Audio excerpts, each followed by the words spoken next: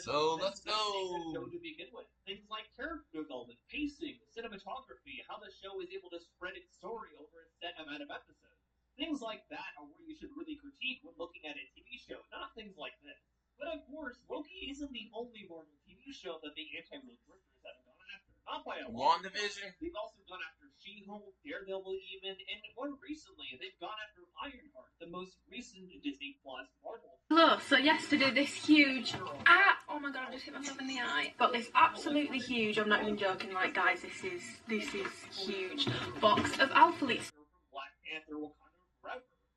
just delivered, which means obviously it's time for another try-on haul. First of all, thank you to Alphalete for sending me so much stuff. Like, I've literally got so much stuff to get through and show you all. But first of all, I just want to explain about the launch, because I woke up to some very confused messages the other day, and I was confused too, and then I checked my emails and then I was no longer confused. There is a launch on Saturday the 7th of November, 4 PM UK time, same as normal, where Alphalete will be launching their Premium Pro Elite range, which is joggers and jackets. Originally, all the other stuff that I'm going to show you in this haul, so we've got some new colours of revivals, hoodies, ultra soft range tops, stuff like that, was all going to launch on Saturday as well. But she decided that the stuff that's not part of the Premium Pro Elite range, to just release it early through the week so that it's not like a big stress on launch day and like a big hype on launch day, because obviously there has been quite a few launches recently. As it stands on the EU site, the site that I would be shopping from,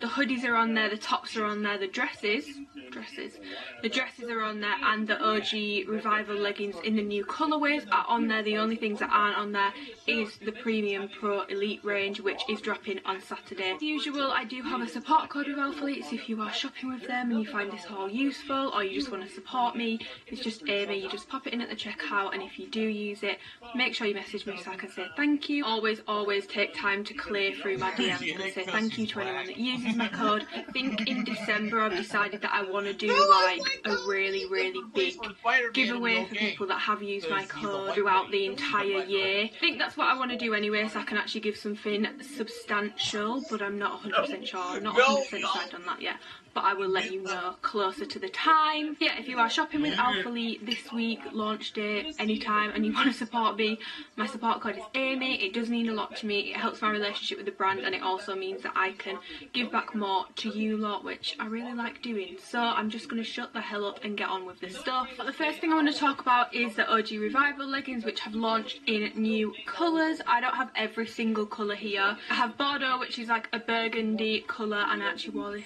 to the gym this morning. I think this might actually be my favourite OG Revival legging colour ever. I don't have the garnet red from like years ago, but it definitely reminds me of that colour, and it's just like a true dark burgundy. I've also got this aspen colour, which is like a khaki marl, and then I've got this Oceania.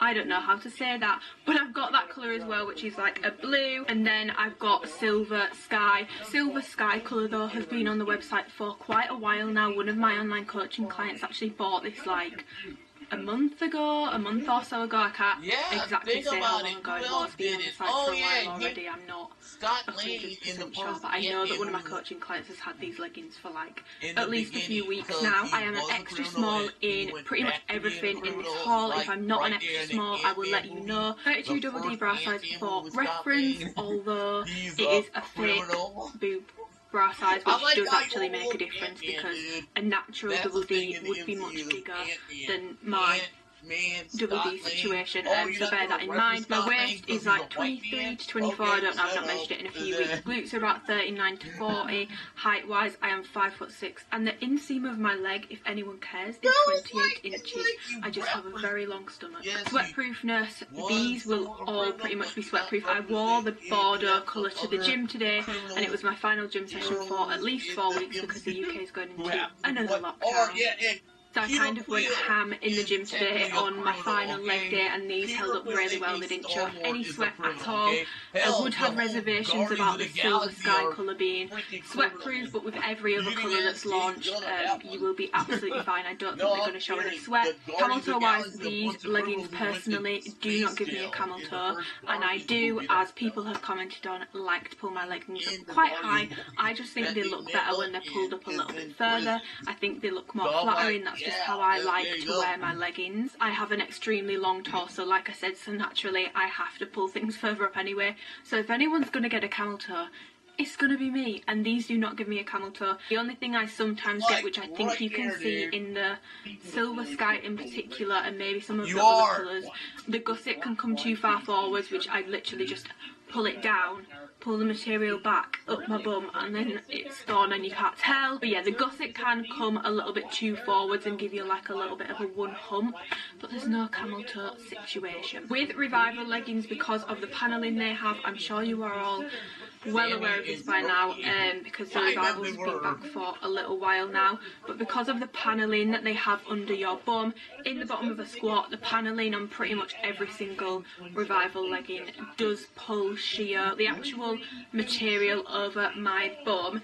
in the Bordeaux colour, the Oceania colour, I don't even know how to say that, and the Aspen colour is 100% squat proof on me. I don't have any issues other than with that little panel under the bum. The Silver Sky on me, these are not squat proof, these are incredibly sheer on me. Yeah, the Silver Sky is not squat proof on me, but then my coaching client who has these sends me videos and stuff to go over form, and I swear she's sent me videos in these leggings before and they look squat proof on her, so maybe I just need to size up to a small in these. One thing I want to touch on really quickly is the difference in fit between the colours, because a lot of people do notice this with the Revival leggings, so I will just explain, put some lines at ease.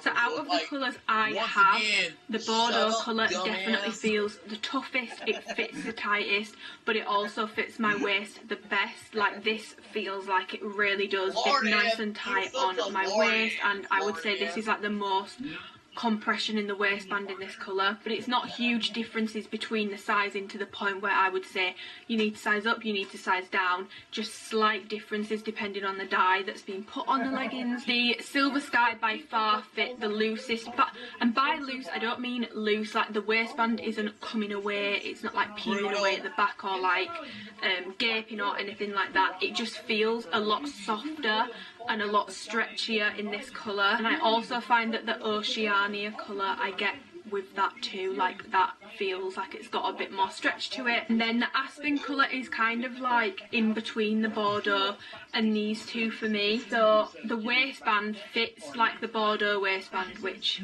we love, but the leg on this Aspen colour feels a lot softer and it's got quite a bit more stretch to it. They're all super stretchy, like it's not a stiff legging, but this feels softer, it's got a bit more stretch to it, and it's kind of more like the grey and the blue colour, so it's got a bit more give in the leg, but the waist fits like the Bordeaux colour, if that makes sense. I just wanted to go over that because I always get asked if there's a difference between colours and stuff. I want to make like a sliding scale for like true to size, because people get annoyed if you say something's, oh, it's true to size but you could size down. So like I want to make it clear like I'm talking on a continuum here. So true to size in the middle, size down there, size up there. I would say the Revival leggings fit a little right or true to size, because I do see a lot of people sizing up in these and preferring the way that they fit. If you're concerned about things like squat proofness, 100% size up in these leggings, but otherwise stay true to size. Ultimately it boils down to how you like your leggings to fit. I know that some people find the waistband way too tight. If they are between sizes and they go for the smaller size, if that's the case, then size up. Moving on to the tops, so there is some more ultra soft tops launching, which these are by far my favourite tops that Alphalete do. They're just so comfy. I've got the black Apex long sleeve on now, so I'll talk about those. I've also got it in Sage and I've got it in Nova Blue, which is just really pretty colours. So it's their ultra soft material, so it really is ultra soft, very soft. It's got a high neckline and it kind of curves like up underneath your boobs and then back down and around. It's not super tight around the band because there is like seams and stuff, but it's not uncomfortable, it doesn't dig in or anything like that. And then on the back, the Alphalete logo is just underneath your neck, and that's in the signature branding as we can see, and it's like a sticker. Sizing wise for these, I wear an extra small, and I would say you can honestly size down in these if you want a tighter fit, or if you just want a normal fit, stay true to size. But if you want a tighter skin hugging fit, then you can definitely size down, because as we can see, there's a lot of stretch in these bad boys. Are they sweatproof? No, they are not sweatproof. Ultra soft material.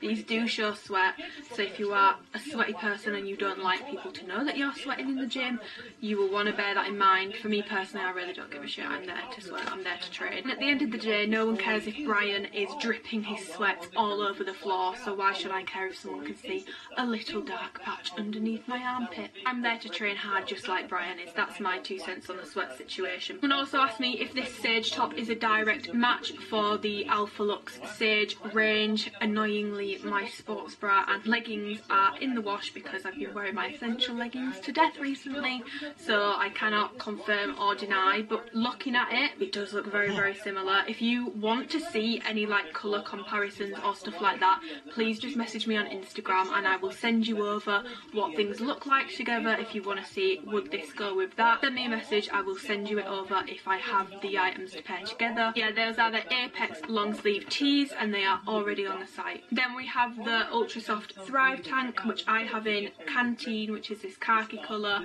black, and then this colour, which is so pretty by the way, Viola. I'm not a purple person, but this, it's a really, really pretty colour. Yeah, with these, it's just a tank top and it kind of comes up around your neck.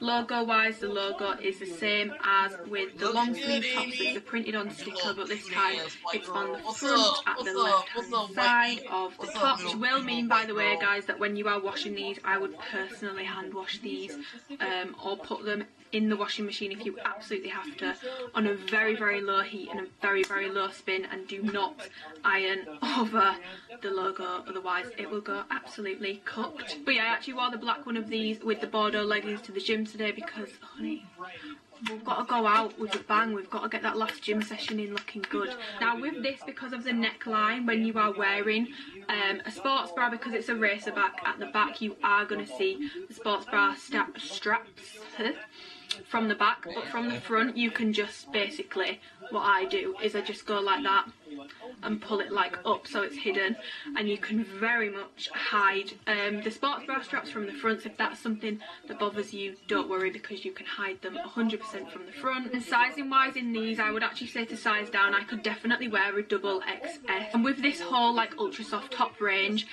something I get asked about a lot is wearing sports bras underneath. They are very opaque materials, which means you are not going to see the colour of the sports bra underneath. However, because they are a very, very thin, very, very soft material, what you will see is if you're wearing a sports bra that sticks out of your body quite a lot, or it's got a lot of detail on it, a lot of things sticking up out of it, you will be able to see the outline quite a lot through the top. My recommendation with these, if that's something that bothers you, is to just wear a really, really simple sports bra underneath them. So the tri bras, or I've actually just got this £5 sports bra on from Peacocks at the moment, which is serving me very well. It just lies very flat against my skin, which means you cannot see it through the tops. Okay, so moving on to the hoodies. Oh my god, if you have not tried an Alphalete hoodie, do it. I actually got sent some at the literally this time last year. Oh my god, this year has gone so quick, and my life has changed quite drastically in the space of a year. That is really weird to think about. I still have those hoodies in that wardrobe now. They are still soft on the inside and they've not shrunk or anything like that. They are by far best quality hoodies I have ever tried. I do not say that lightly. They are chef's kiss. So there are lots and lots of lovely, lovely colours that we've got here. So I have got the long hoodies in Zephyr. It's dusty pink, but I don't know how to say that one. And navy. These are full length hoodies. I wear these in a small. I did this last time. I got them in a small, and then I was like, I would probably get a medium in the full length hoodie. Should have got a medium. The small fits fine, but I just like an incredibly oversized hoodie. I would honestly probably size up to at least a medium, maybe even a large, if you want an oversized hoodie, because the women's hoodies that they do seem to be quite fitted, especially the full length ones. So if you want an oversized fit, size up at least one size, probably two, depending on how oversized you like them to fit. Yeah, they've got the Alphalete signature logo again, which is like the rubberized, raised kind of logo. They did this on a launch like 2 months ago on a black hoodie, which I wear all the time. I've put it through the wash a lot. I'm getting so out of breath. I'm talking way too quick. And the logo's held up really, really well. This does not come off easily. This is here to stay. It does not come off easily. But again, take care with the items. Wash them inside out would be my suggestion, and obviously don't take an iron flat to that, because I think that will probably melt it. And then in the cropped version, I've got a canteen one, which is the khaki colour, again like the top. I've got this, which is blue horizon, and this colour, which is ivory. This colour, chef's kiss. I'm not going to say I don't personally think this is ivory. I think this is baby lemon. This would be my description. I think it's got a bit too much yellow in it for it to be classed as ivory. It's not really picking it up on camera. It does just look cream on camera, but in person it's 100% got a little bit more yellow in it. This is by far my favourite colour of the hoodies launching, and also this one. I did say the pink on my Instagram story, but now I have it. I definitely prefer these two colours, and I am happy with these in a size small. Personally, I would not size up in these lengthwise. They cover a decent amount. They come just around about belly button height, and as you will see when I go like this, what's up, white girl? it doesn't rise up, and the sleeves are a really, really good length. That's actually something I forgot to say about these Apex long sleeves, which I love. I love doing this with tops because I just feel like, I don't know, I just find it really comforting to do that with tops. The sleeves are so long and you can just stretch them with your hands and just get cozy. They've also got face masks which just say learn more, dream more, be more. Really, really subtle.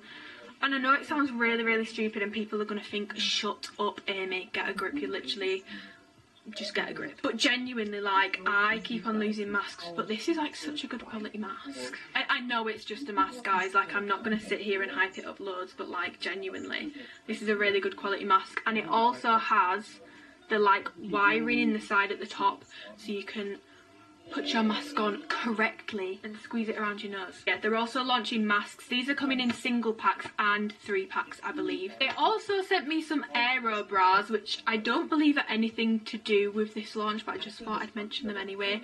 These have been on the site for quite a while now. A couple of launches ago they launched these and didn't say they were launching them, but the aero bras originally launched last year, like roughly around a year ago, and a lot of people said that these fit like really big.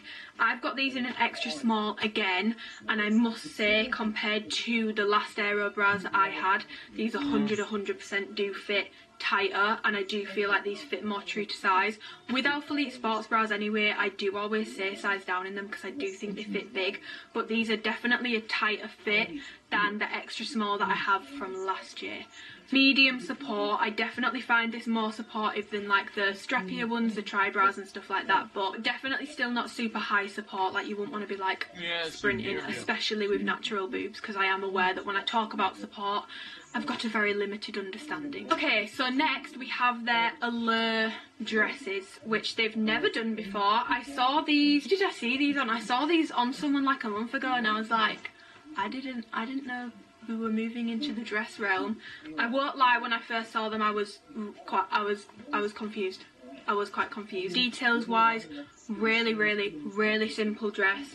The only branding that this has is the rubberized signature logo on the back underneath your neck, which if you've got your hair down you honestly wouldn't. These are coming in black and olive. My honest thoughts on this dress, sizing wise, the advice with these from Alphalete that we've got on the information is, if you are between sizes, size up. I'm going to go out on a whim here and say that's because of the length of the dress, because it is quite short. It does cover my bum, but I did do like a couple of laps around my bedroom in it, and I did notice that it did ride up, and I kept on having to pull it down, which I'm not going to lie, that's not even Alphalete's fault. That is just what happens when I wear a dress of this sort of length in a bodycon material. I was trying to explain this to someone on Instagram yesterday.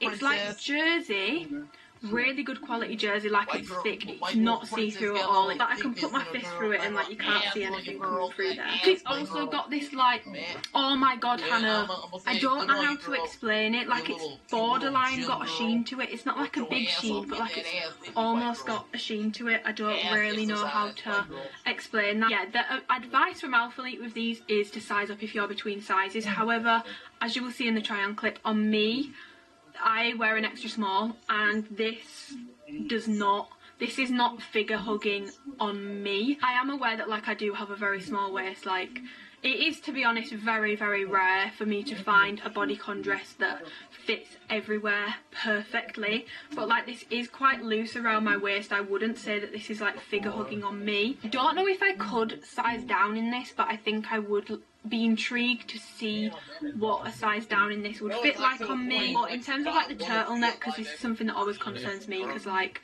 I've got quite a big head, and I don't mean like metaphorically, I mean I've actually just got a really fat head. But sometimes when I get like turtlenecks or something, it's really uncomfortable to get on, but this slipped right over my fat little skull. I'm gonna be completely honest, this isn't really my style anyway. If I'm out and about, this is just not something I wear anymore. It's something I would have worn a few years ago when I was at school, but this is just not my style anymore. And I don't want to be that person that says, oh my god I absolutely love this, and then you never see me in it again. I'm being completely honest, this is not really my style and not really something I would probably wear. So moving on to the things that are actually launching and are not already. Everything I'm talking about now is launching Saturday 7th of November, 4 PM UK time, I believe.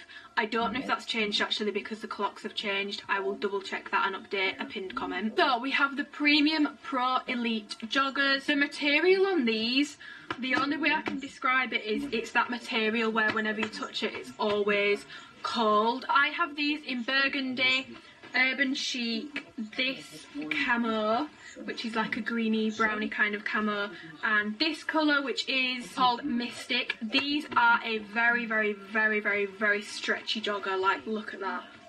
Look at that. Very comfortable. My personal favourite joggers that Alphalete have done up until this point were their Premium V2 joggers, I think they're called. These have 100% overtaken them as my favourite joggers that Alphalete do, alongside the Varsity joggers, which are like the massive like oversized cottony ones. The issue that I have with the Premium V2 joggers is the cuff. Like I don't have cankles, guys. I promise I don't have cankles, but like I kind of think I do, because it really does. Those joggers kind of, they cut off the blood circulation in my ankle, and that doesn't happen. It is still tight around my ankle, but it's got a lot more stretch in the cuff on these, and in the cuff on these at the front it's the normal material, and then at the back it's like a cotton ribbed material, which I think is a really cute little detail. Branding wise, you've got the Alphalete at the side, the logo. The back behind the seam, it says learn more, dream more, be more. And then they've got some really nice details on these joggers actually, which are really flattering on your bum from the side. So I don't know if you can tell, that kind of looks like an apple pie, but yeah, it kind of goes like that, and then it doesn't continue all the way under your bum, but I just think it really does make everything look pretty bloody flattering. I love having a drawstring on the inside of joggers. I think I definitely do prefer it to having a drawstring on the outside, just because I always have to tighten joggers so much, and then I've just got these two massive strings hanging down, but you don't get that with these because it's all hidden, it's all tucked away. Stay true to size if you want them to fit how they fit me, which is tight but not like skin tight, like legging tight. If you want a legging fit from these joggers, like super tight, you can definitely size down, because like I'm telling you. But if you want a much baggier, looser fit, then definitely go up a size in these joggers. Ultimately, sizing wise, I'm going to say it does just depend on how you like your joggers to fit. I would say in terms of how I feel like these are meant to fit, which I feel like they're meant to be a bit looser at the top, tighter at the bottom, I would definitely say that these are true to size. I just feel like now my hair's darker, I'm just loving the darker colours, I'm just loving burgundy. Now I'm moving on to the Premium Pro Elite jacket. So basically these are the exact same material as the Premium Pro Elite joggers, always stretch, cold to the touch and dyed to match the joggers. However, there is not a jacket for every single colour jogger, if that makes sense, because obviously we've got a white jacket, we don't have a white jogger in the mix. So these jackets make me feel like I am a 28-year-old mother driving her husband's Range Rover going to pick up my son from a football match. That's the only way I can explain it, and to be honest, I'm not mad at that. I kind of like channeling those kinds of vibes sometimes, and I've had jackets like this before from like Primark that I've worn to death. I just feel like they look very mature, do you know what I mean? But whilst they are like made to like go together, I actually like the way that these jackets look with the Revival leggings. In particular, I like the way that this white jacket looks with the border Revival leggings. So details wise, it is a full length jacket with a full zip pockets on either side. Branding wise, it's got Alphalete on the front of the left hand, on the shoulder, then it's got this on the back behind the neck. It says learn more, dream more, be more down the side, just like it does on the trackies, to kind of tie everything in together. And then there's also just some seam details at the front around the chest area, and then it kind of like squares off at the middle before it goes into the pockets. I was actually really impressed with the white one, because I'm not gonna lie, I was concerned that it was gonna be like see-through and like the pockets would look like cheap, because you would be able to like really see the pockets, if that makes sense, because that can happen with white jackets sometimes, but that didn't happen with this. And this is by far, if we can't tell already by the fact that I've literally just held up the white jacket for everything, I definitely like the white jacket the most out of all of them. Now sizing wise on these, I have an extra small, and as you will see in the try on clips, like the dress, there's a lot of extra material around the waist and stomach area. For me personally, I just think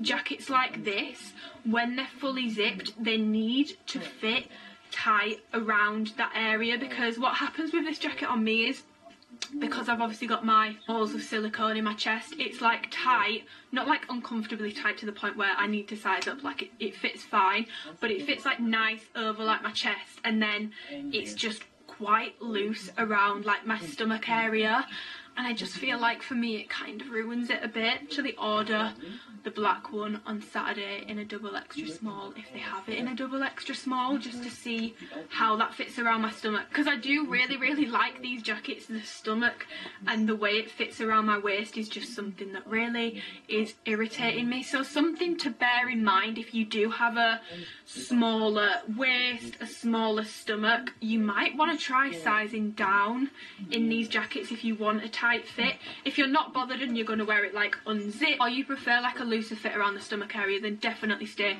true to size. But if you want like a skin tight fit, bear that in mind, and you might want to size down. And these are a super lightweight jacket, so they're not like going to keep you super warm, so they're a good layering piece. But like in the UK, when it gets Baltic, you would not want to wear this on its own outside, but this under like a puffer jacket could act as quite a nice, like, it's not thermal, but like almost like a thermal piece, if that makes sense, like a layering piece basically. So yes, that is everything that I have to show you guys. I will tell you my top picks, and I will whittle it down to colourways to make it even easier for you. I don't know if this is allowed in like my top 5, but I would like to tie both ultra soft tops together. I'm gonna again go with the black. I love the viola colour, like the lilac colour, but I just feel like black goes with everything. It goes with everything in this launch, so if you want something that's going to go with absolutely anything, then this is like a no-brainer, and it's so soft and so comfortable to wear in the gym. So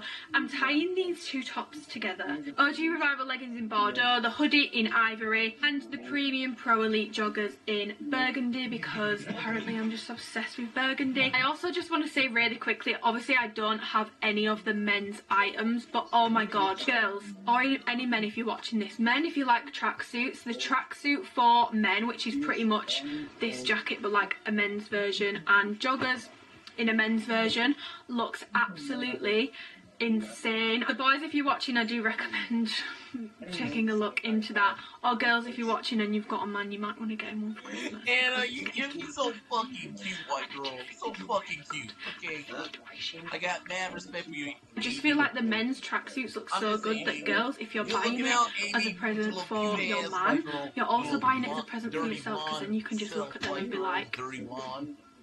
Yeah, dirty blonde. Any like mix and match things to see if things go together, drop me a message on Instagram and I will send them over to you.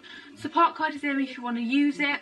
Please message me if you do use it so I can say thank you. And again, like I said at the start, just thank you to Alphalete for sending me all this stuff. They really are generous with what they send. Like, I did not expect to get sent this much stuff. Like, this is insane, and I'm incredibly grateful, because this is just insane. Yeah, gonna leave this video here, stop rambling, get rid of these pins and needles in my foot, edit this video, do my client check-ins, and hopefully get this video up tonight or tomorrow. Bye! Hair, deep blue skin, and the signature gold accessories was meant to make her visually distinct from the rest of the clan and emphasize her independence. That shock of red hair wasn't just for style. Animators used it to make her movements instantly recognizable, even in fast-paced battle scenes. And here's one more detail you might not have noticed. Denora almost never blinks when she's speaking to a human. It was a deliberate animation choice to make her seem more intense, predatory, and intimidating. A creature who sees humans as prey rather than equals. These behind-the-scenes touches from the powerhouse voice performance to her soul animation quirks are a big part of why Denora left such a lasting mark on fans, and they make the idea of her redemption downfall even more like your female so now you know the history, the persons, the relationships, and even the voice we're left with. No, I'm just saying, it's like literally Natalia. Natalia said her still words. If you are not my ally, then you are my enemy. Now here's the big question. Is the villain history paints her as, or is she the most tragic character in the entire Gargoyle series? Was she always destined to walk the path of vengeance? Or was there a single fragile turning point? If the clan had reached her sooner, if Goliath had found the right words, the right moment to convince her to let go of her hatred, would she have stood alongside him as an ally instead of across him as an enemy? Would Denora have been a hero in her own right, a defender of both gargoyles and humans? Or was the pain of betrayal carved so deeply in her that she could never truly forgive, no matter how much time passed? Yeah, this is pretty much a typical week in my life. Probably not as interesting as people thought it would be, or as glamorous as people thought it would be, but I want to be honest, I want to be realistic with it. Hello, welcome to what is going to be the first of my weekly vlogs. I don't know if I'm going to do these every single week, but I'm going to vlog my week for the first time ever, because I miss doing like my day vlogs that I did like during like lockdown 1. We're heading into lockdown 2 on Thursday. But to be honest, I'm just too busy to the point where like if I vlog my day, it's going to be so boring, whereas if I vlog the week you can get a real feel for like what I'm doing, and who knows, I might actually have something interesting happen to me. If I've got 7 days, 7 times more likely to have something interesting happen during the day. A weekly vlog basically in the life of what am I? A uni student, a online coach. I don't want to say influencer because I really don't class myself as one, but I do have certain stuff that I need to do this week that would be influencer related. There's an Alphalete launch this weekend. I really do hate the word influencer, but I do have like some social media bits and stuff to do with YouTube that I need to do. I'm just going to show you how I balance everything, what I get up to, what all this actually entails. This could be very boring, but I did put a poll on my YouTube and it was like 90-something% yes to weekly vlogs. So let's go, girls. It's Monday, it's 11:30. I've got back from the gym and I'm going to go for a walk. I've been to the gym this morning. I didn't end up getting there until 9:45, which is really late for me. That's very not like me. I'm normally there a bit earlier, especially on a week like this week. It's a bit chock-a-block, it's a bit too busy for my liking. But yeah, the reason why I didn't end up going to the gym, I was literally like, I came downstairs, had my breakfast, and then fell asleep on the sofa this morning because basically Boris announced gym closures on Thursday in the UK this week. Now, I feel very, very lucky at this point that my business is like not just in the UK, because if all my clients were UK based, I definitely would have just cried, because I don't think people realise how long it takes to switch people from gym to home plans. Switching people from gym to home plans is so much harder than switching people from a home plan to a gym plan, because everyone has completely different equipment. Some people have got like a full-blown home gym, some people have got literally nothing but like a short resistance band. So basically yesterday from about 10 AM till 9 PM I was switching over clients who are currently training in the gym in the UK. Well, in England, basically, because Scotland and Wales is a completely different thing. But switching their plans from gym plans to home plans are ready to go for next week. And then I just fell asleep on the sofa, like, sat up. I've not done that since I had my operation. So, I'm going to go for a walk.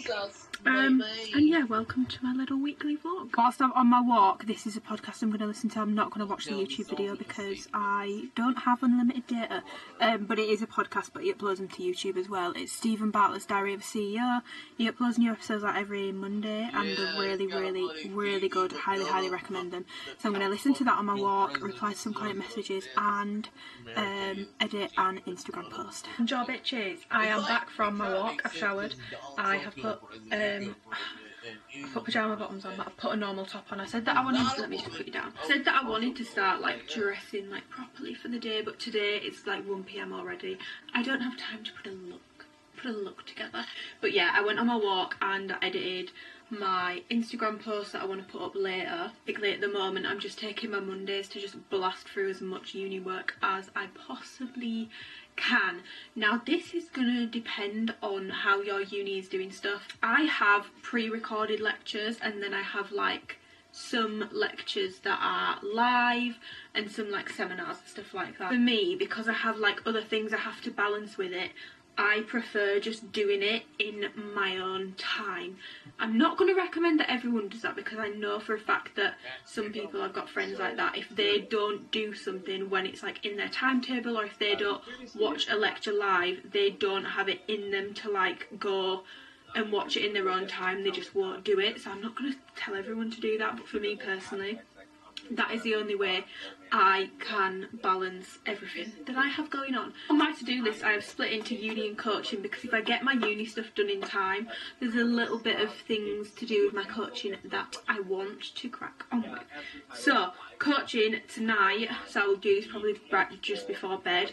I'm going to send out a broadcast message to all my coaching clients about home guidance. I've redone all their training programs. Everything is individual depending on their goals and what equipment they have available, fitness levels, all that sort of stuff. But I then have a home guidance PDF which I made at the start of the last lockdown. I'm so glad I made it, because it took me like a day to make, to just put all the information together and make sure it was all like backed by research and I'm not just chatting absolute shit, because I want to make sure I'm giving people solid information, especially if they are a paying client. But I need to send that out to my girls who are switching to home training plans.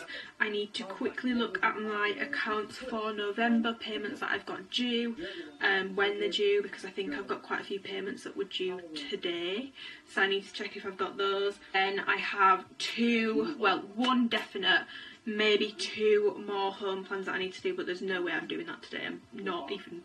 I don't want to look at a training plan today after yesterday. I can't do it. And then my uni to-do list. So I have basically, I'm not doing a dissertation, I'm doing a consultancy project, which is basically you do like a marketing consultancy project for an actual firm. It's a live client, it's a real thing, it's a real company that you work with. It's not like a simulation or anything like that. No, actually, I'm not going to name them just in case I can't. It's not that interesting. It's not the company that we wanted to work with, but basically every single team picked the same things, so they just had to like completely randomly assign stuff. Got some work that I need to do for that. I need to look into the background of the company, and I think I said in the PESTLE analysis that I'm doing the legal or environment. I really need to check that, so I'm gonna have a look and see what it is I actually have to do. And then I'm going to go through my consultancy project lecture, which is basically explaining the consultancy process, because we need to basically put a research proposal together that we can present to the live client, and I've never done this before, so I need to catch up on that. I have a global advertising lecture I need to do, a human resource lecture, marketing and public policy lecture, and then I have my global advertising assignment has been released, so I need to look at what that is and what I need to do. And then I have a couple of chapters of reading to do for my digital marketing module, because basically this happened with a module last year, I think with my service operations module. Sorry if I'm talking really fast, by the way, I'm just aware that this is a weekly vlog and like, who wants to listen to me talking for this long, do you know what I mean? But I had a service operations module last year where basically the lecture slides, I wouldn't say it was lazy, but like the lecture slides were basically the reading condensed. So to me, because you need to do the reading anyway, because the lecture slides are not enough, it's condensed information, and to me they didn't make any sense without the rest of the context. So that there's not really that much point in going through the lectures for me personally and how my brain works. I'd rather just do the reading, and the same has happened with my digital marketing module this year, so that's what I'm doing. I've got a couple of chapters of reading to do for that, and I'm gonna crack on with it. But first, I got a little upgrade. I upgraded from an Air to a Pro. I got this on the Apple refurb thing. Highly recommend. It still was ridiculously expensive, and I literally want to cry at how much it cost me. With editing YouTube videos and stuff, my Air would crash literally, like, I'm not joking, like every 10 minutes. And if I'm editing like a really short video, not a problem, but if I'm editing like an Alphalete video, a haul, or like a weekly vlog like this, oh my god, it would take probably like 2 hours longer than it should for me to edit it. And at the moment I don't have 2 hours to spare, and I'm really happy with it. I got the space grey one because I had a silver MacBook Air from 2017. So yeah, I'm gonna just work and stop talking.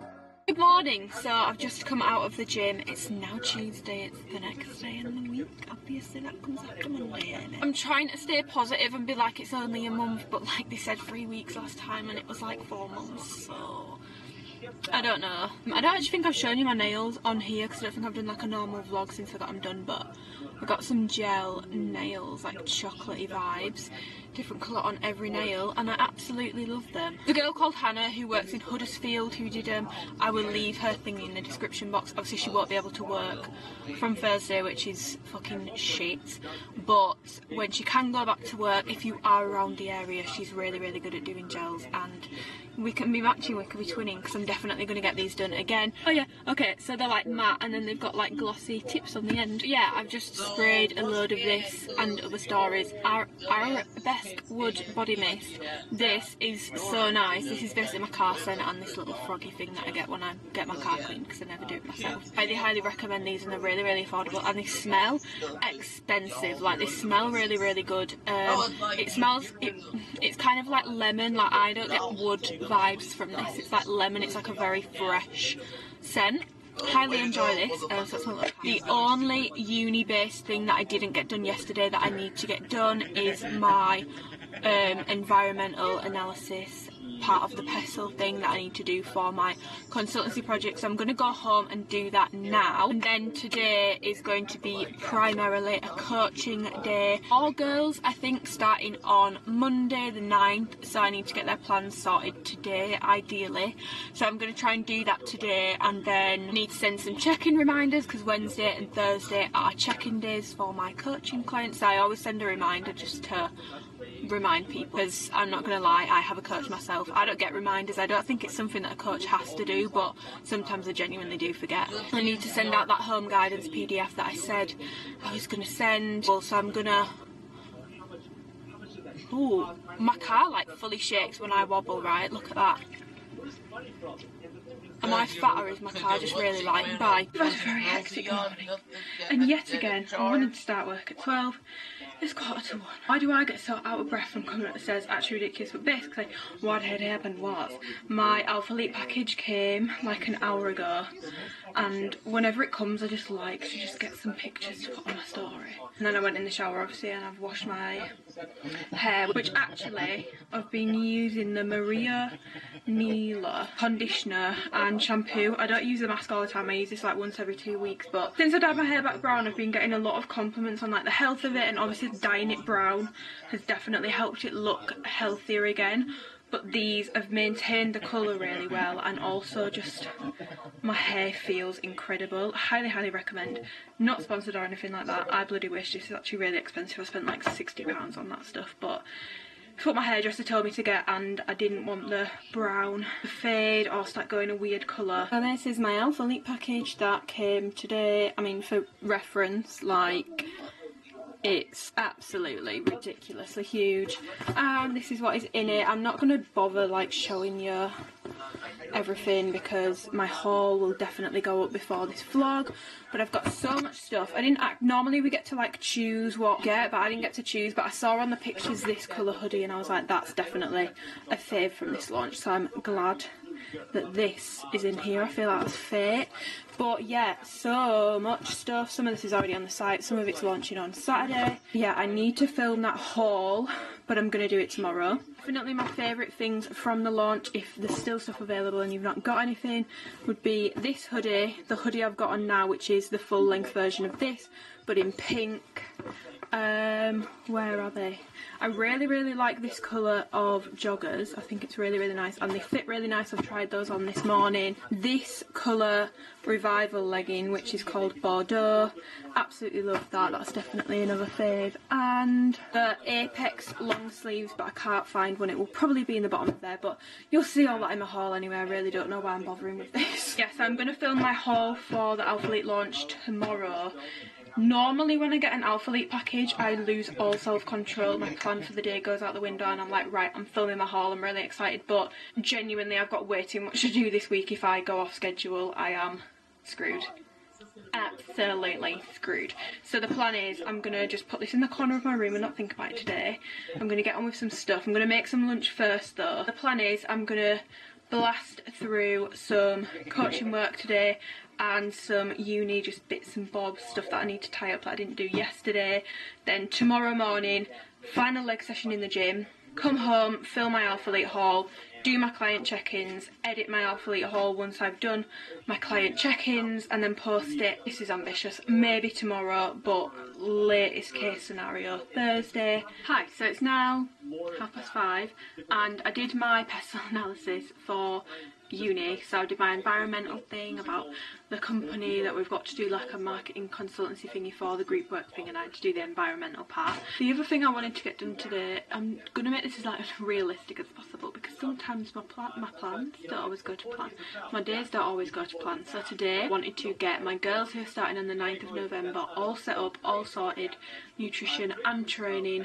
So I made all the notes, took all the notes I needed, all the information I needed from their consultation forms, about their goals, weight, height, what they've currently been doing, injuries, health conditions, all that sort of stuff. And how I do it is I then use that form in conjunction with progress pictures which I get them to upload to the app that I use, so that I can basically look at their goals, look at where they're at now, and put together a suitable plan of action going forward. It's very hard to do that, especially the nutrition side of things without the progress pictures. Like, it's really difficult to do that, and you obviously can't tell what someone's going to look like by their height and weight because it depends on like what their weight is mainly made up of. Is it muscle, is it fat? Like, two people could be the exact same height, the exact same weight, and look vastly different, so I can't use that. I need images realistically to put a proper plan of action in place for how we're going to achieve their goals. However, I made all the notes, then I went onto the app and the progress pictures haven't been done, which is fine to be honest, because I mean all the clients starting on Monday are UK based, so considering lockdown from Thursday got announced on Saturday. They've probably had way bigger fish to fry in their lives than getting the progress pictures done, but they were meant to be done by yesterday. They've not been done, which now means because I do my client check-ins on Wednesdays and Thursdays, aka tomorrow and the day after, I'm going to have to do their plans on Friday, which I hate doing because I like sending plans out like 4 or 5 days in advance so people can look over everything, ask me any questions, and I'm not bombarding people with a load of information at once. But that's just the way the cookie has crumbled this week. I've sent some check-in reminders out to my clients. I've sent the home guidance PDF and just a relaxing, hopefully putting mind at ease email out to my England-based clients who will be training from home and not from the gym anymore from Thursday. I need to check my other email because I'm sending out some home training guidance for free. It's not a workout guide, it's just guidance on how to train from home that I think will be useful to people, and it's completely free, so if you want that, email will be down below. But I need to check my inbox and see who's emailed me, who I need to send that to. I have now just taken some try on clips for my Alphalete haul that I'm going to film in the morning when I get back from the gym. I've done like the hoodies and the tops and stuff because I do like to try on every single colour, basically every single item that I've got I do like to try it on so you can see every single colour and what it looks like on. So I do like to do that, and last time when I tried to do all that in one morning it took me a long time, so I've done all the tops now, so I've just pretty much got the bottoms to do tomorrow morning, so that should save me some time tomorrow, which means I hopefully have more time to get the video editing finished, and obviously my client check-ins as well. Now I'm going to do what I do once a week, which is to go through my emails and see what like sponsorships, gifted or collabs, basically that sort of stuff I have been offered in the week. Honestly, I dread to think what people with loads of followers must get bombarded with in their inbox, because I have like barely any followers in comparison and I get like 3 to 5 emails a day. I do turn down 99.999% of stuff, but I've actually seen 2 emails in there. One of them from a company that I've worked with before, which I'm interested in doing, so I want to ask like what would be the proposal on that, so I need to email them back. And then another brand that I've not worked with before but that I do actually really like, bought from them, used their stuff before, and they basically want me to come back to them with an idea for a YouTube video that I could do in collaboration with them. So I'm gonna brainstorm some ideas and send them over to them now, and also go to Morrison's and get some food because I don't have any. But yeah, that's the rest of me for today, and I'm gonna sort my hair out so I don't have to do that tomorrow. Hello, so today it's actually Thursday. It was Wednesday yesterday. Obviously I don't know why I feel like I need to tell you the days of the week. You knew this already. So yesterday I did not vlog at all because yesterday was just, honestly, I feel dead inside after yesterday. So yesterday I went for a walk with Hannah, Ebony and Alicia because the UK has gone back into a lockdown as of today, which means we can't do things as like a 4 anymore. If I want to see them I can go for a walk with them, but I can only go with one of them at a time. And then as soon as I came back, filmed the rest of my Alphalete try-on clips, then filmed the actual video, and then in between those times when my battery was on charge I was basically on my bedroom floor doing client check-ins between that. Then edited my video, then did my second half of client check-ins, stopped working at about 8 because something that I always do no matter how busy I am is I do like to make sure that I get enough sleep. I am not a hustle porn bitch. I'm not going to tell you that to get to where you want to be in life you need to have 2 hours sleep a night. I personally strongly believe that you need sleep to be functioning properly, and I cannot stand it when people are like, you can sleep when you're dead. Like, yeah, you can sleep when you're dead, but also if you sleep whilst you're alive you'll probably be a lot more productive and do better work. So I highly do recommend actually getting some sleep. So on today's agenda, I'm in Morrison's car park. I've just been to do a food shop. It's 9:20 and my food shop is already done. I've been up since like 7. Go get some petrol now, then drive down to Alphalete Bridge and go for a walk along the canal. And then today on my little to-do list I need to send an email to Lounge for the YouTube video I'm doing for them for their Black Friday sale and select the bits that I want to be sent. I'm really excited to do that video, to be honest, because I have personally bought from Lounge off my own back for a couple of years now, and whenever I want a cute underwear set that is typically my go-to, so I'm really excited to be doing that video with them. I'm really excited to be doing that video with them because, to be honest, I only really like doing videos with brands that I would buy from normally myself anyway, if that makes sense. You will notice that I really don't do hardly any ads, sponsorships, gifting, stuff like that. It has to be like something that I would genuinely use. And then I've got a Zoom meeting at 4 for my uni consultancy project, which I've spoken about already this week. It's also another client check-in day today, so I need to get that done.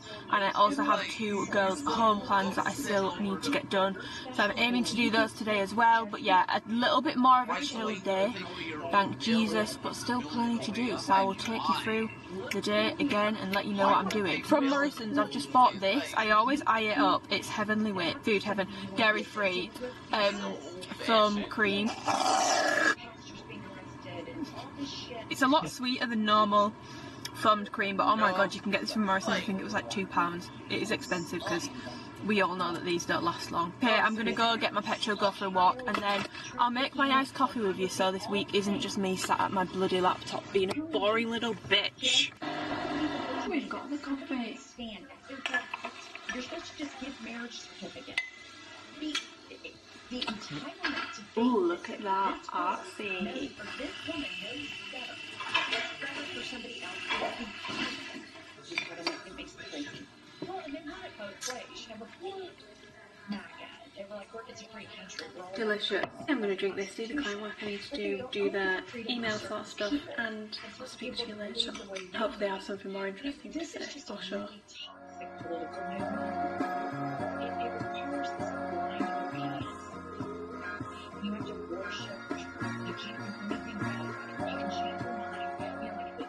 Okay, so it's now 1:20. I've just had some lunch and now I'm just about to get into my client check-ins because I want to try and get those done before I have my Zoom meeting thing for uni.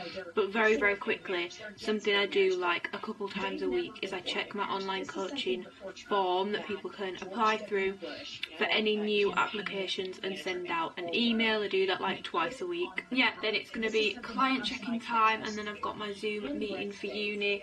And then I'm just going to recheck my uni emails and see if there's anything that I actually need to do before the end of this week and have a look at that. But obviously being an online coach, something that I offer to my clients is 24/7 support. I say 24/7, but like I do kind of need to sleep, so like other than when I'm sleeping, and I always say I'll respond within 24 hours, but to be honest I normally respond within like an hour or so. For any client messages, form videos, worries, or if anyone just wants a chat, I'm there 24/7 for that, so that's why you will see me like picking my phone up, because it's to respond to client messages. That honestly changes day to day. Some days I get loads of messages, loads of people having inquiries, loads of people having questions they want to ask, loads of people wanting form checked, stuff like that. And then I could have really quiet days where I might get like 1 or 2 messages, so it really does just depend on the day. But yeah, technically you don't really ever stop working as an online coach, if that makes sense. Yeah, just a little insight there for anyone who is interested in online coaching. Just be prepared to put the work in, to put the hours in, and just know that it's a full-time job. It's not really a part-time job. I only had like a couple of clients, and like it wasn't anything I could like live off. It wasn't like a feasible career, a feasible job for me to be doing realistically. If I wasn't at uni, it was kind of like me doing my coaching on the side of uni. However, it's picked up so much that now this is like my full-time job. Like coaching is like my full-time job, and I basically do uni on the side. Yeah, obviously it depends on the service you are going to offer to your clients, but for like such a high contact service that I personally offer, I would say you really can't do online coaching as a side hustle unless you only have very small clients, if you are doing like a high contact level of service. But that's just my 2 cents on it. So yeah, this lighting do be washing me out. So it's now 10 to 8. I've done all my client check-ins, had my Zoom call for my uni project thing, and I've just had to upload like a headshot for our like teamwork thing, and I just feel like such a vain little...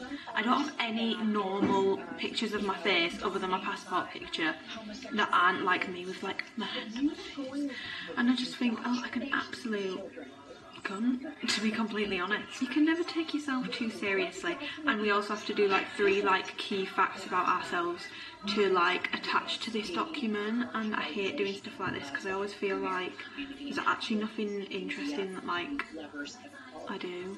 I don't know what I'm going to put in that, but I'm sure I'll think of something. I've just sent my email to Lounge with my underwear selections. I'm really, really excited to do that video, like really, really excited. But currently I'm just going through my Alphalete video that I posted yesterday. This literally took me so long, and I'm just checking any new comments and making sure that I have responded to everyone if anyone's got any questions. Yeah, and the feedback on this video, my Alphalete videos always get really, really good feedback, so I'm glad that, you know, people find them useful, because they are meant to be useful content. That video did take me absolutely ages to do yesterday. So many technical difficulties, but we got through it, so I'm glad that people are enjoying it. Now I'm gonna sit and go through my DMs, because some people have asked me for like colour comparisons for the Alphalete launch. Send those over, probably go upstairs and do that. I'm gonna have a bath and then I'm gonna sit. I've counted the emails, I've got 160 something emails to get back to. But yeah, I'm gonna leave the clips here for today now, and I will see you tomorrow when it's Friday. It's the weekend. No, it's not, because I work 7 days a week. Oh my god, I look horrendous. I've not washed my hair in a couple of days, so we're just gonna look past that. It's Saturday today. I didn't actually film anything yesterday because I was doing my new client setups, which I was meant to do on like Tuesday, which we all know about, but I got those finished yesterday, and then I was just doing some other bits and bobs, replying to DMs for the Alphalete launch, which is today. It's launch day. By the time this goes up, the launch will have already been, but there is some new stuff on the Alphalete website if you want to get anything. Support code is Amy. Little plug there. I didn't end up picking up my camera yesterday because I feel like this vlog is way too long as it is, and it was just pretty much a coaching work day for me. And another thing I did last night was I sat in bed last night and watched the American murder thing on Netflix about like Shannon Watson. Oh my god, I actually had a nightmare last night and had to get in bed with my sister. Love that. Yeah, this week I actually ticked off like my biggest 2020 goal. It was ambitious, but like I knew it was achievable. Something in me was just like, no, you can definitely do this, and I've done it. So I wrote myself a new list of goals.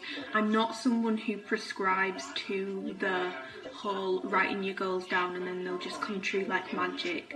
I think sometimes when you write your goal down, you're just more committed to doing it, and you can go back and look at it, and sometimes it's nice to go back and see that you've actually achieved the stuff that you wrote down, and just use it as a reminder of like what you're aiming for, why you want to do stuff and stuff like that. So I've written some new goals for the next 6 months, because yeah, all my 2020 goals are done now. But today is more of a uni work day. I've got my to-do list, and what I always do with my to-do list, I think I said this the other day, is I split it between uni and coaching. And I've also got an extra to-do list, which is just as DMs come through today, if it's anything to do with the Alphalete launch, to go through and answer those, because it is a launch day, and at the end of the day it is kind of my responsibility to make sure that I answer any questions that I get asked. It would be very cheeky of me to expect people to use my support code if I'm ignoring them. Yeah, that's more like an ongoing thing on my to-do list, to just make sure that I'm checking my DMs and responding to people, and as always, any coaching messages that I get, responding to those as well throughout the day from clients. The coaching side of things this weekend, because this is basically my weekend to-do list, I've got new cycles to do, which are for current clients who have renewed cycles, yay, and I'm going to do those tomorrow. I've got some emails to respond to from girls that have confirmed spaces within the next few weeks with payment details and all that sort of stuff, and then I need to go through my accounts, and basically I have a list of like the payments that I'm owed in an Excel spreadsheet, which I will show you, but like blur out the numbers because I'm not that bit, and make sure that those payments have been made, because they're all pretty much due this week, so they need to have been done. Make sure you are doing this from the start, even if you're only making a couple £100 a month at the start, because what can happen, and what's happened with me, is it's picked up very quickly. So the money that I was earning when I was thinking, oh well, this isn't going to put me like above the tax threshold, now counts towards the money that has put me above the tax threshold, which means I have to go back to my accounts from my accountant wants my accounts from September 2019 onwards, and I've only been doing my Excel spreadsheets for about 3 months. So yeah, just a tip, make sure that you are doing that from the get-go, listing all the payments that you've got coming in, invoices, stuff like that, and a list of expenses, because obviously there are things that you can put down as business expenses. Useful tip for you there. But yeah, I need to just update my November accounts today and check what money I've got, what money I'm owed, send payment reminders to anyone that hasn't paid me yet, And then on the uni side of things, I've got some digital marketing reading to do, which was on my list the other day, if you recall, but I didn't get it done. And now I've got 3 chapters to read, which is 120 something pages, so I'm going to try to do like 60 pages today, which is doable, and then 60 pages tomorrow. Whenever I do reading, I'll show you the book I'm reading in a second. Whenever I do reading for uni, it's something I learnt in sixth form, and I swear by this. Every single paragraph, condense it to 1 sentence. What you need to do not start writing word for word what the book says. You will be sat there for hours, and it just takes up too much time, and it's something I just do not have time to do. I need to look at my marketing and public policy group work that needs doing. I need to do some research on the marketing consultancy project company / organisation that we're working with, because we have a Zoom call with them on Monday, I think, to like scope out like the plan going forwards and work out what it is they actually need or like want us to do, and it's very hard to do that if you don't know that much about like the background. So I'm going to do some further research. We got like a client brief, but I want to just go a little bit more in depth and get some more notes on that, and then I need to make some SWOT analysis contributions for that as well. So this is my reading for my digital marketing module, and I have all these 3 chapters to read because next week's reading is chapter 4, so I do want to get caught up on this. So you've got like the introduction, micro environment, macro environment. I do really like digital marketing. It is probably where my like interest lies, particularly in social media marketing. So I've got that reading to do today, and then I have this marketing and public policy group work assignment report thing that we have to do, so that's due in like pretty soon. We have like a 500 word like proposal thing that we need to do in like 2 weeks time, and then the final thing's due in December, so I need to have a look through that and actually start working towards that probably today. And then what else do I have to do? And then this is my global essay that's due in January. I don't know if I showed you this the other day, but probably the most interesting essay, well, it's an essay I'm actually excited to do for uni this year. Analyse an advertisement that portrays a stereotypical representation of your choice, gender, age, race from any part of the world. Actually really excited to do that because that to me sounds very interesting and something I think I can probably actually do well at, but let me not jinx it. And I actually think I'm going to leave this vlog here. That's another thing on my to-do list this weekend. I need to edit this video. I kind of want to post it tomorrow, Sunday, but this week has honestly been hectic and I'm kind of sick of looking at screens. She says as she's got 100 and something pages to read off a screen. I don't know if this will go up on Sunday. I might actually just leave it until Monday. I hope you found this video interesting. I'm not sure it was that interesting because it's basically just been me working all week, but I think it's a nice actual realistic insight into what you do as an online coach, especially trying to balance that with uni, because I do think a lot of people think it's easy to do both, and it's doable, but like it's definitely not easy, and it's definitely not a DOSer job, and it's definitely not as glamorous as some people make it look. Like, as you will see, I've spent the majority of my week sat on my arse at my desk. It's essentially an office job. It's something that I really love doing, but yeah, I think sometimes it's very, very glamorised, and hopefully this can give you a more realistic insight into the sort of things that you get up to. This is a pretty realistic week of what it's like most weeks, and the Alphalete launch, which always makes my week a lot busier because it means I'm on my phone a lot more. My screen time goes through the roof. Yeah, in a nutshell, how I balance everything is I try to actually just have designated days for uni and designated days for coaching work. Obviously, even on the uni designated work days, I'm going to have client messages to respond to, but on those days I try to not go between doing uni work and then doing client work, like making plans and stuff like that, just because I find I'm never really that productive when I do it that way. I'd rather blast through uni work a day, blast through coaching work on a day, and not mix the two up. Obviously, like I said, I have client messages to respond to every single day. It's an ongoing thing, but in general, I do try and structure my week so I have more uni focused days, more coaching focused days, and then, yeah, then I have all my social media bits that I do in between. And yeah, it's doable, it's all doable, but you've got to be very, very organised. Yeah, this is pretty much a typical week in my life. Probably not as interesting as people thought it would be, or as glamorous as people thought it would be, but I want to be honest, I want to be realistic with it. Let me know if you want more weekly vlogs and what kind of stuff you would want to see. But I'm gonna go. Thumbs up if you enjoyed the video, subscribe if you want and you haven't already. Bye. Especially regarding his gamer lifestyle. I'm gonna clean it today, but I don't want to lose the memory. So, got 3 drinks here. McDonald's. Brown sodas.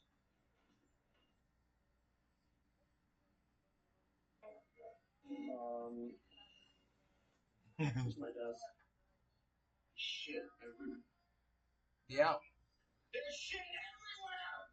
Damn it! I'm sure some viewers out there appreciate a gamer like Asmongold who isn't being performative. He's not putting on a character or using satire as a No, he's literally a ball. joke or even dressing up his streaming presentation to look more professional. No, Asmongold is a real gamer. The kind who drinks soda so much that he can't stomach water. No, if there's acid go is that motherfucker. He's like that motherfucker.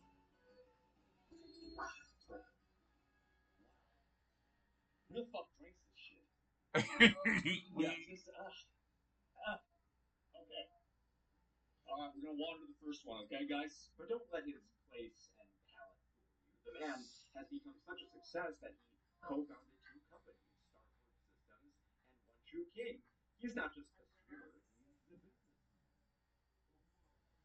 And more, like he had to step down from both of those companies after he said some really gross stuff about Palestine.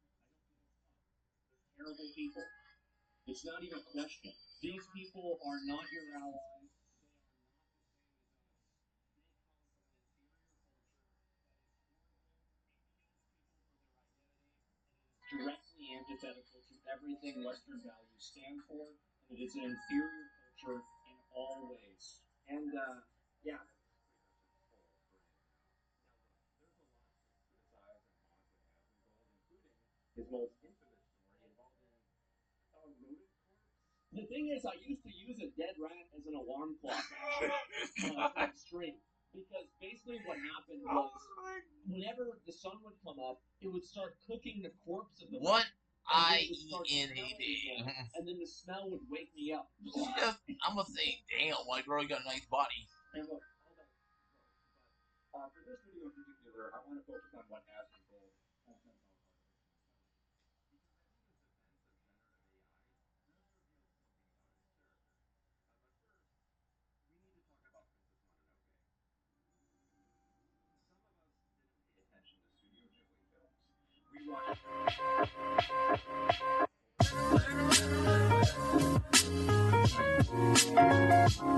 What I eat in a day. Then we also with easy and Hello, so today I'm filming another what I eat in a day video because honestly these are just I still get them requested all the time. I've not done one in a couple of weeks and I've found myself just tending to go towards the same kind of meals, but when I do these videos it always forces me to eat something different and try, like, honestly 9 times out of 10 nicer food. So I've just done my first training session of the week. I had my breakfast before but I didn't film it because we know the drill by now. I can't talk to a camera that early on a morning even though I have my breakfast at like 9 AM, but that's not the point. So I will insert my breakfast here, but I basically made a yogurt bowl with some dark chocolate, strawberries, frozen raspberries, peanut butter, and it was so nice. This is not like a novel idea, by the way. I was watching, can't remember his name, but there's someone on YouTube that makes vegan foods and it came up in my suggested the other day and I saw the yogurt bowl in the thumbnail and I was like, what is that? Because I need some new breakfast ideas. But I don't want anyone who has seen that video to think I'm being a sneaky little cow because that's not what's going on here. So yeah, I had that and that was so nice and it was just such a nice change from, like, I've literally been having like full-blown like cooked breakfasts recently and I'm just getting so sick of them. So yeah, I've just finished training for actually the first time this week, I believe. Yeah, pretty much the first time this week. basically my lower back has been like niggling for like 2 weeks and I ignored it like an absolute idiot, and then I was doing some stretches on Monday night, specifically like back flexibility ones, because I got told that doing that was going to help my lower back. It made it 10 times worse. And I stood up from doing those stretches and I'm not joking, I could not walk. I woke up on Tuesday expecting it to be better. I couldn't walk. I love the ringtone in this house, I really do. I'm not answering that. I was panicking because everyone on Instagram was telling me that I'd done something to a disc or I had a sciatica, and I know people that have had sciaticas and like they never really seem to go away, and they're like there's stuff that they like can't do again. So I was really panicking quite a lot, and then I went to see an osteopath and he confirmed it wasn't a sciatica or a disc injury. So I will never be asking for opinions on Instagram again. That's completely my own fault. It's literally like googling symptoms and it tells you you're gonna die when really you've just got a headache. Yeah, if anyone cares, it's something to do with my sacroiliac joint and my glute medius and my piriformis as well, he thinks. So he did some work on that, and to be honest it's a lot better, so I felt good to train this morning. It's still not 100% right, but I was just being really careful and just using much lower weights to do my sessions, but hopefully that gets better and better over the next few days, because ever since I had a treatment on it and since then it's got better every day. So it's only Friday today, so hopefully by Monday I'm good to go, because I want to film a full week of workouts next week. For now it's time for a taste test. I've got another Protein Works vegan shake. I finally got rid of that bloody solid caramel stuff. Oh my god, that has literally been making me feel physically ill for the past like month. I got the chocolate hazelnut one. I've mixed it with water, that's what I always mix my protein shakes with, and we're gonna try it. You can tell that it's vegan if you've tried vegan protein shakes, you know what I mean, but it does kind of taste like Kinder Bueno, so like I'm kind of down for this. This is probably up there with the birthday cake one, to be honest. This is really nice, highly recommend. So I'm going to have this, shower, go for a walk, get on with some work, and I will see you next time I eat. Let's get on with the video. Literally like a newborn child, love that for me. I'm gonna make my lunch now. It's 20 to 1 and I've just got out the shower, and this morning I've just been going through and replying to client messages. You would think that we just talk fitness, health, diet, anything I can help with, but actually we talk kittens, we talk dogs, we talk Dubai. No topic is off limits. You're probably gonna notice today that everything I'm making is really like easy and quick, and honestly some may say lazy, I say work smart, not hard. I'm going to make a chicken Caesar salad. I got this, it's already cooked, but I've got a really bad thing against cold chicken that has like a wet texture, so I'm going to like fry it again so it's like crispy and hot, because I really don't like cold wet chicken. Does anyone else get like that? It literally makes me want to be sick. And then I got these croutons. These are from Sainsbury's, but obviously any crouton will do. To be honest, you can make these yourself, but I'm just being lazy. And then a big fat bag of mixed leaves, and then I got this Caesar dressing, which is a lighter version. To be honest, I don't really need it. I've got enough calories to have like the full version, but I just picked it up, so I'm gonna make this. So I'm just gonna cut it up with scissors, which I know people find weird, but I say it's convenient, into strips, and put it in the pan so it's no longer wet and cold. I'm gonna do the whole pack as well because I'm absolutely starving. So I'm just going to fry that until it goes like more golden and crispy and just not wet and soggy and cold anymore. Much better. Not white and pasty anymore.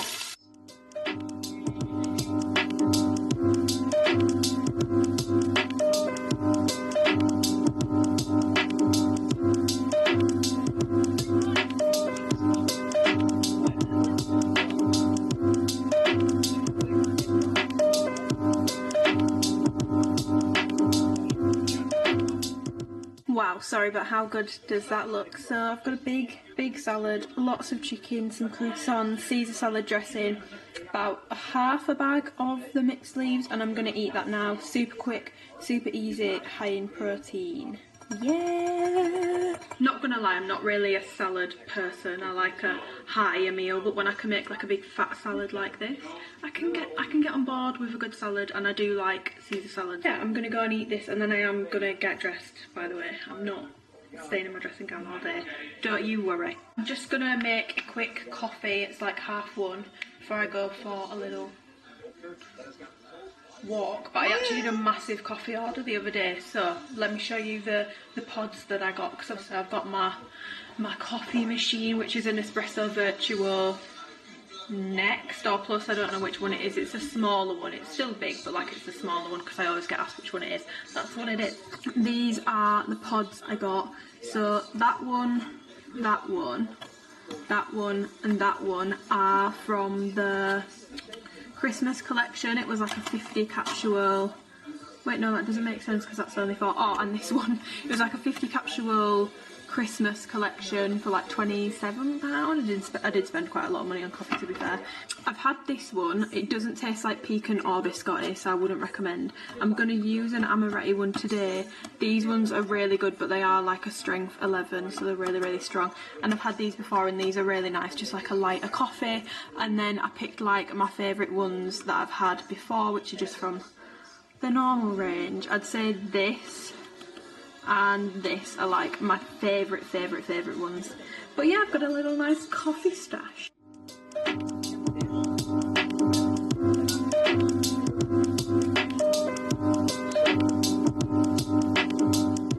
Wow, just popping out because I'm going to drive to where I'm going to walk. But can we just appreciate how tidy my car is? I hoovered in here yesterday, hoovered down there, I got rid of all the autumnal leaves, I polished on here, I polished my wheel, it's all very clean.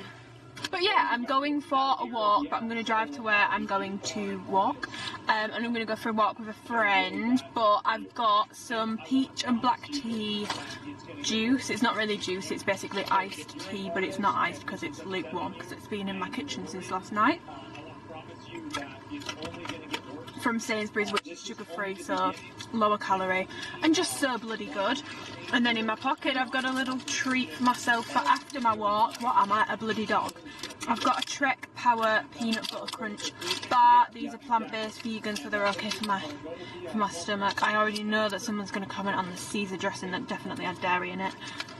I'm alright with it in small amounts. It's not a crippling intolerance. It's just like, say if I had like a protein bar that's not plant-based, I would be shitting up the walls. It wouldn't be a pretty sight. If I had like a full pizza, I get really poorly. A full like pot of yogurt that's not dairy free, I get really poorly. So yeah, always better to go plant-based with these. I've not tried this before, so I'll let you know my thoughts when I eat it, but I need to go because I'm gonna be late. So yeah, that's an update on my what I eat in a day. I've got some water, got a peach iced tea, and a Trek bar for my little walk. Back from my walk, it's like 6 PM and I'm going to make some tea. I'm just going to make a pasta dish and it's going to be really easy. I've got some olives, got some chicken sausages, shock horror, some spaghetti and some like tomato and chilli sauce, which I'll show you it all anyway. And I'm going to make like a pasta thing because it's easy and it's quick, and I don't know if you can tell, but like I need to just get in the shower and wash my hair because they say it's a bit of a problem. Walk was really nice. It was like 11,500 steps long, so that's my steps covered for the weekend. I've got a lot to do this weekend because of that walk and how long it took, so I'm probably not gonna remove myself from sitting on my backside for most of the weekend. Protein bar, by the way, was so nice. It was like a Snickers, but it's plant-based, so highly recommend checking those out if you are in the market for a new protein bar. And it did make me feel sick, and it wasn't like overly like proteiny, if that makes sense, because sometimes it's like, whoa, this tastes more like protein than like a sweet treat. It was like the perfect, it really did just hit the spot. And I finished that peach iced tea drink as well whilst I was walking. This is literally the easiest pasta ever, so I'm going to chop some olives up and put those in. I've got the spaghetti here which I'm going to cook. This is a sauce I'm using. I've not actually tried it before. This could taste like butthole, but we hope and pray that it doesn't. And what's a 2 on the chilli scale? It's a bit risky. Yeah, cherry tomato and calabrese chilli. Definitely said that wrong. And some chicken sausages. I think I'm going to use 4 of these. 4 of these should suffice my little belly. Whilst I'm waiting for my pasta to boil, I'm going to have 2 Lotus biscuits. These are basically like custard creams or bourbons, but a Lotus version, so it's got the like Lotus Biscoff spread in the middle. I'm gonna do these.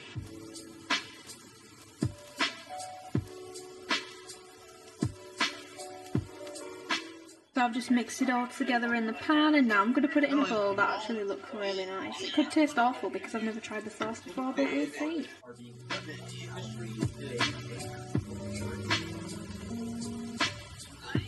It's got a little bit of a kick to it, but it's not too spicy, and that's actually really nice. And the olives have like expanded onto the pasta, so the whole thing kind of tastes like olives. So if you don't like olives, do not put olives in this. Obviously you wouldn't anyway, but I love olives, so I'm very, very happy about that.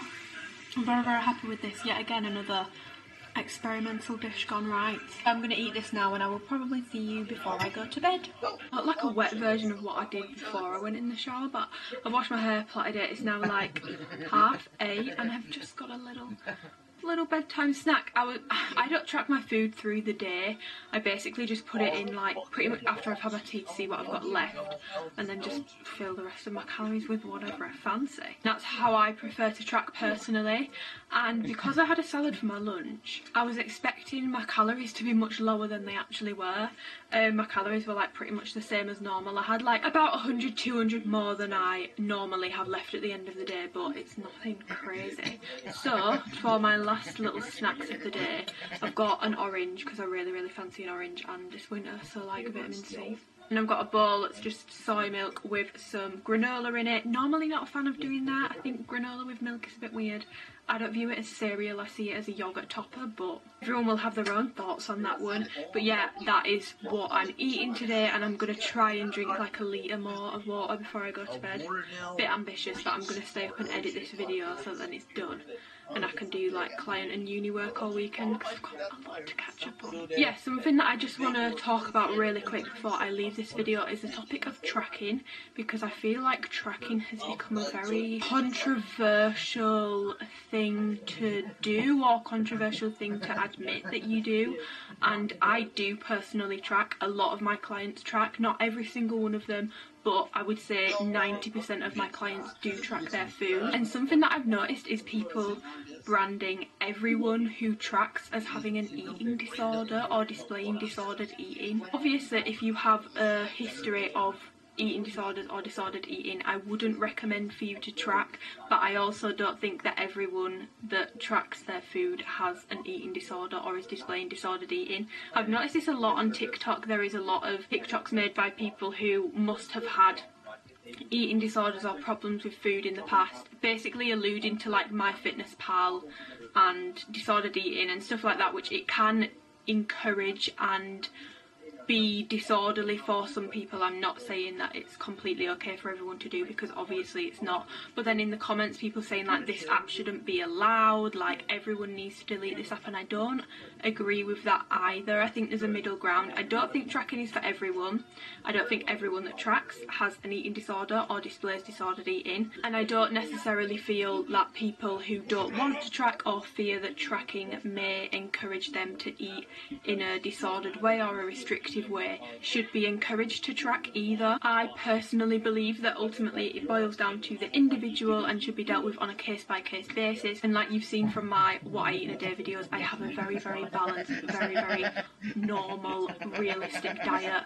I don't substitute absolutely everything out for a diet version or a low-calorie version, mainly because one, I don't need to. My calories can be a little bit higher, but two, I do think it's really important to not constantly have the diet version, not constantly have halo top instead of normal ice cream, not constantly have like fakeaways. Sometimes if you want the actual normal takeaway, have the takeaway. That's my personal stance on food. I think I have a very healthy relationship with food, and I do track my food.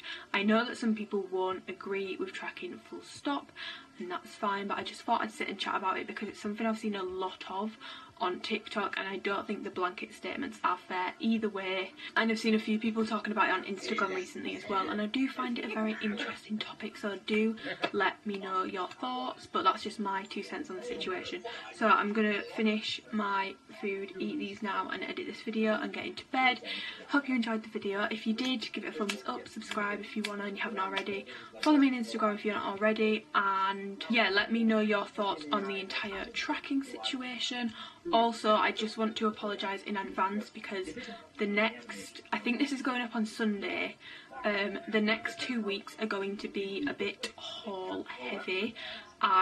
I'm doing a video with Lounge, and obviously I will be doing my Alphalete Black Friday haul video, which I'm really excited for. Like, I think a lot of the things that are brand new launching for the Alphalete Black Friday thing are going to replace some of my like staple favourites from Alphalete that have been staples for like years, so get excited for that. I'm really excited for my parcel to come, and of course as soon as it comes I will do that. I'm not sure how much information I can give out yet, so I'm not going to say anything else, but yeah, their Black Friday sale will be on Black Friday, and it starts like at midnight on Black Friday American time.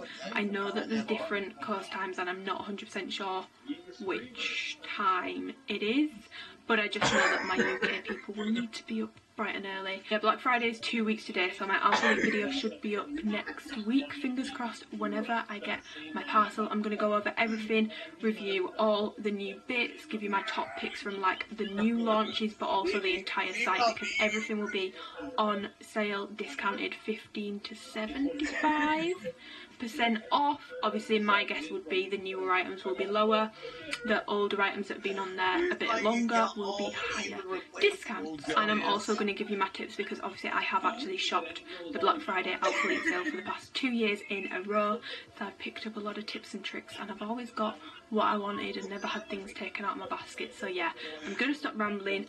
Hope you enjoyed the vid. As McDonald might laugh at these AI videos of himself, but there has to be some level of fear in there. His streamer mindset of reacting to something like AI can't exceed his baseline of saying anything more than, "That's crazy, bro." Maybe he really is that dumb, like incapable of providing insightful commentary over a video that easily duplicates his love of Dr. Pepper and his vernacular of big dick energy. But if that's all that he can muster, this should scare him, because honestly, what can the real Asmongold offer that this AI version cannot?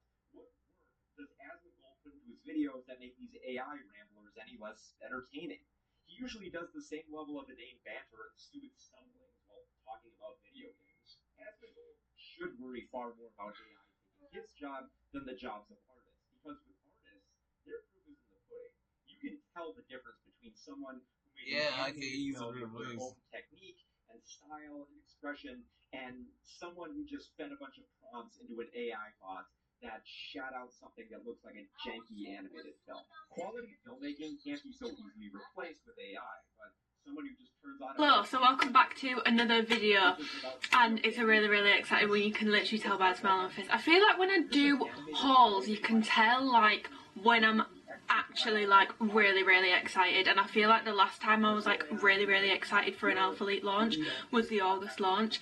This, before I even get into it, like, why do I get so excited over gym where I've got no idea, but the stuff in this launch is literally like my prayers answered, and a lot of other people's prayers answered, because I've had so many DMs since a certain item launched asking if they would do that item in different kind of ways, and they kind of have. So do not skip to the try on clips and me talking about the clothes, because the Black Friday info that I'm going to give you is really important stuff to know before you are ordering, because I really do not want to be held responsible for anybody making any mistakes or just not being aware of things when they are shopping on Black Friday. So the launch slash sale starts midnight CST, I don't know what that means, I'm from the UK, on the 27th. So as Thursday goes into Friday, when the clock goes to midnight CST, that is when the sale begins.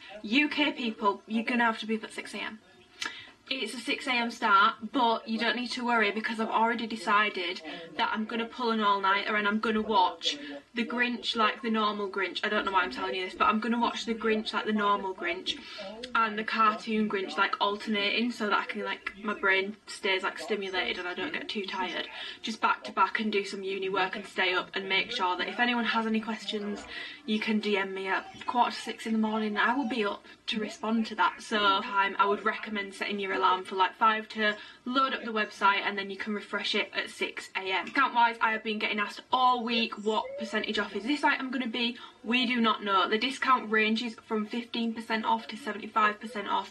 I've got no idea what that's going to be. Having been a consumer, this is so weird to me. I've literally watched these videos myself to make my like list the past 2 years, and now I get to do one of these videos. Oh my god, no.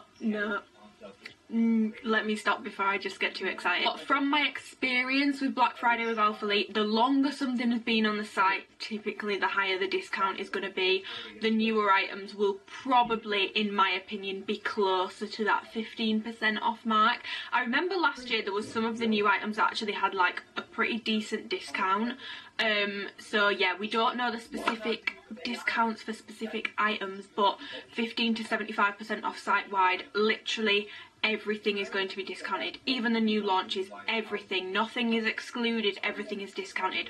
When you are shopping, anything that is more than 30% off, non-returnable, non-refundable, so you can't do the typical like you buy it, you try it, you don't like it, you send it back. If it's 30% or more off, then it's final sale. Sale will end December the 1st, 12 AM CST, so midnight again. On Tuesday, December the 1st is when the sale is going to end, so it'll be on for a few days. Another thing, and the final thing that I have to tell you that's like from Alphalete themselves, is regarding shipping. I was caught up in the Black Friday debacle, shall we call it? I don't know what we should call it. My order last time took a long time to come, but what they are asking for is, let me read this off the thing so I actually get this word for word right. Due to the necessary protocol needed to ensure the safety of employees because of obviously coronavirus. Think about it, guys, there's coronavirus, so they've got to have those protocols in place, and on top of that, it's Black Friday, so there's going to be a lot of orders being made, and they're going to have a lot of orders to ship out, but they're probably going to have less staff working. So, therefore, they are allowing up to 18 calendar days from the date the order is originally placed for the order to leave their warehouse. These 18 days do not include or guarantee the courier's transportation time.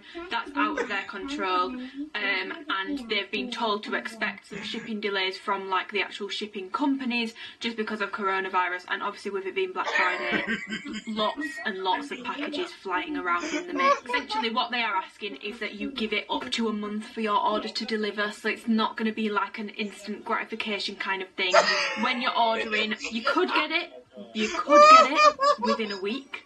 It could take a month, so just be aware of that when you are buying. What I always do is I load up the website 5 minutes before it goes live, and then typically I think what happened last year was they had a countdown on and the countdown went into negatives and the website wouldn't load. In that moment, it's like getting concert ticket, guys. Do not panic. No one panic, just breathe and just refresh, and just keep refreshing the page until it comes up. There will be a lot of traffic on the site, so it might take a while for it to like refresh and load up, but just keep refreshing it if it does happen where when you refresh it at 6 AM for my UK people, it doesn't immediately show the website, or it's still got the countdown thing on the screen. If they are doing that again this year, I'm not 100% sure. Just keep refreshing it until it shows up. Open another tab and have that, so you've got 2 tabs to go between, because I found that last year one tab would work and the other one wouldn't. So another little tip there. Second thing is, when you are on the site, go for the things that you know you want. You need to go in there with a list. You need to go in there with a list of what you want, especially if you are after some of the older items. In my experience from last year, the newer items didn't sell out very quickly, like at all. There was still like pretty good stock a few hours after the sale went live, but the older items literally went very, very quickly.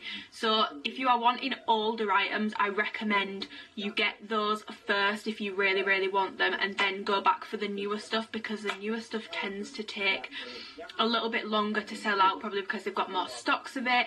restocks. They're not restocking anything, so everything that's on the site is everything that's going to be available in the Black Friday sale. Always pay with PayPal because it's so much easier, so much quicker. If you don't have a PayPal account, do suggest you make one. You don't need to worry about like it being like fraudulent. PayPal is like a very renowned service. It's completely safe. My dad always says that PayPal is like the middleman between you and a company, and a lot of times it can actually be a little bit safer to pay with PayPal. So make a PayPal account if you don't have one already. Pay with PayPal, because basically what that avoids is when you have a PayPal account, all your shipping details is already on there, and your phone number and stuff should be on there as well, so there's less typing to do. You literally just click pay with PayPal, log into your PayPal, do like Face ID, Touch ID if you're on your laptop or whatever, and then click pay now, and it goes through a lot quicker. I say this every time, do not spend more than you can afford to be spending. I know it's a sale and you get caught up in the hype and it's all really, really exciting, but just make sure you are shopping within your means and you are shopping responsibly. It's something that I'm really, really big on, because it's really, really important to me that I make sure that I'm not pressuring people to spend more than they can afford to. Just basically make sure you go in with a list, you know what you can afford, you've got your budget clear, you're spending what you can afford to spend, you're treating yourself, enjoy yourself shopping, just shop responsibly. I do have my support code with Alphalete, which is just Amy. It really would mean the world if you did use it, and as always, if you do use it, message me on Instagram. 1, so I can say thank you, 2, so I can see what you've got, but 3, because I am going to be doing a giveaway in December. If you follow me on Instagram, you'll already know about this, and it's going to be open to anyone who's used my code at any point throughout the year. I think I've had it since like February, so February to the point where I'm doing the giveaway, because I wanted to make it as fair as possible. People's circumstances have changed drastically throughout the course of this year. There might have been people that had money to spend on gym clothes in like April who use my support code who don't have the money to spend on Black Friday now, or vice versa. So I just wanted to make sure that it was fair to everyone. Everyone gets a chance of having a little bit of extra money around Christmas time, because I know it's a really, really stressful time for a lot of people, and any way that I can help out is just a nice little Christmas gift. So yeah, do make sure that if you do use my code, you message me so I can say thank you, and so that we have that little conversation, so that when I've worked out how I'm doing my giveaway, you've got like your screenshots of like the code use thing that you need, and you don't need to keep that in your phone. You can just re-screenshot the DM if that makes sense. And yeah, it really does mean a lot, because obviously I would not be able to work with Alphalete if people didn't support me, and it is literally mind-boggling to me that this time last year I was waiting for everyone to post their videos so that I could make my Black Friday shopping list as a consumer, and now I'm able to do this video and hopefully help people make their Black Friday list. Like, life comes at you quick, doesn't it? Oh my god. So very quickly, before I get into everything, measurements wise, I am a 32 double D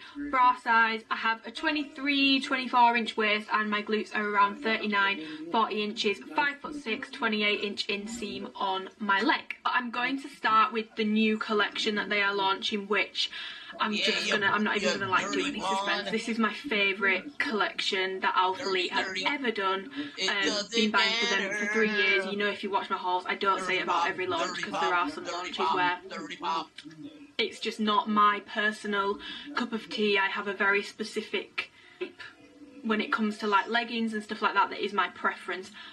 These, oh my god, they exceeded my expectations and more.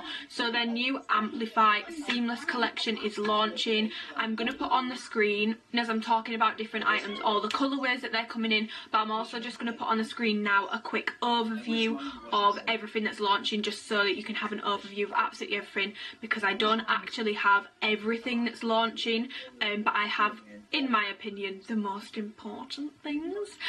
So this is why I'm doing the video now. So yeah, just feast your eyes on that. We've got their Amplify collection. I'm going to go over the leggings first, because I feel like these have been like the most talked about thing, and yeah, I'm going to go over the leggings first. These, if you've been watching my videos from the very, very start of me doing YouTube since like last July, you will know the revivals are really my babies. Like, it's, I said in August, I was like, I think the essentials are on par. Still hold that comment to be true. The revivals have been overtaken. I'm I'm sorry. Oh no, these are my new children, and honestly guys, catch me at 6 AM next week shopping with everyone to get some more colours, because I've got pins and needles in my fork. I want these in most colours. So details wise, have the waistband, which is just, oh my god, if you know my love for the biker shorts that launched a couple of months ago, I and many others I was like, I need this in a legging, I need this waistband on a legging, because the biker short waistband is just magic. I don't know how they do it. I don't know how it does what it does, but I'm just obsessed with that waistband. So as with the biker short waistband, it is exactly the same. Just for a little size reference, the leggings do have a little bit more material on the waist, because some people did size up in the biker shorts because they found that these were just like a bit too much compression, and they do run a little bit smaller, but as you can see there's a little bit extra. So honestly, I'm gonna say with these guys, I genuinely do think you should get true to size. They're not it is the same waistband as the biker shorts, but obviously these are both a size extra small. It has got that little bit of extra material, but it's still just as like and flattering, but probably will be a little bit more comfortable for those people who found that the biker shorts were just way too much for them in their normal size and had to size up. I would say stay true to size with these. It's got the same waistband as the biker shorts, so it's basically got 3 levels of compression, and what that does is it Kim Kardashian's ya, it Kylie Jenner's ya, it Beyonce's ya, like it just like scoops everything in. It's just so flattering, and I really do just love it. Logo wise, it's stitched in, which we love. No peeling off, no flaking away, no coming away. It's just stitched in, so that is durable, it's gonna last. And then we have the booty scrunch, which Alphalete I've never done on a legging before.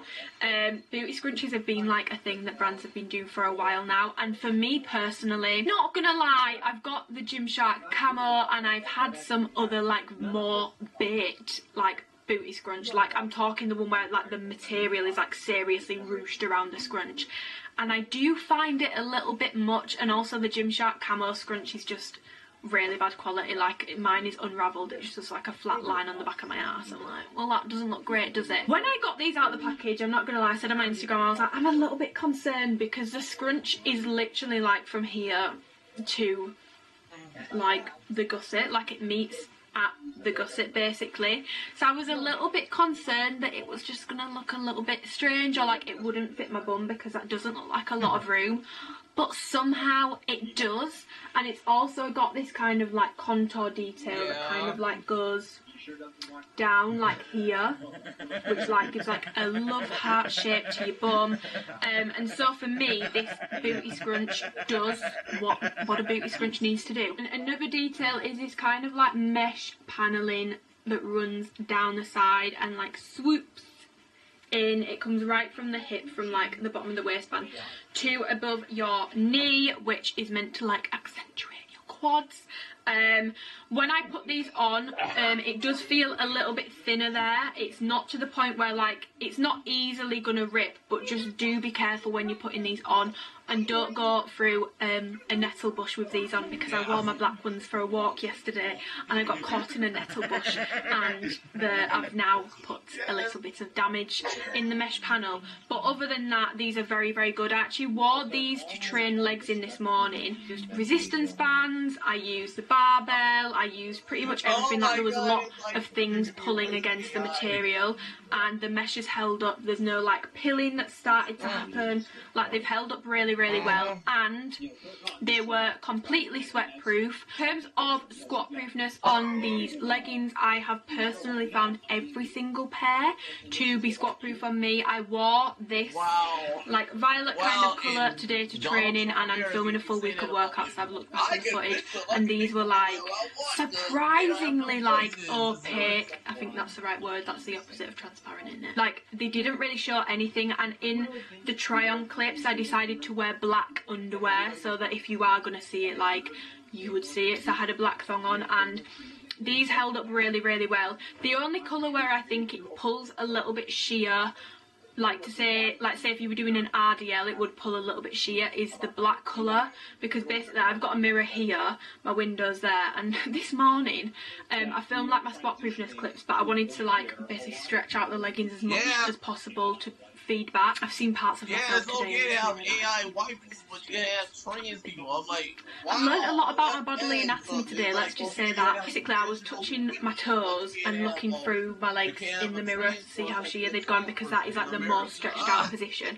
And the black were a little bit sheer, but honestly, it wasn't even really sheer, it was more just like the leggings have got a slight sheen to it, and it just looked like it had more of a sheen to it. It wasn't like you could see like, or anything like that. I'm pretty confident in saying that these are like 90% squat proof. I think in some of the colours they can look a little bit sheer at the bottom because of like the sheen, but on me I've had no issues with these being squat proof. Isn't surprising because we actually got told that these have got a special knit on the bum region to make them more squat proof, because obviously like the material is basically the same as the biker shorts, I would say a little bit thicker. Obviously some people had issues with some of those colours being quite sheer on them. Camel toe wise, I don't personally find that these give me a really bad camel toe when I look in the mirror anyway. Sometimes when I look in the mirror I can't see a camel toe, but then when I look at the clips when I'm editing I'm like, I've got a camel toe, and everyone's like, why is she saying she's got no camel toe? We can see the camel toe. The camera shows things that I just clearly can't see when I look in the mirror, so it can't be that bad. But I'm 99% sure that these didn't really give me any camel toe whatsoever. I've seen people screenshotting certain things of people working out, and basically people were saying that because someone had pulled the leggings too far up their bum, that's why you could see the gusset poking out a little bit at the bottom of the squat. I'm going to insert a picture of me squatting down in the biker shorts, which the construction of these is literally the same, it's just the length of the leg that changes. So I'm going to insert a picture of me basically squatting down in the biker shorts with them not pulled up my bum at all before I squatted down, and you can see a little bit of the gusset, and I've tried to do it from like bone height, like I've not done it like underneath or like on top to hide it. I've tried to do it like as straight on as possible, so you can see that actually it's not that bad. You can see like a tiny little bit of it, but to me it's really not that bad. I think the videos and like screenshots in question, I think the camera angle was just a little bit lower, and so if you're in the gym walking past someone you wouldn't see that area of them when they're doing squats, but if you were like sitting down behind them, or like, don't know why you'd be doing this, but like lying on the floor behind them being an absolute creep, you would probably see it, if that makes sense. So I know that people do have concerns about the gusset showing too far at the back, but I personally don't think it's that bad at all. I've inserted the picture, you can make up your own mind about that, but for me personally I don't think it looks bad. I will say that as soon as you put these leggings on, the booty scrunch kind of pulls them up your bum crack anyway. Like, this isn't like the revivals where you rearrange the material and then pull it up your bum. Like, these kind of just sit up your bum anyway, which to me is a plus because you're not going to get a uni butt with it. But yeah, you'll be able to tell on the clip that even though I've pulled it out of my bum, it's still not a uni butt, and it's still like a little bit of crackage, but not an insane amount. But I hope that's helpful, because I know that that's something that was requested by a girl on Instagram, and I've had feedback about it before, so there you go. Length wise, the leggings hit about where my joggers hit on me, and I'm 5'6", and the inside of my leg is 28 inches long, if anyone cares. And I wear an extra small in these, and these fit very, very true to size. Like I said, I would not personally size up or size down in these. I think these are perfect as they are, and I find them to fit really, really true to size. I've really perfected this as much as they possibly can, and for me this is like my ideal legging, and yeah, 100% obsessed with these, absolutely love them, and by far the best legging in my opinion that Alphalete have ever created. Material wise, like I said, it's like the biker shorts, but I think it feels a little bit thicker. I personally find that the Bordeaux colour, and I found this with the revivals, I think it might just be like something to do with like dark red dyes. This personally does fit a little bit more snug on me, not to the point where I would personally size up, but I do find this to feel a little bit thicker and a little bit less stretchy. Okay, so moving on to the Amplify biker shorts. These are essentially the biker shorts which have launched before, but they do have some different details. So with the biker shorts that have launched before, they kind of had this like ribbing detail down the side. These are the Palace Blue ones, are inside out. Oops. But with the Amplified biker shorts, these have basically got the mesh detailing that is the same as the leggings, so that's the difference. Waistband wise, ooh, that's interesting. In terms of waistband sizes on these shorts, I think these fit the exact same. So the waist on these is a little bit smaller than on the leggings, but it's the same as the biker shorts. So if you had the biker shorts before, use that as your sizing reference for this, and I would definitely go with the same size again. But something that is worth noting, which I've literally just noticed as I've held these up against each other, is the old biker shorts were a little bit taller and a little bit more high-waisted, and I know that some people found that they sat a little bit too high on them. So if you were that person, then it's a little bit less high on the new one, but they are still high-waisted. They still well cover your belly button. For me, I wear an extra small in these and I stay true to size in these, but a lot of people sized up in the biker shorts. So I would say personally, if you hold a little bit more fat on your stomach area, or you just don't like having a super compressive waistband, size up in the biker shorts if you are interested in them, because as we can see, the biker shorts are a little bit smaller than the leggings in terms of like the width of the waistband. Details wise, like I said, it's pretty much the same as the leggings. So it's got the booty scrunch again, it's got the V on the back, the Alphalete Forever stitching, and I've shown you what these look like full length on me, like not rolled up at all, in the canteen colour. But for me personally, we already know I personally love to wear my biker shorts like rolled up a little bit, just because I just feel like biker shorts in that length don't really suit me. But it's not been an issue for me to like pull the material up, and actually, if you follow me on Instagram, you'll know I'm literally obsessed with the biker shorts. I wear them all the time. Pretty much 80% of the workouts I've posted, I've got my biker shorts on, because I just find them so flattering. I find these ones just as flattering again. The only difference between the ones I wear all the time on Instagram and these is that these have got the booty scrunch on them. I don't think it makes the shorts any worse. I equally don't think it actually makes them any better. I actually think that the shorts were completely fine as they were and already super flattering. I don't personally find that the booty scrunch makes these any more flattering than the original biker shorts, where I just find that these are the same, still bloody perfect, because one of my favourite things that Alphalete have ever created. But yeah, all the colours that I have in these were squat proof on me.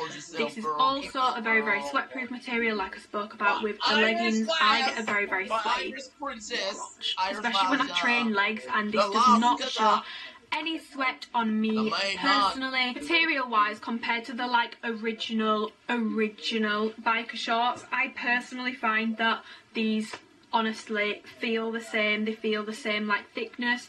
The only colour that feels a little bit thicker and less stretchy is again the Bordeaux colour. I just think it fits a little bit tighter and it just feels thicker. I don't know why, but that's the only colour that I find a difference with. And then last in the Amplify like bottom side of things, we have got the new Amplify shorts, which are basically, I've taken you from like long to short. So you've got the leggings, and then you've got the biker shorts, and then you've got the shorts, which are a short to short. Measured the inseam, it's 4 inches inseam. Be a lot more gym appropriate for me than the Revival / seamless shorts, because they, for me, the way that I like to wear them, they just become a little bit too short sometimes. So for me personally, if you are after like a shorter short but you don't get on with the R6 / seamless shorts, these are a much better option in my opinion. I think they've got a little bit more length to them in my opinion, and you don't have to like do crazy things to them if you do like wearing them up, because the booty scrunch kind of puts them up there for you anyway, so you don't need to lose any like length in the leg from doing that, if that makes sense. Again, with the details, it's got the mesh paneling kind of thing on the side. I will say that in some colours this is more noticeable than it is in others, because I've seen some pictures where it looks like really noticeable, but in all the colours I've got, honestly, The mesh panel is nothing like stand out and like wow, like contour. It's not in your face, it's really, really subtle on all the colours that I've got. So if you don't want like an in your face mesh contouring kind of thing, buy literally any of the colours that I've got, because I don't find it overbearing or like super bare and noticeable.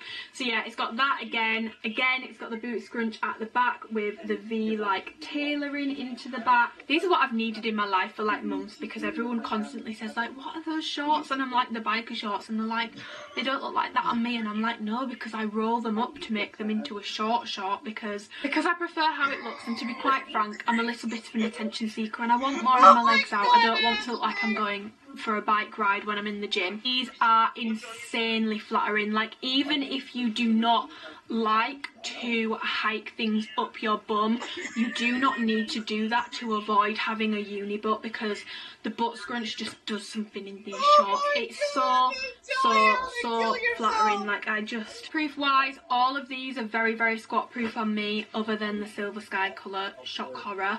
It's not like super sheer over my bum, which I'm amazed by, because I was really expecting it to be really sheer on my bum. But what I found was I did have like a black thong on, and at this point, like basically where this like V like tailoring, like kind of flattering contouring is, you could see like my my black thong like around it sort of thing. You couldn't see any actual like skin on my cheeks, but just in the middle it did go a little bit sheer. So that's something to note. But again, considering how light this colour is, I'm actually really impressed by how squat proof this was on me, because if you've watched my previous hauls, the silver sky and the shark grey revivals were not even stand up proof on me, like honey. They were really sheer on me.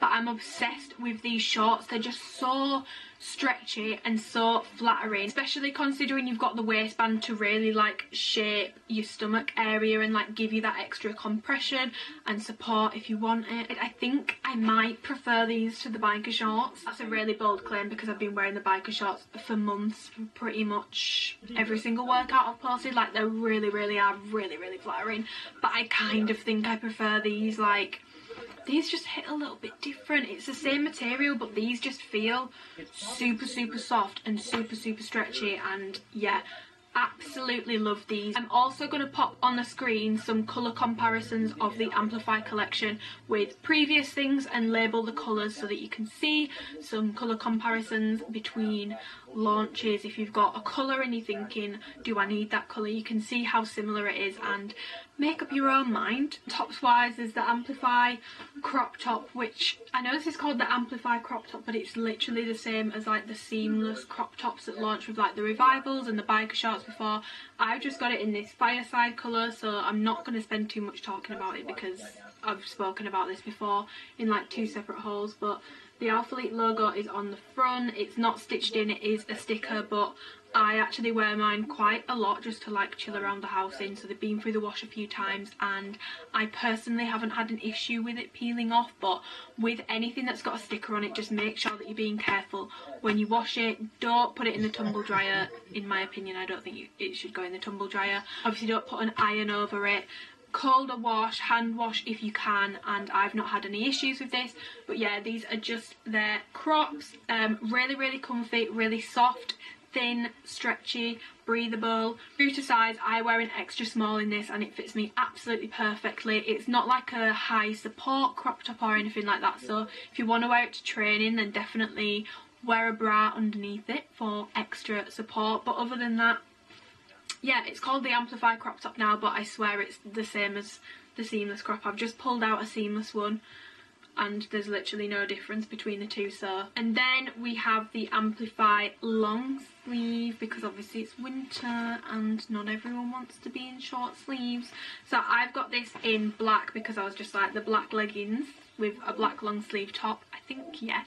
But it pretty much is the exact same as the short sleeve version, it's just got long sleeves. So again, super soft, super stretchy, super breathable material, not uncomfortable to wear in the gym. Like, it's really stretchy. And the sleeves on this, because I've always got a thing about like having super long sleeves, are nice and long, so you can like roll them over your hand and just feel all cozy, which I just really like doing with long sleeve tops. So yeah, wise it covers like the bottom of my ribs and hits just above my belly button, and it looks really good with the black amplified leggings as like a full set. I wore it on my walk yesterday with a puffer coat and I just felt put together. I have the Amplify bras, which are to go with the leggings, and they match because they actually have a cute little scrunch detail in the front. I know that some people think this looks strange, but I actually think it looks really cute, and I don't know why, but when I got this and I was looking at it yesterday on Instagram story, it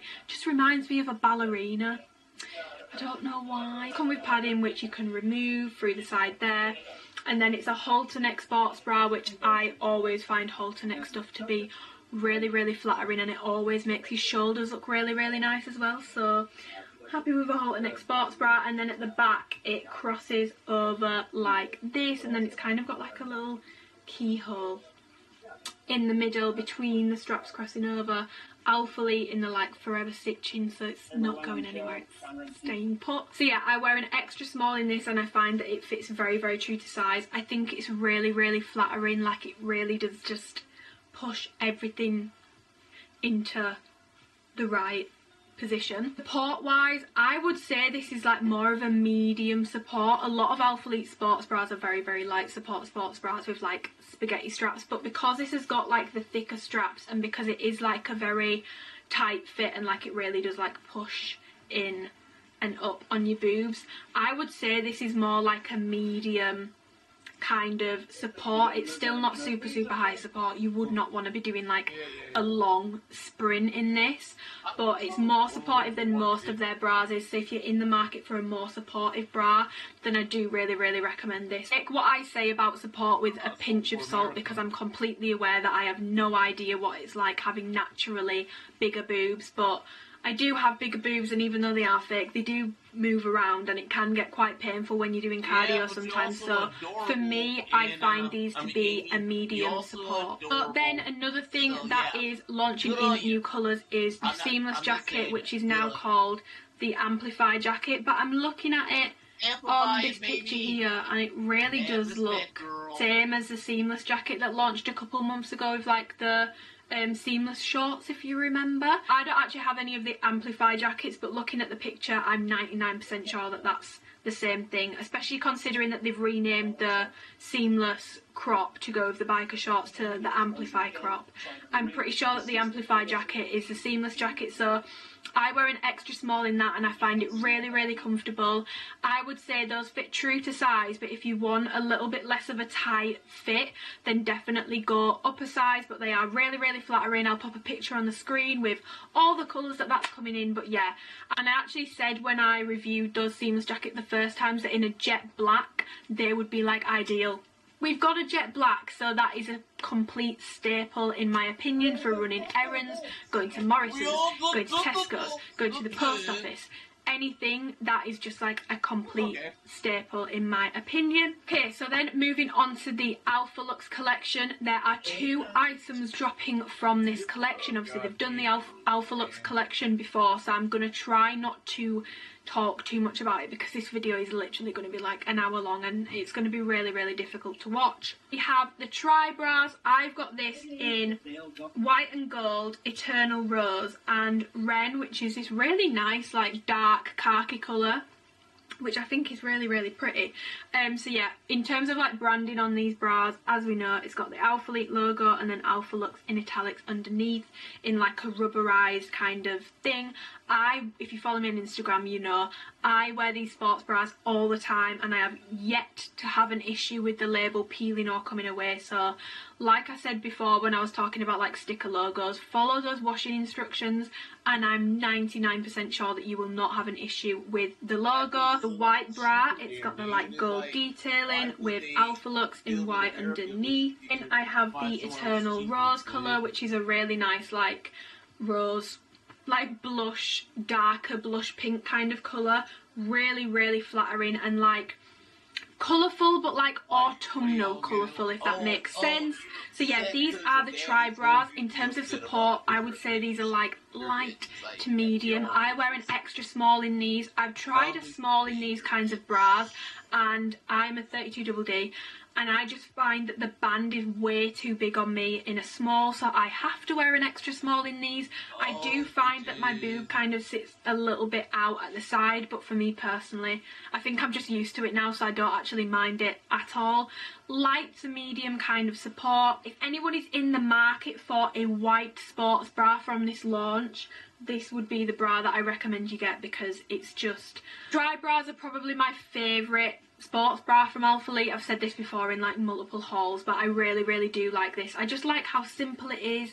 It's strappy, it's open at the back, and I just think they go with anything. Like, you compare them with even stuff that's not from Alphalete, and it all looks sick. And then we've got more essential leggings. So I have got these in Essential Rose to match the bra, and Trooper, which is a really nice like muted kind of like bluey greeny grey. It's really hard to describe. I don't even know how to describe it, but it's just a really pretty colour. Again, it's got the Alphalete with the Alphalux in italics underneath it.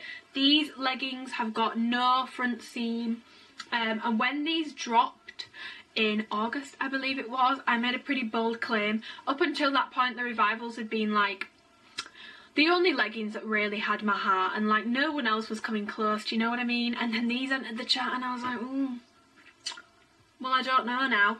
These are essentially, these are Lululemon Align Pant dupes without a front seam, which I personally think is better, because Align Pant camel toe really does hit different. I'm not someone that's particularly bothered by camel toe, but yeah, Align Pant camel toe does hit a little different. But these, you get a little bit of camel toe, a tiny little bit of camel toe, just because this material is just so thin and it really does mould to your body. But it's nowhere near as the Align pants, because obviously they've got the front seam. In terms of like sweatproofness, these are not a sweatproof legging. If you want to see like how not sweatproof these are, go back to my August video and skip to that part where I inserted me after a workout in the grey pair, because it was, you could see a lot of sweat. I was very sweaty. Sizing wise in these, I feel like I've got a sneaking suspicion. I knew it. Right, so when I tried these on, I was like, whoa. I've got an extra small in them, and I remember saying last time that I would definitely size down in the leggings, because I found them like quite loose on my waist. They're not a compressive legging anyway. Like, these are basically a second skin, buttery like feel. They're not like a compressive legging. If you want more compression, go for like the Revivals or like the Amplify leggings. If you need more like tummy control, you don't get any of that with these. But I did say the last time I spoke about these that I would go down a size because of the waistband, and when I tried these ones on today, I thought these feel even bigger on my waist, and I was like, I've not lost that much weight since I did that video. I pulled out my grey pair of essential leggings. Yeah, what happened is he get affected by one. Is like, as we can see, these are pulled end to end. Get now, to some people, that's not a big difference. For someone that has a very small waist like myself, that's a big difference. And I knew that these felt looser on my waist, so I don't know if all the colours are going to be like that. But if you want Trooper or the rose colour, I would definitely size down if you have a smaller waist and you want them to fit tighter, because I mean, these are the essentials from the last round, and these are the new essentials. Other than that, they fit the same like in the leg, but I did notice that they felt bigger around like the stomach area. I knew it. I feel so vindicated now, because I just knew that something felt different about them. So I've probably worn essential leggings more than I've worn my Revival leggings, which it kind of says a lot. I just feel like I've been wanting that more like free floating, super stretchy feel, which is why I love the Amplify leggings so much, because I find the leg of them to be super stretchy and not quite as compressive as the Revivals. So yeah, I still love the Revivals, and I'm still gonna put them on a tie as like my second Can't believe I'm saying the Revivals are my second favourite leggings, but like the Amplify have really taken over. Just know I have definitely been reaching for my Essential leggings more than my Revivals recently, which says a lot. It says a lot. Something else to know about the Essential leggings is pilling. The material does pill because it's such like a brushed soft cotton legging. It does pill. A line pants pill and they're like £90, so it's not like a quality issue in my eyes, it's just the nature of the material. One thing that you can do to limit how much the leggings will pill is always make sure you wash them inside out. Wash them cold, wash them with similar materials so that they're not frictioning against anything in the washing machine. Or spin, do not put it on a super high spin, again it's just more friction against the material. Do not tumble dry them, I've done that with my line pants and they now look absolutely cooked. And just air dry them flat, and that should minimise the pilling. I've not found that my pilling is too bad on the Essential leggings from August, but they definitely have pilled a little bit. It's in the nature of the material, so just make sure that you are paying extra attention to the material of those in terms of like care, washing and stuff like that. Okay, so moving on to the Surface collection, we have 5 products dropping in the Surface collection. I keep looking down because I've got my iPad here because there's certain stuff that I just didn't request from the Surface collection because I just know I'm not going to get my true use out of it, and I do try to pick things that I think I will get my use out of. The Surface laser cut wrap bra, which I'm going to insert a picture of on the screen, is essentially the Surface wrap bra which I have here from previous launches, just in a plain black colour. And it's the same again. I'm looking at like the differences. Okay, so the differences between the original Surface wrap bra and this one is the branding on the front. So obviously it's like block Alphalete logo on these. In the bras, the logo matches the colour of the bra. So if it's a black bra, it's got a black logo on it, and the logo is in a signature writing, so kind of like the Alphalete style writing. And then on the back of the bra, obviously this is just plain, and the back of the bra has still got the same style in terms of like it's got this bit here and it's a racer back. But basically on the laser cut one, it's got laser cut details here, which kind of go down in a triangle in 2 lines. I do wear an extra small in these and I'm fairly happy with it, but I do just wish I had a little bit more coverage. But if you are someone that likes to get the girls out at the gym, it's a very flattering bra, and especially for girls who have like smaller chests, even more flattering. It really does like push the girls up, and it can make your boobs look like 2 cup sizes bigger if that's what you're into. Padding wise, again, they will come with the padding in, which you can remove. Why did my voice just squeak so much when I did that? And we have the Surface Limitless bras, which I have in Rose, Wine and Half Moon. This colour is really pretty. It's like a grey but like a baby blue kind of grey. Really pretty colour.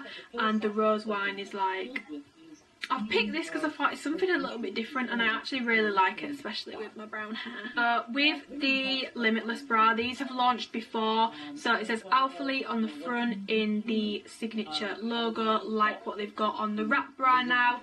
On the back there is no branding, so with the Alphalete bras, because I know that these look a little bit similar, Alphalete branding is on the back, Surface branding is on the front, general rule of thumb. And then from the back, these have got adjustable straps. I think it's one of like the only sports bras that Alphalete does that has adjustable straps, so you can shorten these, lengthen these, make it a little bit tighter.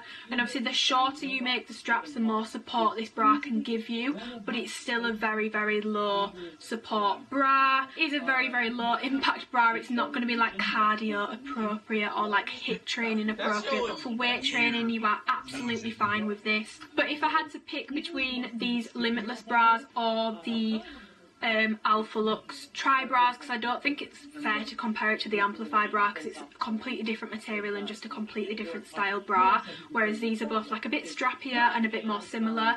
I would personally go for the Alphalete tri-bra over this one. I've had my Surface ones of this in like camo and stuff for about a month now, and I still find that I just go towards my Alphalete tri-bras a lot more. So if you are choosing between the two, I would personally go with the Alphalete tri-bras. In the Surface collection, you've got 2 headbands launching, which are pretty much like the headbands that they launched before from the Surface collection, which I've got the camo one from last time. I'll put the colours and stuff that they are launching in on the screen. I find these ideal for when I'm doing my skincare. I literally put this on, make myself look like an egg, and get to work on my skin. But yeah, I mean, it's a headband. There's not really much else that I have to say on that. And then we've got the Surface Path laser cut legging. Straight off the bat, these have holes in, and I know that when these launched a couple of months back, I think it was like May, April, I'm not 100% sure, and I think it was, whose video was it? I think it was Fiona's video. When she was putting these on, she actually like stretched the hole out into like one big hole. So if you're getting these, when you put them on, do not grab them where the holes are. Grab around that area to pull them up, but do not pull at the sides, because the holes are very delicate. I said when I originally reviewed these that I wasn't sure whether they would go into like a bigger hole or like ladder, and what appears to happen is they don't ladder, they just go into a bigger hole, which is arguably worse. So just be careful when you're putting these on that you're not putting anything through it. But yeah, the Surface Path, so they've got the cross waistband, they've got Alphalete in italics on the back, matching whatever the colour of the leggings is. I personally only picked one colour of these, which is the Endless Sky colour, because like I said, when I am picking my stuff, I obviously want to make sure that I'm picking stuff so that I can give like a well-rounded review and not leave things out. But I also don't want to be asking for like 4 pairs of leggings that I know I don't reach for. I'm not going to go like in depth with these and like my reasons why they're not my go-to leggings. What I'm going to do is any item that I haven't gone super in depth in, I'm going to leave previous reviews and the timestamps of when I spoke about that item in the description box down below, so you can go and check that out over the next week. This is why I'm getting this video up early, so that you've got time to like sift through and go to like different timestamps, just so this video isn't like 2 hours long. Yeah, details wise, they've got a seam on the back, but they've got no front seam, which minimises camel toe, but these still give me a pretty bad camel toe. I do pull my leggings up high. Got a very, very long torso. I know that some people think that I just pull them up my crack for like the funnies, but when it comes to the Surface collection, if I don't pull these up high, my belly button's out, and that makes me really, really uncomfortable, which is why I'm not a huge fan of the waistband on these. It looks great on some people, but I find this isn't particularly flattering on me. I don't think it really does anything for me. These look great on like Caroline and stuff, but on me, I just think they just don't look like that on me, and I just don't find them that flattering. So wise, again, these hit the same as like the Amplify leggings, so just above my ankle. Run quickly over like sweatproofness. These are not a sweatproof legging. They are squat proof in this colour, which is surprising because it is a pretty light colour, but again, it's like a solid cotton, so also kind of not that surprising. And sizing wise, I wear an extra small in these, and I would say that these fit pretty true to size. I don't think you need to size down or size up. I do find that the waist on these is pretty loose in an extra small, but they're already pretty tight on my legs in an extra small, so I wouldn't try to fit a double extra small in these. I would just stay true to size. And then we have more essential joggers dropping, which I don't actually have mine of those. I did request a pair, but I think I do have another package on the way and it's just not here yet. But I really wanted to get this video up for you guys so that you've got pretty much a full week to go through the video. You might want to watch it in like 15-minute segments because it's going to be way too long, and go through like everything that I leave in the description box and stuff like that. So that's why I'm filming this. But I've spoken about the essential joggers before, so I'm gonna again leave that linked in the description box with the timestamp of when I spoke about them. For me personally, the essential joggers, I find they fit a bit more like a legging jogger than a jogger. They're a very, very tight fit in my opinion, so I normally wear an extra small in joggers and stuff like that, but in those I would definitely size up to a small just to have a little bit more room. I will put like the features and the description description and the colours that they're dropping in on the screen just here, so you can have a quick little peek. So we then have the performance division collection, which is for the women anyway, just t-shirts and long sleeve t-shirts and stuff like that. So I'm going to run you through the bits that I have. Anything I don't have I will pop on the screen, but the material is consistent between all the items, so it's their performance material, which means it's cool to the touch, like, you know, like when you're in bed and like you sleeping and then you turn the pillow over because it's colder on the other side. It's like that, but it's just constantly like cold to touch.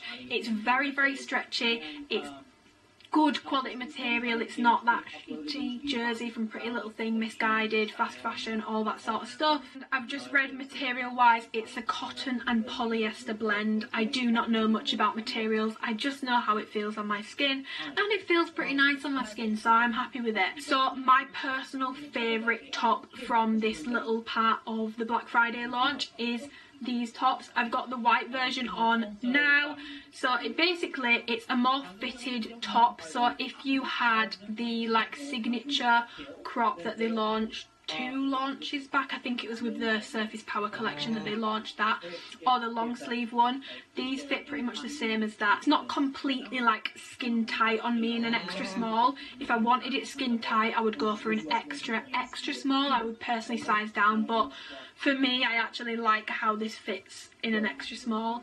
As you can see in the try on clip, it's kind of like a little bit loose underneath my boobs and around my rib cage, but for me personally I find that it's like a fitted but like comfortable fitted fit, if that makes sense, and it's not super tight around the neck and feeling like it's gonna strangle me. Details wise, it says learn more, dream more, be more, which is obviously like their little slogan. On the sleeve it says Alphalete, which again is in like the rubberized like sticker branding, which I just think is a really nice touch. I really like these t-shirts. I just think they're really flattering. I like where they hit, which is just above the belly button on me, so it's not super cropped, it's just the perfect cropped length. When you lift your arms up and stuff like that, you're not gonna expose a boob and go like nipple to the wind or anything. You're perfectly safe in these t-shirts. Yeah, these are by far my favourite t-shirts that they are launching this time out of the entire performance division collection, and I'm really glad that I picked these because I just know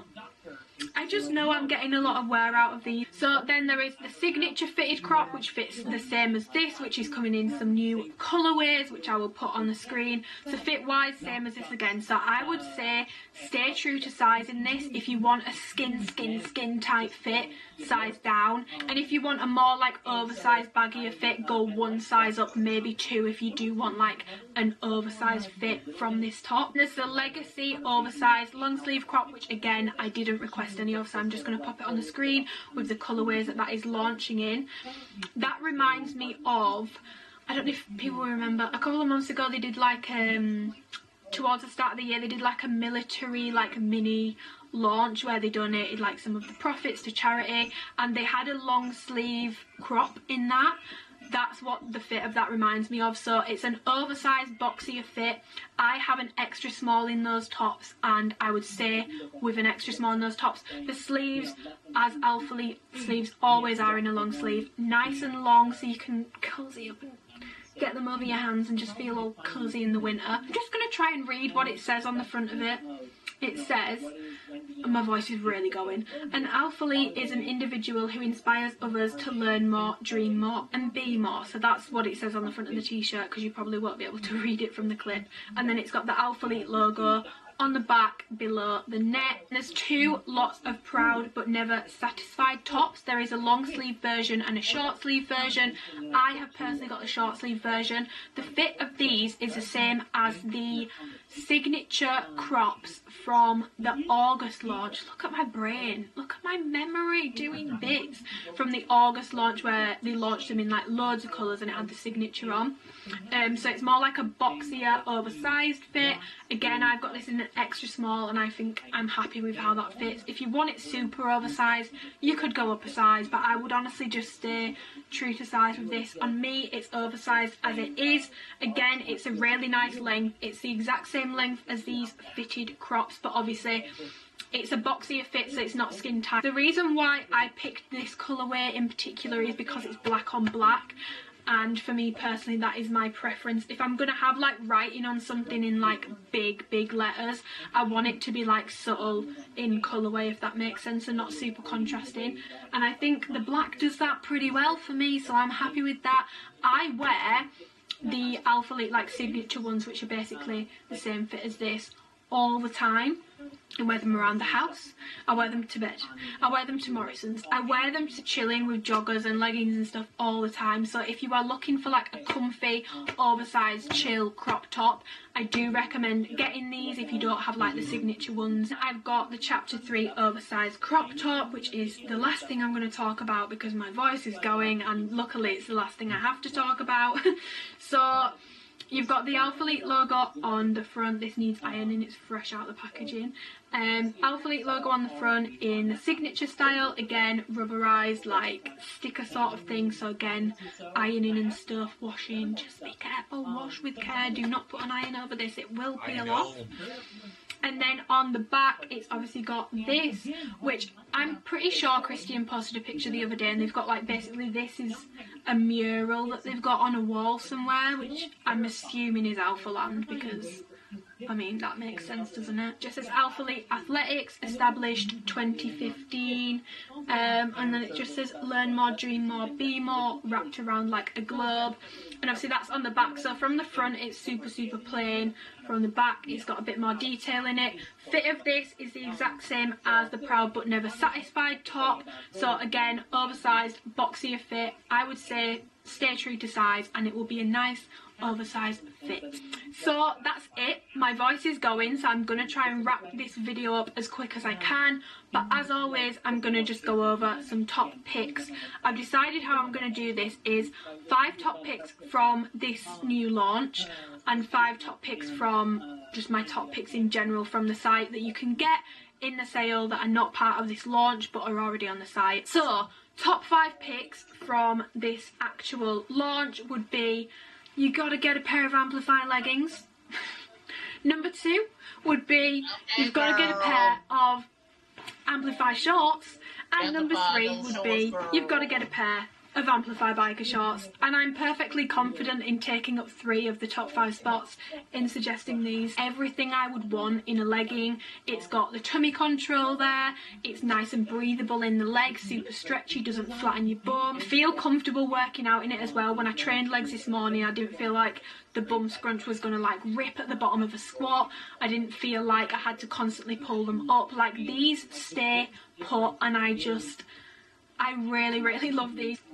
Now I'm stuck. And then I would say get yourself a pair of Essential leggings if you've not tried them. Lots of people messaged me after the August launch saying that they'd bought these and they were absolutely obsessed, and they were just really glad that they listened to my opinion. So I'm very confident in recommending these to you guys and putting them in my top 5.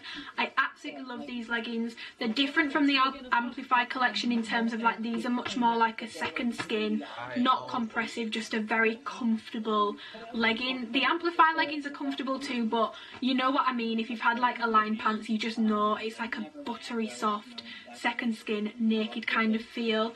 And yeah, I recommend these. So these would be number 4 in my top 5. And I think as number 5, do you know what, I'm gonna say the Amplify bra. It's something that's quite different for me in a sports bra. I'm very much a fan of just like the tri-bras and like the spaghetti straps, but it's something a little bit different, and I think it's definitely worth trying even if you're unsure of it from looking at pictures and stuff, because I genuinely was too, guys. But I just think this is really flattering, and it's a more supportive bra than the tri-bras. If you need a little bit more support, then I highly recommend. So I think I'm confident in saying that this is the final member of the top 5 club from like items launching. So then moving on to my top 5 from like the site in general. So top 5, let's go. A pair of Revival leggings, just because yes, they may have been trumped by the Amplify collection, but they're still a staple. I will still be wearing them, I will still go back to them.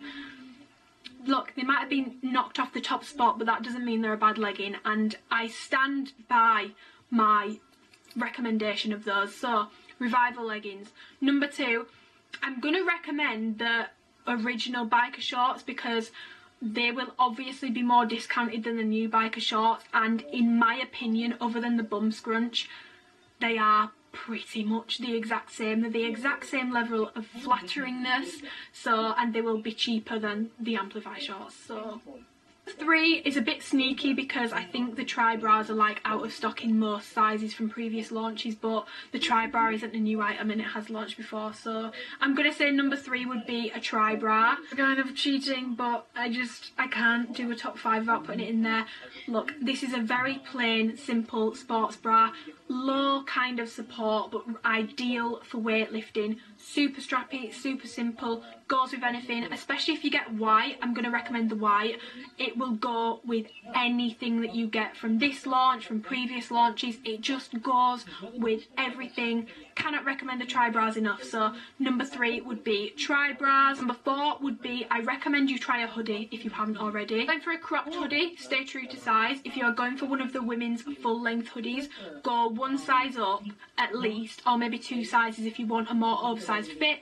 If you want a more like fitted fit, then go true to size, but if you want it more oversized, 1 or 2 sizes up. The reason I recommend those is because 1, when they're on discount they will be a bit more affordable, but 2, they are the best quality hoodies in the game. Best quality hoodies in the game. No like pretty little thing, you put it in the wash once, it comes out like bloody cardboard.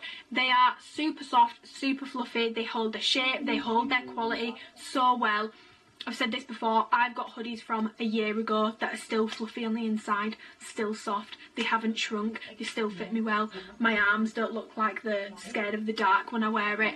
And the 5th item I recommend you get, that's stuff that's already launched, is a pair of joggers. I would either go for the varsity joggers, which I've just checked and they've still got a pretty decent range of sizes in certain colours. They're not like completely sold out or anything. They're the more oversized, fluffier, like softer joggers. Highly recommend those. I wear them all the time. I've got the grey like cloudy kind of colour. I wear them all the time. I would say size wise, stay with your normal size because they're an oversized fit as it is. I don't think you need to size down or size up in them. Stay true to size. And then I would also recommend the Premium Pro Elite joggers, which actually launched a couple weeks ago now. Are more of a fitted, tighter kind of jogger kind of girl. I would say stay true to size if you want them to fit how they do on the model, which is kind of a little bit looser around the thigh but then a more tapered fit towards the end. If you want them more like a legging fit, you can definitely go a size down. But yeah, they would be my number 5. So a pair of joggers, and they are the 2 that I would typically go between. They're definitely my 2 favourite joggers that Alphalete have done. Yes, I am so sorry for how long this video has been, guys, but I wanted to make sure that I gave you as much information as I possibly could, not just on the items but also on Black Friday in and of itself. I shopped last year and I know how stressful I personally found it trying to find out all the information that I needed to know, so I really hope this video has been helpful. I've been talking for like an hour and a half, so if I've missed anything out, please just comment down below and ask me or message me on Instagram and I will get back to you. Thank you as always to Alphalete for sending me all this stuff. Like I was saying on Instagram yesterday, I never want it to get to a point where I'm just like, oh, it's another Alphalete parcel. Like every single time I get a parcel I'm like, this is really fucking exciting. It feels like Christmas Day. Like it's just not normal. Like it's not a normal thing, and I'm very aware of how lucky I am to be sent so much stuff by them. So massive thank you to Alphalete for sending me all this stuff. Thank you to everyone who has used my support code so far. If you want to use it again, it's just Amy, and if you do use it, message me so I can say a big fat thank you. If you need any help over the next week in the lead up to Black Friday, any questions at all, comment them down below or message me on Instagram. One thing I ask is if you comment them down below, do not respond to my pinned comment if I've pinned a comment, because I don't get the notifications for that. I don't know why. The easiest way to get a response out of me is to DM me on Instagram. So if you've got any questions, anything you want to see, if you want to see more colour comparisons between specific colours, message me, and if I've got them I will send it across. If you want me to mix and match colours and send some pictures over to you, I do that every single launch, and I'm more than happy to do it because procrastination from uni. I really shouldn't be procrastinating, I've got deadlines coming out my bum. So yeah, if you want to see what certain colours look like with like new items with like previous launches, just to see if you compare things together, drop me a message and I will send them over. Sizing help, just send me over your measurements and what item you're interested in and I will help help you pick what size you should be. But yeah, literally any questions whatsoever, just message me on Instagram. Support code is Amy. Really does mean the world to me if you do use it, but of course, support whoever you want to support. Yeah, if you enjoyed the video, give it a thumbs up. If you want to subscribe and you haven't already, then go for it. Follow me on Instagram. I will do like a highlight reel on there of like all the things I post. I'll do like a Q&A on my stories next week, so go and follow me on there for all that information. Yeah, just thank you for all your support since like February, because like I said at the start, it really is mental to me that this time last year I was literally sat in my uni room watching everyone's videos, making my little list of what I wanted, and now I get to be in the position to do this video and hopefully help people make their list, which is just mind-boggling and crazy to me. But I'm gonna go because my voice is going and I genuinely feel like for some reason I'm gonna cry, so I'm gonna go.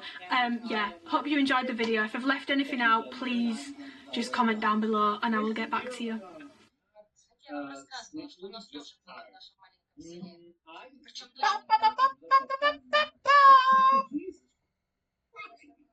I know. Welcome to insomnia. It's been fun. Like my computer crashed today. I didn't sleep. I was planning on doing writing today. I didn't get any of that done. So I cleaned the house a little bit. That's about all I did. So I'm feeling kind of a little anxious about like not being productive. So unfortunately, the capitalist society here. Yeah, where everything sucks now. We were talking about that before we were recording. So fun time. Yeah, fun all around. How was your day? It's only been a day since we recorded last episode. Yeah. Okay. Yeah. I think I'm finally pulling the trigger on no longer doing premieres for my YouTube videos. I saw that. I saw your post on Patreon. Yeah. Like, it just doesn't feel worth it anymore. Yeah. I mean, I used to do it, and I had fun doing it, but my big problem was, like, I learned that my premieres it's changed now. My premieres tend to do well, like, early in the morning, like, if I premiere them at 7 or 9 or whatever, and then they were, like, long videos, so it's like, I don't want to be awake for that. And that's fine. I know, like, a lot of people who used to do them more, like, basically just got too big and they became unmanageable. Yeah. And, like, I get all that, and I don't have any of that. For me, it's just a case of, like, I know this doesn't help the performance of the video. Like, I know that for a fact. So, if I'm no longer having fun with it because it seems like fewer and fewer of the regulars who used to be around for this are even here, and even when, like, the number of people in the chat is decent, like, engagement is lower, conversation is lower, I'm like, why am I carving out, up to an hour in the middle of one of the days of my weekend every week for this? Yeah, I mean, I enjoyed it for what it was at the time. Yeah, I don't know. I liked it. I liked the idea of it. I liked the community aspect and seeing people react to stuff. But yeah, it's just, I get it. Hello, so ignore the fact I look like an actual 2-year-old newborn child with this hair, but my hair is greasy as hell, so we're just gonna roll with it. It's by far the most requested workout kind of related video that I get. Everyone's always like, I want to see like a full week of training, full week of your actual workouts, how you actually train. So today in the UK, the gyms actually did reopen. This footage is from 2 weeks ago when I was still training at home, but it's still going to be a very, very useful video, and you can still definitely take some inspiration from it, because I actually have a barbell and some plates to be training with from home. So basically you can do these workouts in the gym and all you will need is a barbell and weights, and then anything I've done with bands you can substitute that in for a machine, the cable machine, stuff like that. So it's very, very adaptable, gym or home. Personally, I actually have a coach, and to me,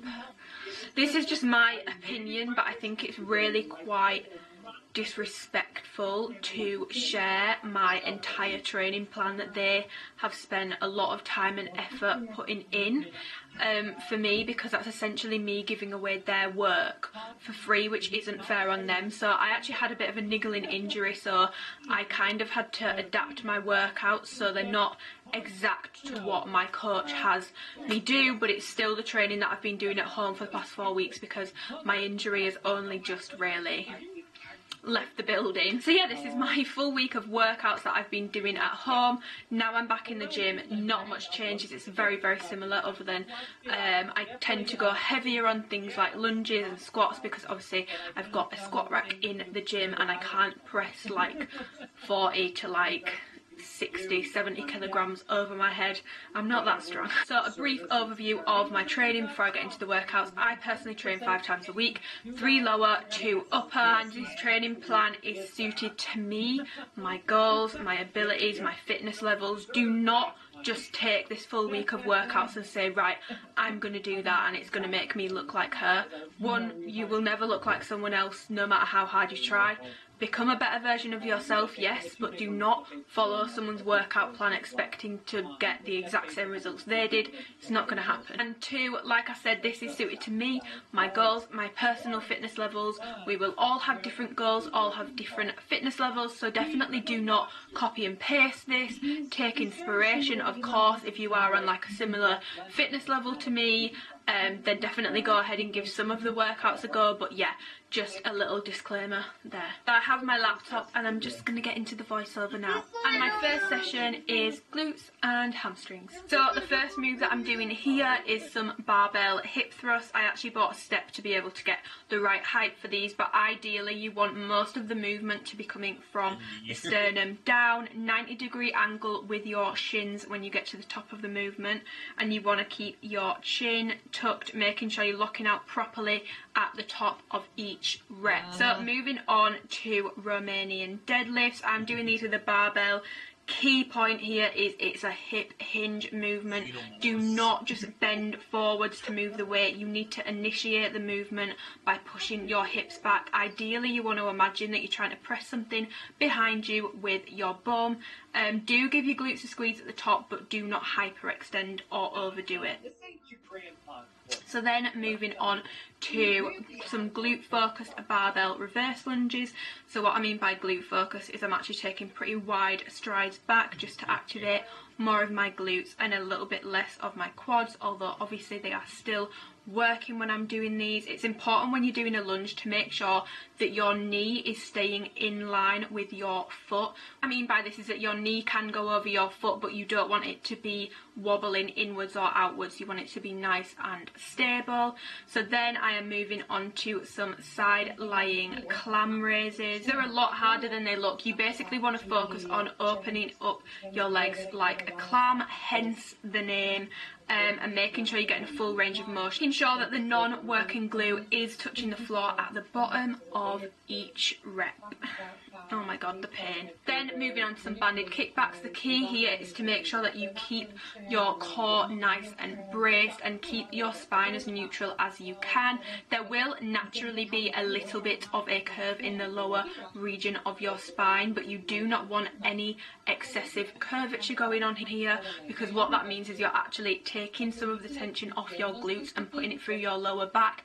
A lot of people on Instagram do this. There is like a big curve, like their shoulders are here, their back goes like this, and then it's their bum. And me personally, when I actually do that, I do not feel this in my glutes at all. It doesn't look as cute when you do it properly and you're bracing your core, and it makes you look a little bit thicker. It doesn't make your waist look as skinny, but honestly, you need to be doing the movement right, not just so that it looks good. So yeah, I do see a lot of people going wrong with that, so just make sure that you are really bracing your core and keeping it nice and tight to hold you in a stable position, so all the tension is just going on your glutes. Then moving on to my second session of the week, which is an upper session, and both of my upper sessions are split into push and pull. So I don't do a push session and a pull session. I basically have a mixture of both in each. My aim with my upper body at the moment is actually just to maintain what I've got, so I don't do like a ton of volume on my upper body at the moment, because the main aim is just to maintain. I'm not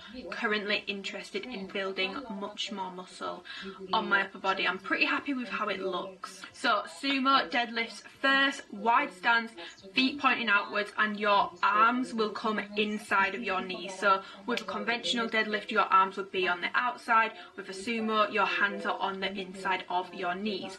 As you come down to grab the bar with these, roll your shoulders back, and as you grab the bar, squeeze your lats to really bring your shoulders back. And from there, in terms of the actual movement, to avoid it just becoming basically a sumo squat holding a barbell, my main cue for this is basically when you have the bar at the top, so you've lifted it from the floor to the top, the bar is at hip height. From that moment, you want to be thinking from the bar being at your hips to the bar reaching your knees, RDL, hip hinge. At the end of the day, it is a deadlift, it is a hip hinge movement, it is not a full squat. That is not what we're doing here.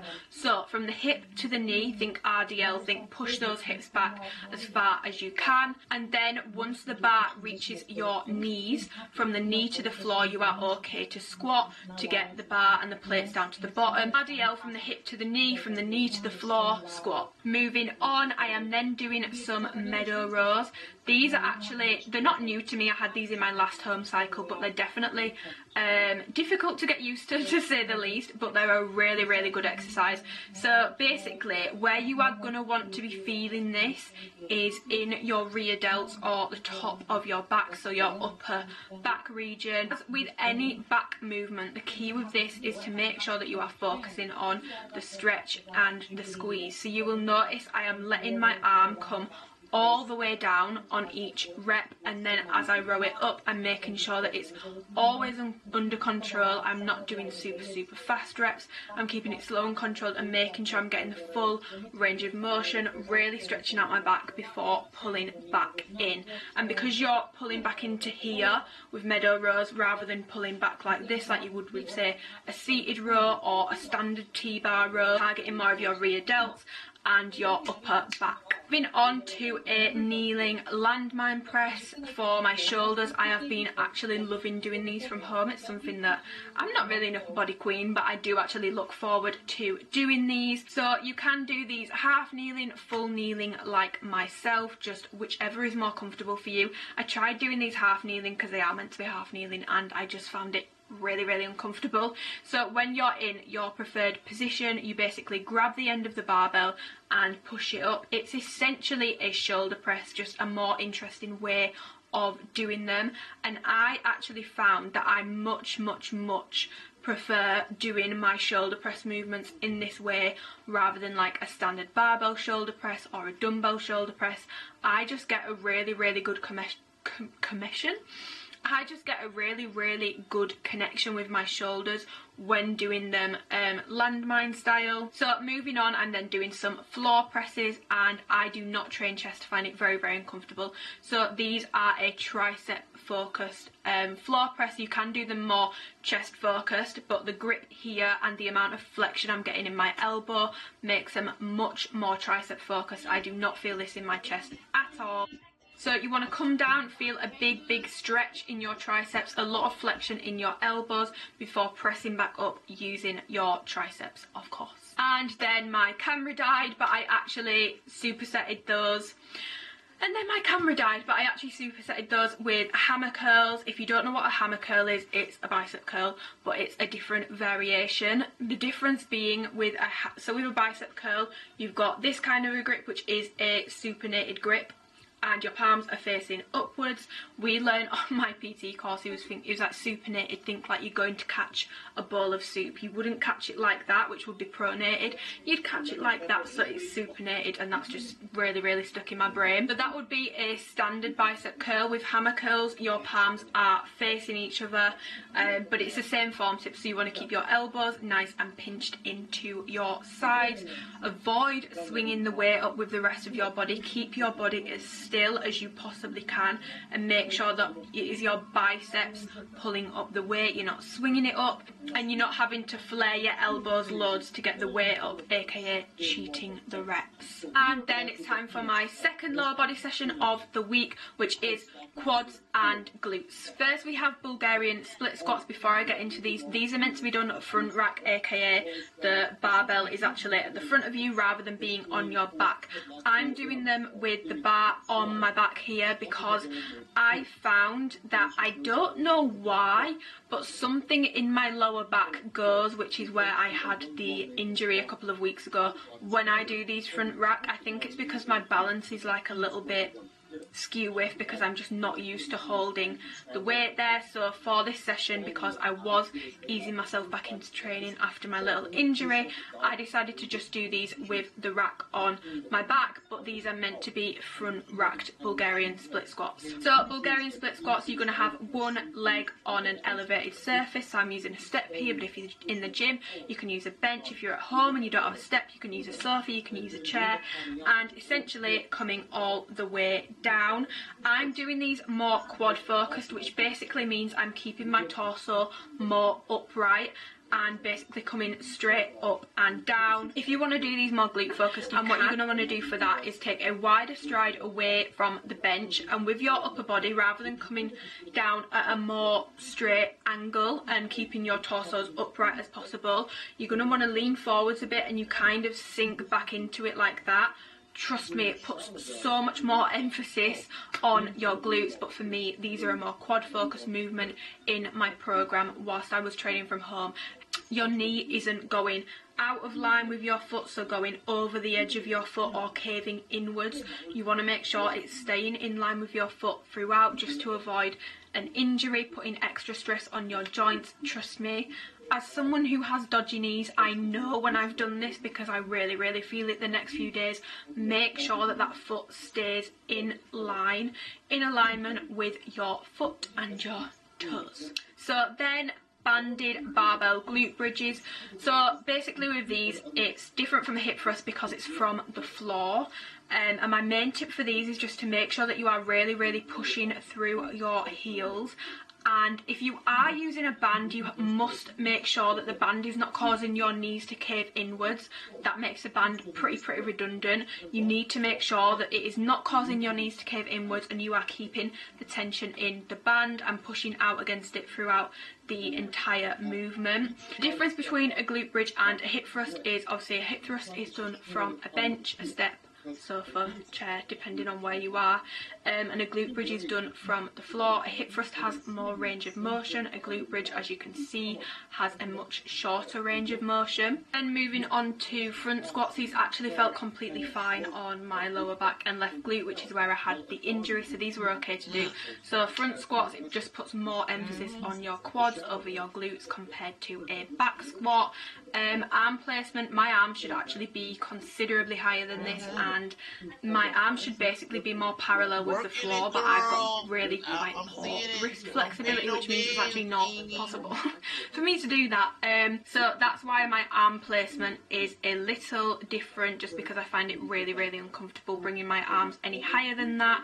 But yeah, same form tips as you would give with a standard squat, which is to just make sure, whoa, I've just gone really pale, the sun's just come out, just to make sure that you are breaking at the hips and the knees simultaneously.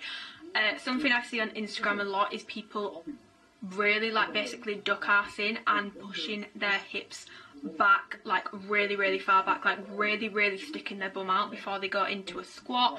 Puts you at an increased risk of having a butt wink. Now, I actually do have that in another type of squat that I'm gonna do, which you will see, and I'm gonna talk you through that then. But essentially, pushing your hips so far back at the top of a squat before you even come down into it is gonna give you that increased risk of having a butt wink at the bottom. And with squats, I am always just pushing through my entire foot. I don't tend to focus on pushing through my heel with squats. Personally, I just like to focus on basically tripod gripping the floor with the two balls of your feet at the front and your heel at the back. What I find is that this helps me so much with my ankle stability, and it stops my ankles from caving in, which happens quite a lot to me on squats. If I'm not paying attention to the gripping of my foot, or if I'm focusing on too much on pushing through my heel for more glute activation, I find that that's when my ankles start caving inwards, and that's when I can start having some knee caving inwards as well. So that's something that I'm really aware of, and I always like to make sure I've got the tripod grip with my foot and I'm pushing through basically my entire foot, not just the heel, not just the front, but my entire foot and spreading my weight evenly. So these were supersetted with some lateral band walks. Oh my god guys, this band is so tough. It's an Alphalete one.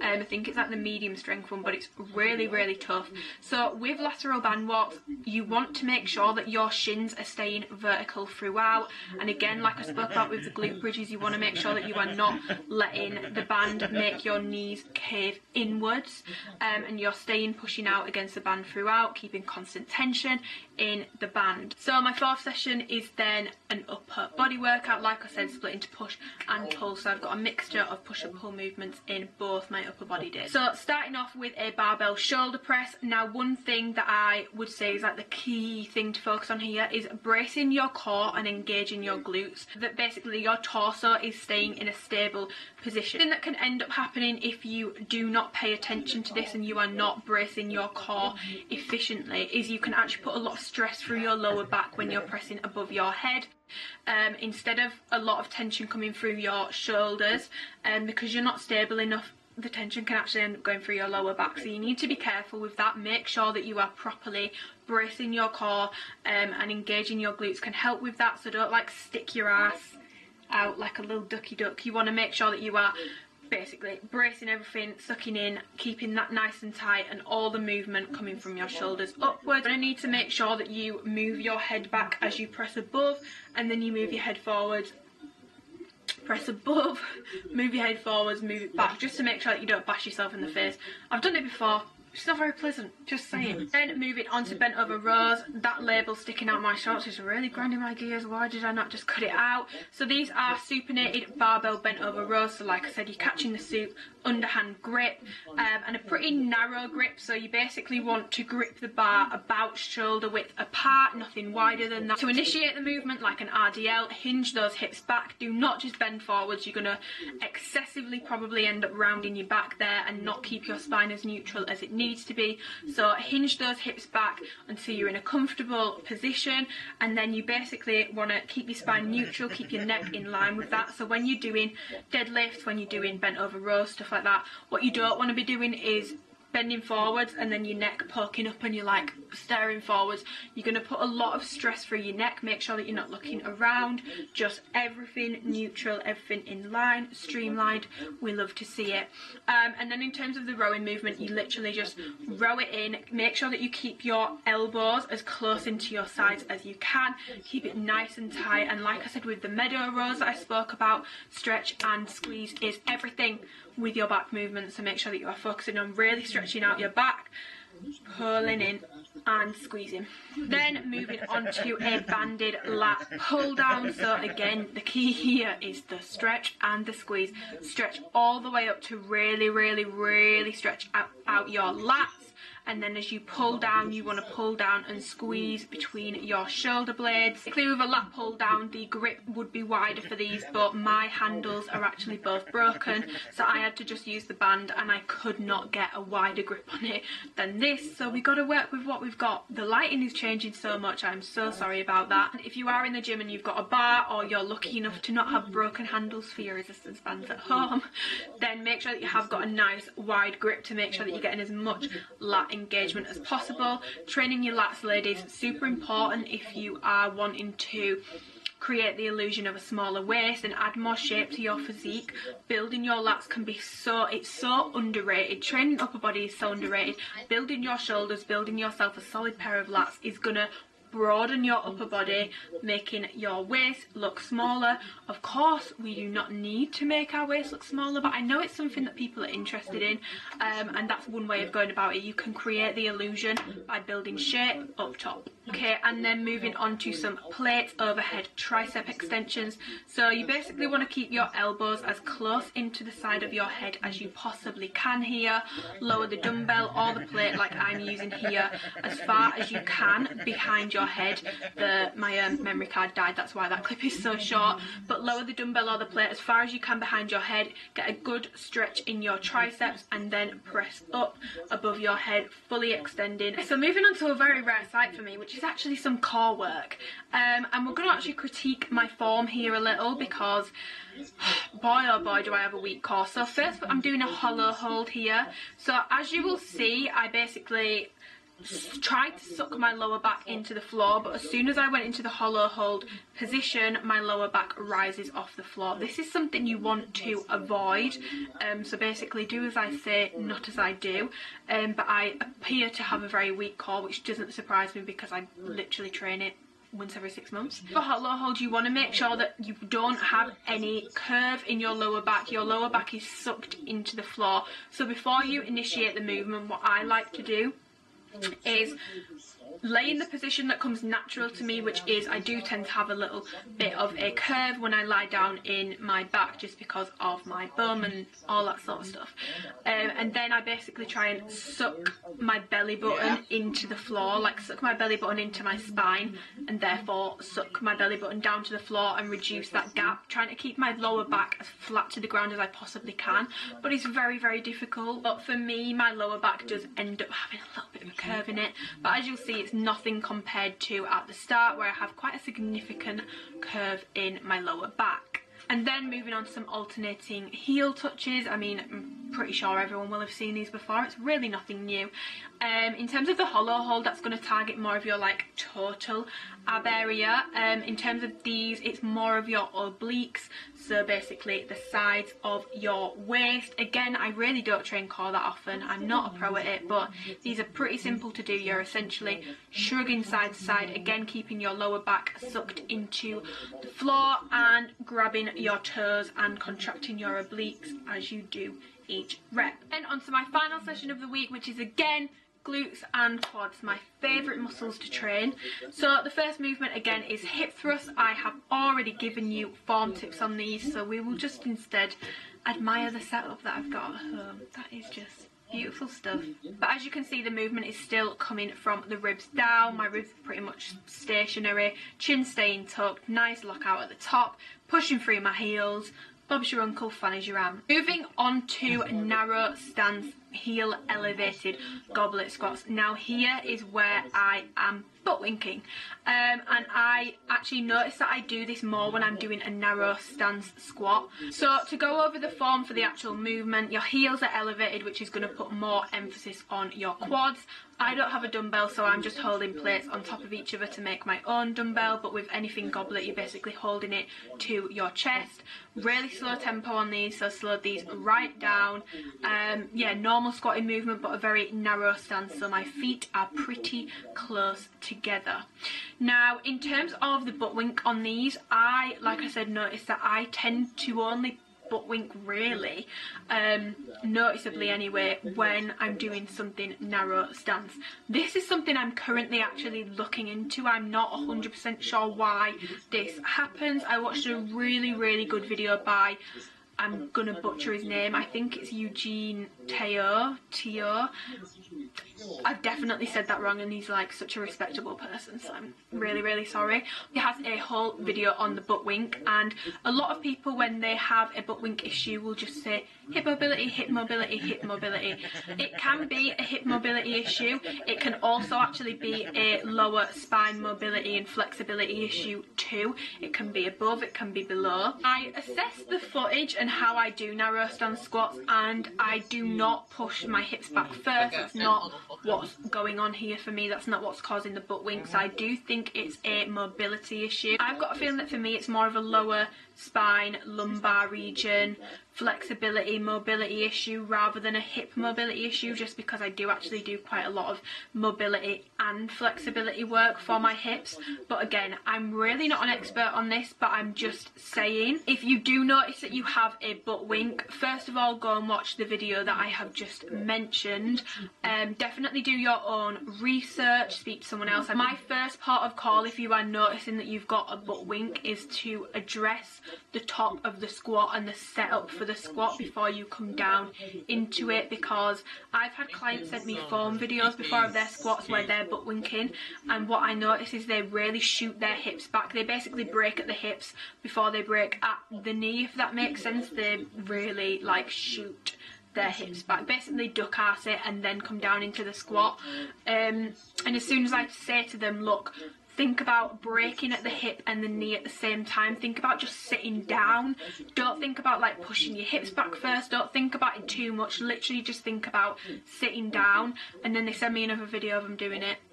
90% of cases the butt wink is gone. So that would be my first suggestion, but other than that, mobility work could also be something that helps with this. And I actually then supersetted these with just body weight only, walking lunges, as many reps as possible.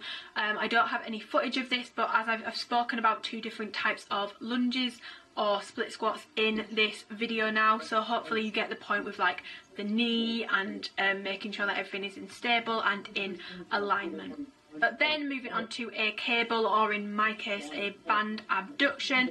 So here you want to focus on basically moving your leg away from the midline of your body, shifting your knee away from the midline of your body. This is going to target your glute medius, which forms a significant part of your upper glute.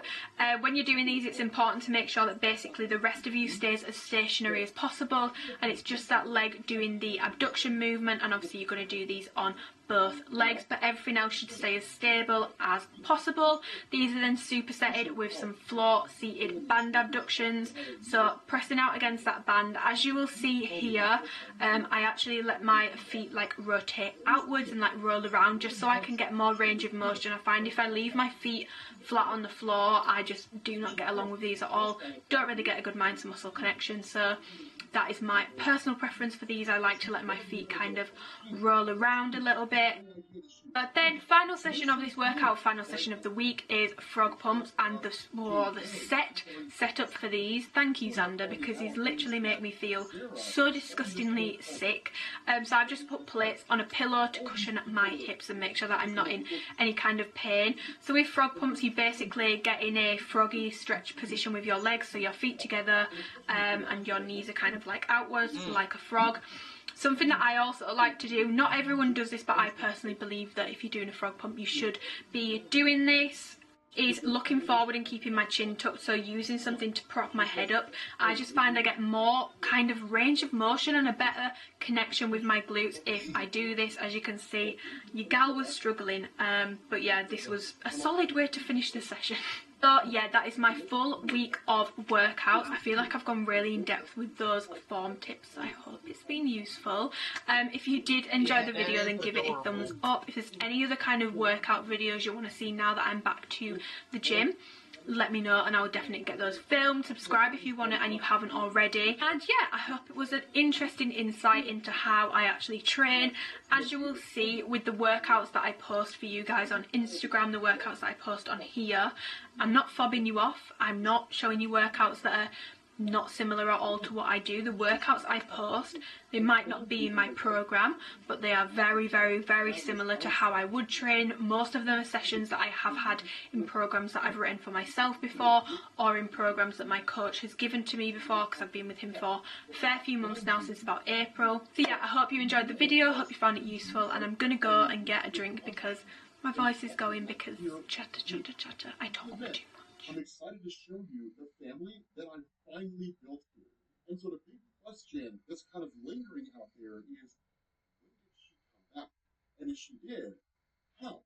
How in the world did that happen? And so what you end up doing is picking up in what's called year 11 of the failed Civil War. Now, we're not really giving any particular point in time outside of just year 11 of this war.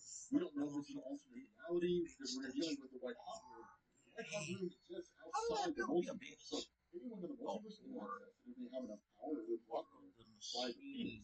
And so what you end up doing is picking up with a guy by the name of Hell. He's just kind of exploring this entire area. And of course, these little sensors that go out, do the ship crash landing down here, and then looking to see if there's any kind of life here and no life detected. But then they find footprints. And they simply just find Sarah standing there. And she says, "My name is Sarah Brett, and I was never extraordinary. I was born into a world filled with mutants. Kids my own age develop powers unlike anything the world had ever seen before. Kids like my own sister, Jean. I was there when her telepathic powers activated. I was there when she became trapped in her mind and in constant psychic pain. I watched my parents struggle to help her, and at times lose hope that there was any path forward. And yet, if I'm being totally honest, despite all the pain, confusion, and anger, different my life would have been if it were me. If I were the one who had superpowers, what kind of hero would I have been? And so following that, of course, you get a kind of flashback conversation between Jean and Sarah, where Jean just almost kind of borderline yells at Sarah for basically throwing the baseball. She's like, you've hit that hit a million times. There's no reason why you should have hit it before. But Sarah kind of lets off, right? There's a pitcher on the other team that Sarah had overheard her mom talking about how that girl was going to be moving. And so essentially Sarah was just doing her a solid. Right? She didn't want her to like move away, having lost the last game that she played in that particular account. More so than that, she kind of continues on as she wakes up with Kel and really kind of tries to answer what few questions that they ask her. And she says, I remember speaking on television, the bright lights. I remember Paul, my husband, was worried about it, worried that speaking out would make me a target. And she says, I was worried too. Anti-mutant hate was the norm. And when bad things happened to mutants and their sympathizers, everyone was willing to look the other way. I was a mother, a wife, a regular person, just trying to make it through the day. But that's why I had to say something. And she says, because if the regular people say nothing, that's when hate truly wins. And if it was not an anti-mutant hate group called the Purifiers trying to rid the world of mutants, it was someone else. Someone else allowing fear to dictate their decision-making. The Purifiers were so afraid of losing control, of being wrong with the world changing around them, that they were willing to make a deal with the devil. And that's when you find out the Purifiers had allied themselves with Cameron Hodge. And the Cameron Hodge, again, basically working with the Phalanx Covenant, that he had essentially used the Phalanx in order to start basically modifying and absorbing various mutants. So that's why she says, Hodge's goal of mutant extermination only seemed that much more achievable when he encountered the Phalanx. Mind business. Getting a little bit draining. If I'm doing something, if I'm working, why are you asking me to mash the potatoes? The keys for the sake of the Instagram story boomerang of the keys. I'm not bothered. In 10 years I'll be 31. That is disgusting. This question is genuinely going to give me an existential crisis, so thank you for that. Hello, so today I'm filming a little get ready with me skincare makeup. I'm going to answer some questions, fill you all in on my life situation kind of video, just because my brain is fried. I don't have the mental capacity to make a fitness, educational, informational video today, and I still want to upload this week. And people do ask about my skincare. I'm a white robe on, which I may or may not have taken from a hotel in Oxford. Mind your business. So yeah, the first thing I'm using on my skin is just the Kiehl's Calendula toner. I know that some people like to put it on a cotton pad, but ever since I saw James Welsh doing it where he like pours it on his hand basically and presses it in, I just much prefer doing that, and I just feel like my skin feels nicer. I'm then using some hyaluronic acid. I'm just going to use the one from the Inculist. I've tried the ordinary one and the Inculist hyaluronic acid. I much prefer that one, although I've just ordered, it was ridiculously expensive, I've just ordered some Glow Recipe skincare because the packaging is really pretty and it kind of pulled me in. So I've just ordered their hyaluronic acid serum, which is like 4 times the price of this, 5 times the price of this, so hopefully that's not actually a waste of money, because I'll be a little bit annoyed if it is. I'm not gonna lie, I'll be a little bit annoyed. I'm then gonna use my Dear Claire's moisturiser and my Kiehl's avocado eye cream, and I'm gonna answer a question whilst I do this so that I don't actually forget. Someone says, how do you keep from burning out after long weeks of work/school? Asking the wrong person, you're asking the wrong girl. You know when you're just constantly, not constantly working, obviously I'm not an idiot, like I do sleep, I do have like, not really days off, but like days where I have less to do, but I just feel like I've not really taken like my head, it's like when you go, it's like, such a bad analogy, but like swimming underwater and you've just not taken your head above the water, if that makes sense. So I definitely do need a break. This is brand new. I actually got this in my Kiehl's advent calendar, a full-size avocado eye cream. Yeah, to answer the question of how do I avoid getting burnt out, I wouldn't say I feel burnt out, I just feel tired all the time and never fully rested, which is basically burnt out. Because I'm not gonna lie, I'm gonna be completely honest, I'm really bad at balancing stuff. I've seen Hannah recently, I've not really seen any of my other friends because I'm awful at managing my time. Not really managing my time because I get everything done, but just awful at taking time properly for myself, but I have decided that I am going to take the week off over Christmas, and by the week off I mean I'm not going to be doing like client check-ins with my clients that week. I'm not going to be writing any training programs that week. I'm kind of using that to get my uni it's really not a week off. I'm kind of using that week to get my uni deadline sorted, because pretty much I have like 4 essays or something due on the 11th of January. Not started anything, not even looked at it, but yeah. So to answer the question of how do I avoid getting burnt out, you're asking the wrong person, because honestly I am tired at the moment. I just put some SPF 50 on my face. I wear SPF every single day. I look like a little egg. And then I'm using my Hourglass foundation. This is a little bit, this isn't really much at the moment, so oops. What I have to do is basically just, this is my summer colour, and this is no summer.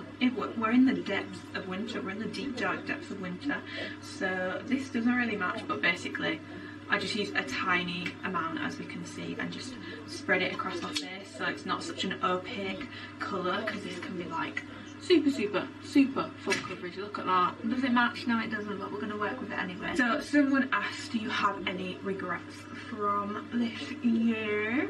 I don't know whether to say this or not, because it's a little bit depressing, but I think I'm just going to speak about it anyway. Basically I was at uni from like January to March, and I came home for a few weekends because I was doing my personal training qualification and finishing my exams, and I did it like blended, so it was like distance learning, so like you go away and study, but I had like 6 weekends or something with the place where I did my personal training course. So I did come home because that was in Leeds, and I'm from Bradford, near Leeds, you know the drill. And at this point in time my gran was still with us and in a care home, and I went to see my gran all the time. I'm not gonna lie, like I didn't hate going to see my gran, I actually really liked it. Background story, she actually lived with us for like 2-3 years, and I'm not ashamed to admit it's really difficult. No matter how much you love someone, it's really difficult to live with someone. She had Alzheimer's, so I actually found that I really made the most of my time when she did go into a care home with her, because it was nice, because I could actually just go and see her, and I didn't get so like, it sounds horrible to say it, but I didn't get so like irritated or annoyed or like as upset. So I did go to her a lot, but there was that last weekend I came home from PT course, was like right at the end of February, around when coronavirus was kicking in, and I didn't go to see my gran that weekend. And then obviously when the whole coronavirus thing kicked off, I remember laying in bed when Boris announced the lockdown, and I was still at uni, and then my mum and dad came to get me the next day, and I was literally laying in bed and I was like, this year is not gonna end well. Instantly I was like, I should have gone to see my gran. I can feel it. I should have gone to see my gran. I did get to see my gran since then, but it was like twice, and it was like through a window, and it was just awful. Like, it was just awful. She couldn't hear a word we were saying, and she had to have someone from the home sat with her, which I completely understand, probably to make sure that like we're not like breaking any like COVID guidelines, because obviously the people in care homes super vulnerable to like being seriously poorly if they do catch the virus, so I do understand that. But it's just not nice sitting with like a relative and having to have someone else sat there, because she ended up just speaking to them and not speaking to me or my mum, and she got poorly. And I don't know if other people know this, but like in the UK you couldn't go into care homes other than for end of life care through like the coronavirus thing, because it was just seen as too risky. I think they've kind of changed the rules a little bit now, because there's been like petitions and stuff, which is great. Sadly too late for me, but it's great for other people. Yeah, so then I was allowed to actually go and see her in person, hold her hand and stuff, but I regret that my last memories of my gran are what they are, and that's my own fault, because I didn't go see her, and that's my own fault. Do I have any bad habits? Yes. I'm awful at getting off my phone, because obviously my clients message me on my phone, and I have my phone with me all the time. I find it really hard when I'm with people to not respond to client messages, and I know deep down, do my clients care if I take 3 hours instead of 30 minutes to reply? No.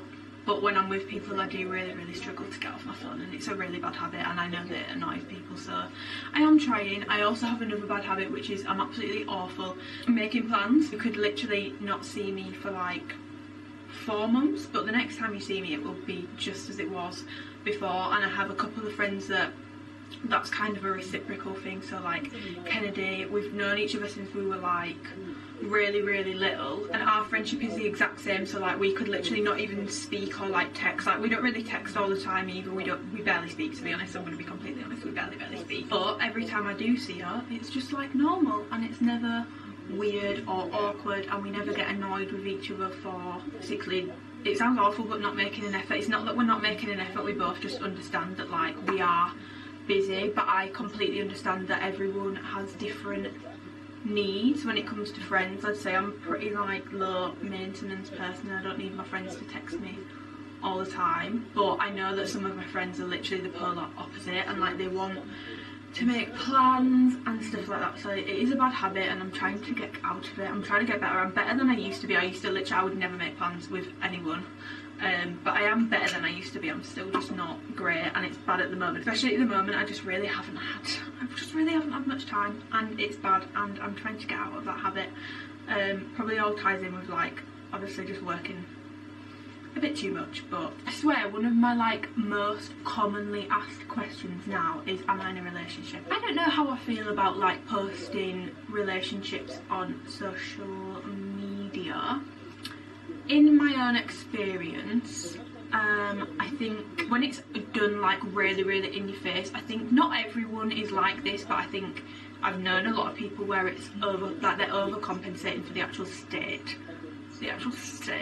of their relationship, which sounds really bad. But I feel like some people do use posting on social media to like basically belittle their relationship problems and make it look like it's better than it actually is, which is fine if that's what people want to do. But I'm not sure. Like I would never hide a relationship. Like if I was in a relationship, I don't even know why people care if I'm in a relationship or not, because I'm Amy from Bradford, do you know what I mean? It's really not a big deal, but people do seem to care. I think if I was in a relationship, obviously I would not hide it. I would not be like, no, I'm single. I'd not lie about it, but I don't think I'd be like posting about it all the time. But yeah, so no, I do not have a boyfriend. That's all I'm going to say on that. Do you like living at home with your family? Do you get privacy or space? So yeah, I didn't end up going back to live in Newcastle. I've still been doing uni online. A lot of people have asked about uni. I'll fill you in on that in a second.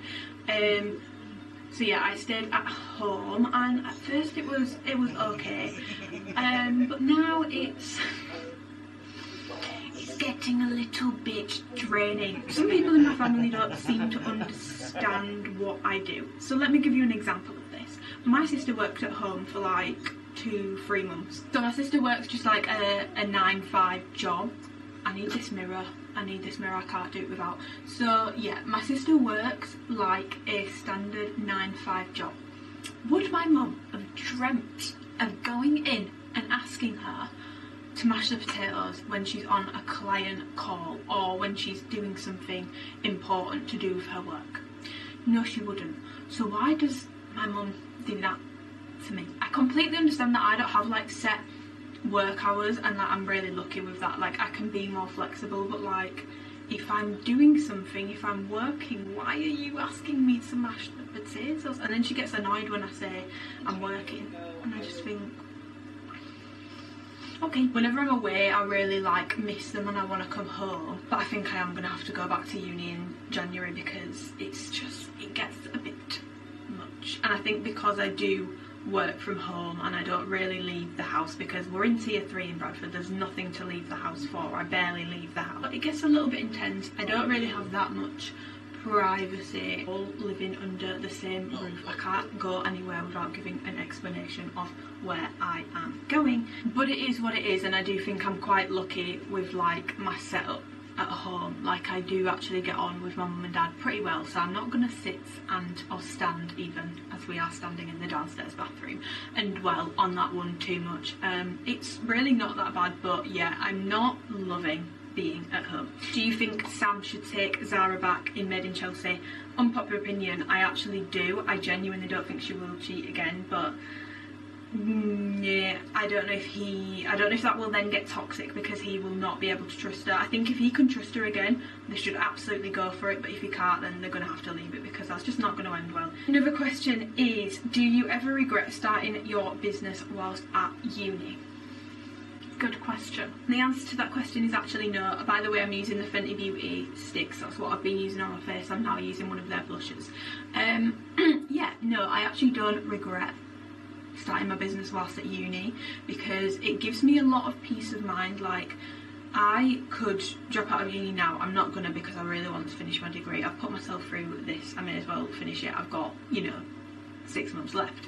Like, this time last year I was thinking, I was like, shit, like, what am I actually going to do after uni? Like, I'm actually going to have to put my life out and like get a job, and like I'm going to need to get work experience. But there was nothing that I wanted to do more than what I do now, which is obviously, like, I do social media bits, but it is primarily my coaching, and there's nothing I would want to be doing more than that. That is what I love doing. So like, when I would think to myself this time last year, like, oh, like, I need to get like work experience, it would literally make me want to cry, because I would just think, I can't think of anything other than this that I want to do. So I made that decision to do my personal training qualification last year whilst at uni. I made the decision to start my coaching business in like February, March, and I'm so happy with how well it's gone. It's a super competitive, saturated market, but if you're interested in doing something like coaching, or just something where people say it's an oversaturated market, pretty much everything is oversaturated, so you may as well just give it your best crack and see how it goes. That's my thoughts on it anyway, because obviously on social media you see like the top, I don't even know what percent, there are so many trainers, so many coaches, and on Instagram the top like percent of that is magnified, and like you see the lifestyles they live, and it all looks really exciting, which it is. Like, when you get to like that point, I can imagine it's really exciting and you've got a really fun life and you get to do loads of cool shit, but obviously not everyone is going to get to that point. I don't really have much time for uni. Loads of people asked about uni, like how's it going, stuff like that, so I'm just going to answer that now. Uni is going.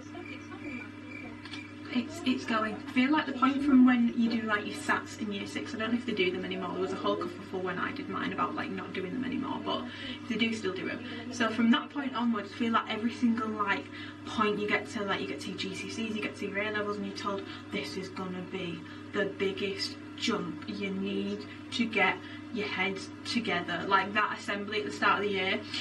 No, the biggest jump you will experience is second year to final year of university. Regardless of the degree, I am pretty sure that is the biggest jump you will come across. It's a jump. Just get so annoyed, like they give such boring assignments. Why is my digital marketing such an interesting topic and one of like my favourite things to learn about? Why is my assignment on ScotRail? I need the answers, because this is not adding up, this is not making sense. I much prefer being given an essay where we get to like pick an advert. Like, that's one of my essays, I have to pick an advert that shows like stereotypes and stuff, and I never ever do well on an assignment that I find boring. The best I've ever done on an assignment was last year, and it was an essay about Gymshark and their like digital marketing, social media marketing, like how they've like utilised influencer marketing. Best essay I've done, best grade I've ever got, and it was interesting. Give us a chance. Give us something interesting to write about. Okay, thoughts on mental health and dealing with depression. I have never had a clinical diagnosis of depression. The only mental health thing that I have like diagnosed, confirmed, is general anxiety disorder. I don't speak about it a lot because I don't know how to explain it, but like I don't want it to become like a personality trait that I've got anxiety, or like I feel like if I talk about it too much I start really identifying with it and becoming more and more anxious, because I'm like, well, this is who I am, whereas I just prefer to think of it as like I'll go through like ups and downs of it and that's fine, but I am not like my anxiety. That sounds so fluffy and like, oh shut up, but like it's true. I don't have it confirmed, but I'm like 80% sure I have that like seasonal affective disorder, because the difference in me from like this time of year to like summertime is crazy. Everyone gives the same sort of advice, but sometimes it's actually more useful to speak to someone that doesn't know you personally, because speaking to like, I think sometimes if you speak to like your mum or your dad or like your parents about it, well for me personally I always find it awkward because I don't want to upset anyone or worry anyone. So when I'm going through like bouts of anxiety, which I am at the moment, like, I don't know if the camera's going to pick up on this, but my stomach is literally like churning by the second. My anxiety has been horrific recently, but yeah, I never want to upset them, so I think it just depends on who you're comfortable speaking to, but I personally prefer to speak to like either a friend or someone that I actually just don't know on like a personal level, or like the person that I've been seeing. One thing that I actually really like that I've noticed from him and like some other people is like when people listen, like he doesn't listen to respond, he literally just lets me speak, and then he will give me advice if he can, but if he can't then he just basically just lets me speak, which is good because I can talk for England. My advice would be to reach out to someone and speak to someone, whoever that is for you. I'm not going to say you have to go and speak to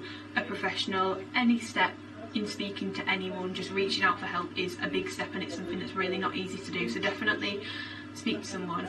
And also don't beat yourself up if you've been feeling weird recently. I've been feeling really bad for how anxious I felt recently. Like when I'm experiencing like bad anxiety, I basically wake up feeling sick every day, and my gut health, sorry if this is too much information, is absolutely horrendous, and I've been like that for a few weeks now. It's not been a good time. At the end of the day, we've not all experienced what's happened this year in the same way, and so many people have had it so much worse than me, but it's been a weird and tough year for everyone, pretty much everyone, regardless of circumstances. So don't beat yourself up if you have found that you've not been super productive this year, or like really like cheery this year. Like I think it's completely normal to have gone through like a bit of a dip this year, because it's just been like routines and stuff have been completely thrown off. Ooh, I like this question. What age do you plan on or think you'll be able to buy your own house? So I do have a lifetime ISA. If you're not from the UK, I don't know if other countries have equivalents, but basically there's a lifetime ISA and help to buy ISA. I've got a lifetime ISA, but the principle is fairly similar. I have to use the money that's in there for a house, so you can put up to £4,000 a year in, and the government will give you 25%. So if you put £4,000 in a year in, that makes it £5,000, if that makes sense, and you can put it towards a house. And I've actually been really good at saving. I used to be so bad with money. Obviously it helps that actually I earn a decent amount and I can live comfortably now, so that does help. I'm not going to say that I've all of a sudden not increased my income and got really good at saving, like that's not the case. I earn enough money to be able to save as well, something that I'm happy with. But yeah, in terms of when I want to move out, by the way, I've just used a MAC mascara, a MAC eyeshadow in my eyebrows, a MAC brow gel, and now I'm using the Charlotte Tilbury Pillow Talk lip liner. I'm really lucky that my mum and dad will have me at home, so they're not going to be booting me out anytime soon unless I get really annoying. They will have me at home, so I am going to stay at home until I've saved up enough I can get a mortgage.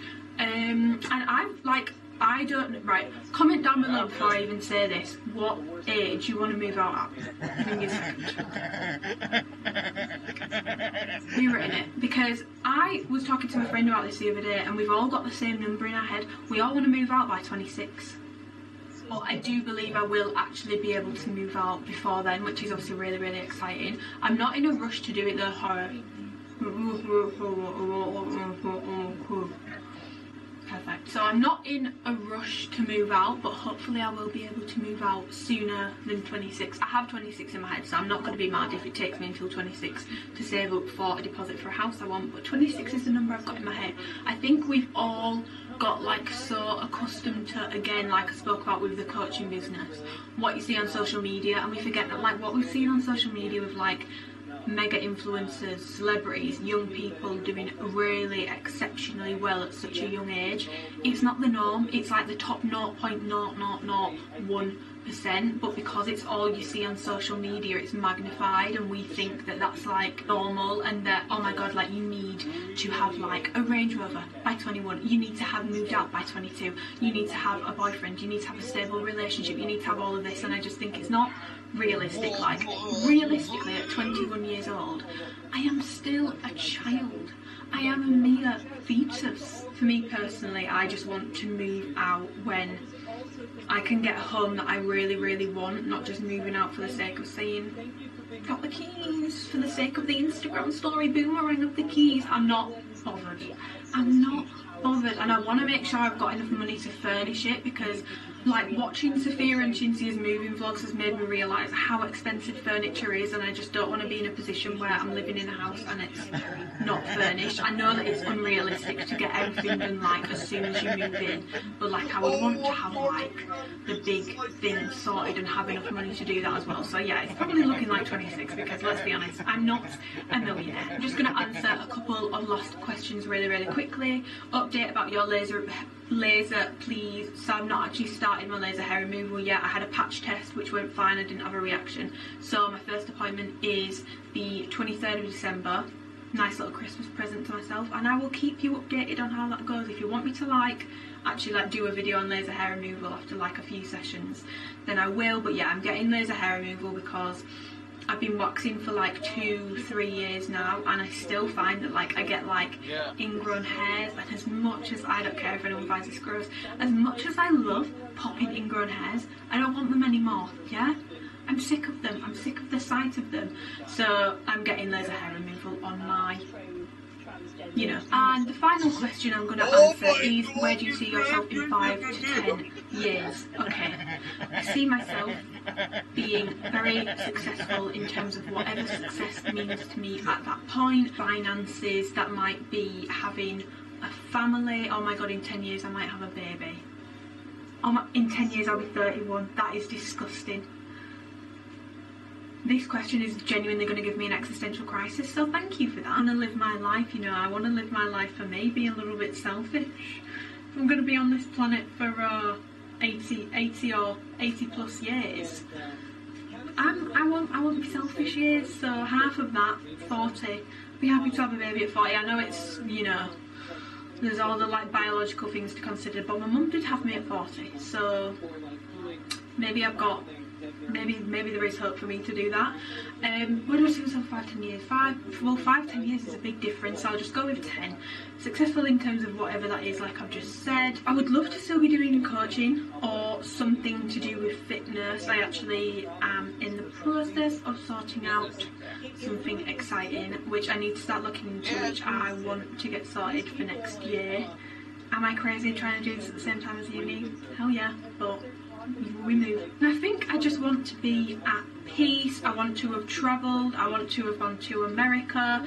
I want to have gone to places like Barbados, Mauritius, places like that. I really want to go to. My mum and dad are interested. They're more than happy to just plod around in Europe, but I want to go like further afield and do some like further away travelling. They've already done that, so they're not bothered about that anymore, but I would love to do that. I would love to have like a secure relationship in 5-10 years. Like cringe as that might sound, I would really like to have that and just feel safe and stable in a relationship. I would like that. Would I like to be married in 10 years? Who knows, maybe. I've got warped views on marriage, so I'm not 100% sure that's something I want to do. Yeah, I just want to be like content with my life in 5-10 years. That would be nice. And I think if I'm happy with my life, then I'm not really bothered about the other circumstances like finances, how I got a husband, how I got a kid. I'm not really bothered. I'm gonna leave this video here.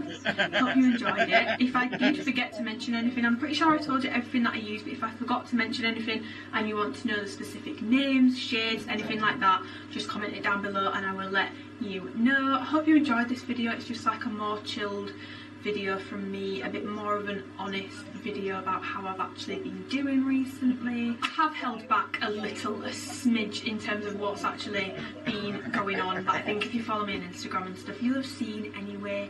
It is what it is. I hope everyone is well. I hope you enjoyed the video, and I'm just gonna go. I'll show you a little close-up of what I've done to my face. I think I need to be like a little bit more tan for this lip combo. It looks a little bit like boom. Boom, I might change it to a clay gloss. But yeah, I'm gonna leave the video there, so thanks for watching. Goodbye. Conservatives in name only, but it was also the whole international. You're trying to bring Rhino over to the UK? God.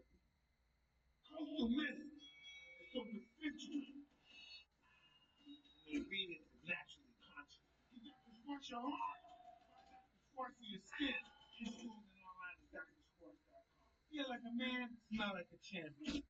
Be like a man, smell like a champion. Get lemon pepper wings, lemon pepper sandwiches, or lemon pepper fingers. Now that's lemon pepper perfection. Zaxby's lemon pepper dry fry. Who's got the sauce? Power star suppressed. I mean, that is basically what she's saying, though, in Sunrider. People didn't like what I was doing, and how it could be from my political position, but I'm a genius. Absolutely, the IMF intervened. I am a baby. You bitch. Which is how powerful in Britain the system is. And what we've had for many years a failing system. Tony Blair made it a lot worse. We have for many years a failing system. And I think a lot of that blame lies on, prime ministers. Not me. Not me, but the other prime minister. He took the leaders out of the hands of politicians. We failed to turn it around as Conservatives, and the British public hate it. That's why they voted Brexit in 2016. They wanted things to change. Do they really? They voted again in 2019. Did they really hate it? Did they really hate it? Do they really hate it? Which was kind of Do the British people hate it? The problem is the same people are still in charge of whoever you vote for. You've still got the same governor of the Bank of England. You've still got the same people running the Home Office. You've still got the same people in the police force. You've still got the judges that are unaccountable making these crazy decisions. Oh, you were trying to take away our rights. That is what's going on in our country. And frankly, I think this is when the next election is going to be. People will vote for change, and they may well vote for Nigel Farage. But if he doesn't deal with the bureaucracy, if he doesn't... Hello, so welcome back to another video, and welcome to like a new series that I'm going to do on my channel, which has been like highly requested since I did my glute series video shindig. One thing I noticed was that I got a lot of questions, DMs, comments and stuff from people that were literally just starting out in the gym, and they were very confused and overwhelmed by the amount of information in those videos, and feel like for some people it kind of put them off because everything just sounded way too confusing and way too just overwhelming. So I knew that I wanted to do another series which isn't going to be like specifically glute related, but just a more beginner friendly series about training, the gym, nutrition. So yeah, it's just going to be like a super beginner friendly series of videos, and I want to kickstart it with a video on nutrition and just go over like the real basics, like realistically what you need to know about nutrition if you're just starting out, to make sure that you are eating in line with your goals. So yeah, with that being said, if there is anything in particular that you would want to see in these videos, then do let me know.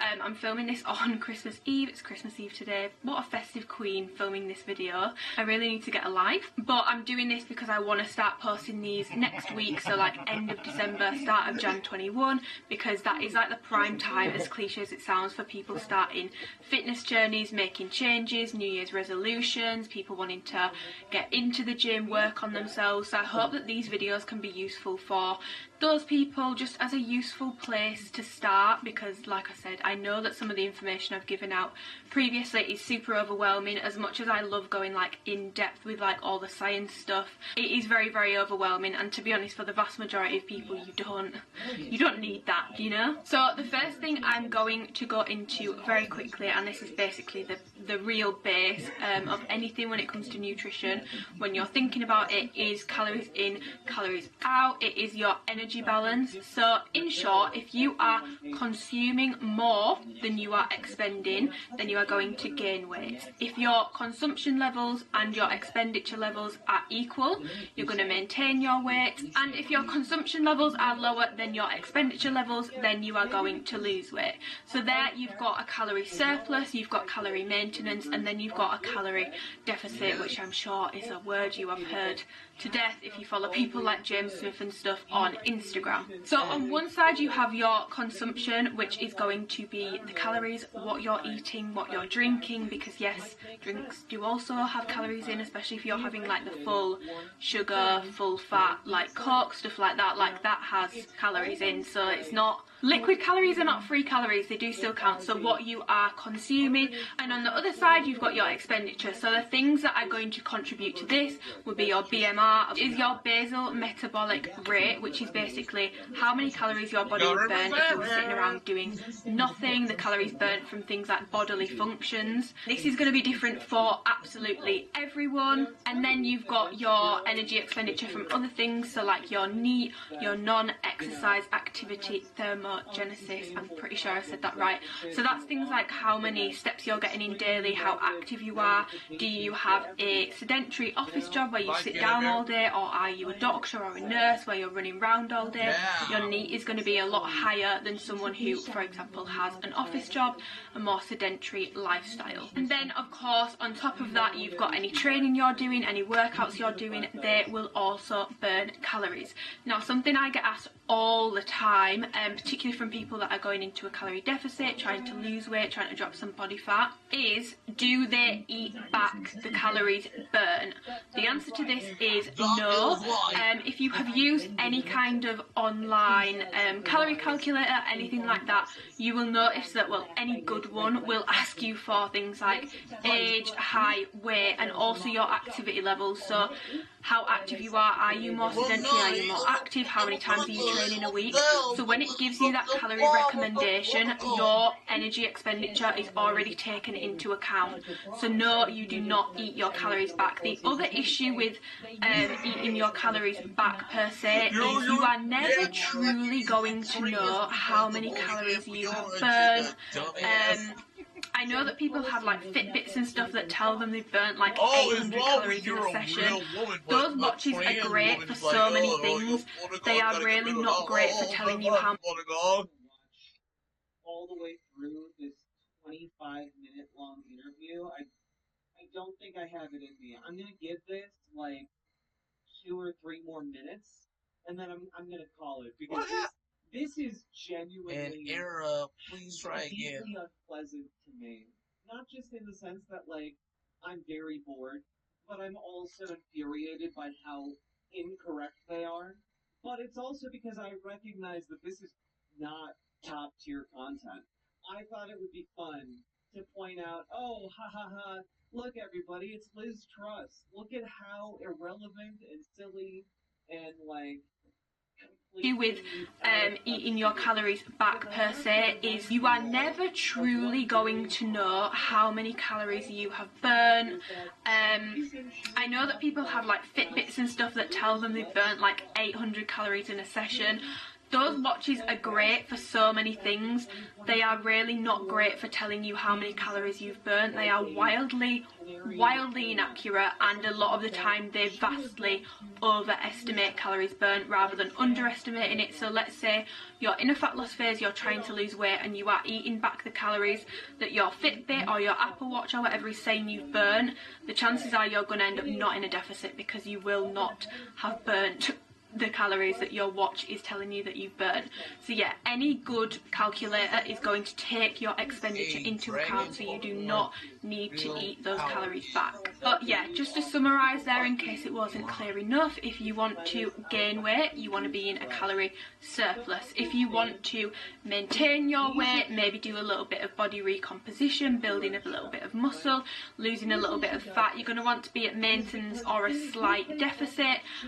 You can also also build muscle at maintenance. So I know that some people want to gain weight, and if you really do want to gain weight, you're going to need to be in a surplus, but I know that some people just want to build a little bit of muscle, and that can be done at maintenance.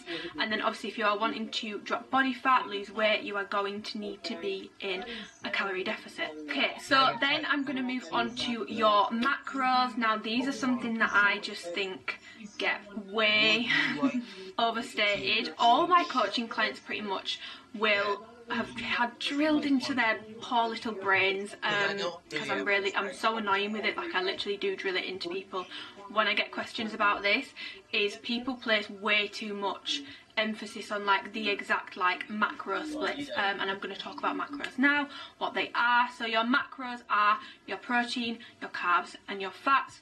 Protein and carbs are 4 calories per 1 gram, and fats are 9 calories per 1 gram. So like, bargain for money, protein and carbs. Fats, it's a little bit higher, but you do still need them in your diet for like general health purposes. You do still need them. I wouldn't recommend cutting any of the macros out personally. But yeah, when it comes to macros, people tend to get super anal and caught up in the specific percentages, the specific numbers. Like, oh my god, like I was 5 grams over on my fats and like 16 grams under on my carbs, and I say to them, did you still hit your calories, did you still hit your protein? And they say yeah, and I say, well then don't worry about it. My advice would be, when it comes to calories and macros in general, is base of your nutrition, the base of the changes you're going to make with your body are going to come from the base of that pyramid, which is your calorie consumption, how many calories you're eating. So what I've just spoken about, so whether you're in a surplus,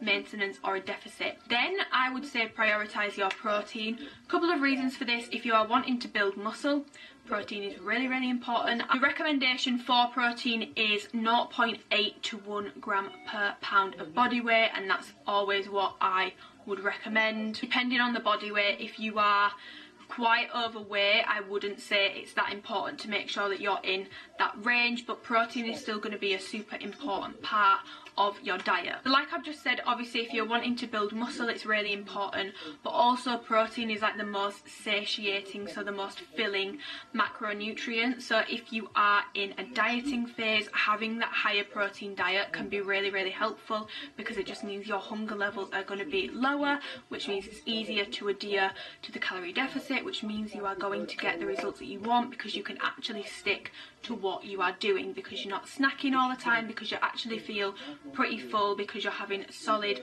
high protein quality meals. Yeah, calories on the bottom, then I would focus on the protein, and then carbs and fats. Now it's important to make sure that you are getting both of these, in my opinion. I know that some people love the keto diet. It's not something I recommend to people. Putting out any macro, any food group, unless you've got an allergy or like a personal belief, like you're vegan or you're veggie, it's just not something that I prescribe to, like cutting out an entire food group just to lose weight. It's just not something that I think is a good idea. I feel like everything in moderation is key, regardless of what your goals are. So yeah, you've got your calories and then you've got your protein, and like I've just said, carbs and fats, I would pretty much just split it to your preference.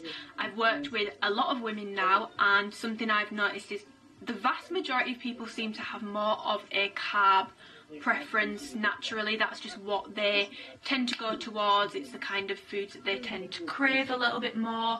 They run better off it, they feel more energized. But I've definitely had some clients who prefer having a bit more of a moderate carb intake and a higher fat intake. They feel more energized that way, they prefer it, their body agrees with it better. So definitely play around with that one. But in terms of like being super anal down to the like specific gram of carbs and fats and hitting that every day, it's really not that important. Just make sure that you are hitting your calories and focusing on getting enough protein in, and I promise you, you will be okay. So in terms of how you are going to know how many calories you're consuming, how you're going to count your macros, the answer to this is tracking. Now tracking is a bit of a controversial topic at the moment, because it's hard to find a middle ground in this debate, which is where I feel like I sit. Tracking is not for everyone. Yeah, if you have a history of disordered eating or anything like that, or you start tracking and you notice that you are picking up some really bad habits and getting into a disordered way of eating, definitely, tracking is not for everyone, but for a lot of people it works so well, and for a lot of people it is really the only way that they are going to know exactly what they're putting into their body. I don't personally believe that everyone should track every day of their life for the rest of their life.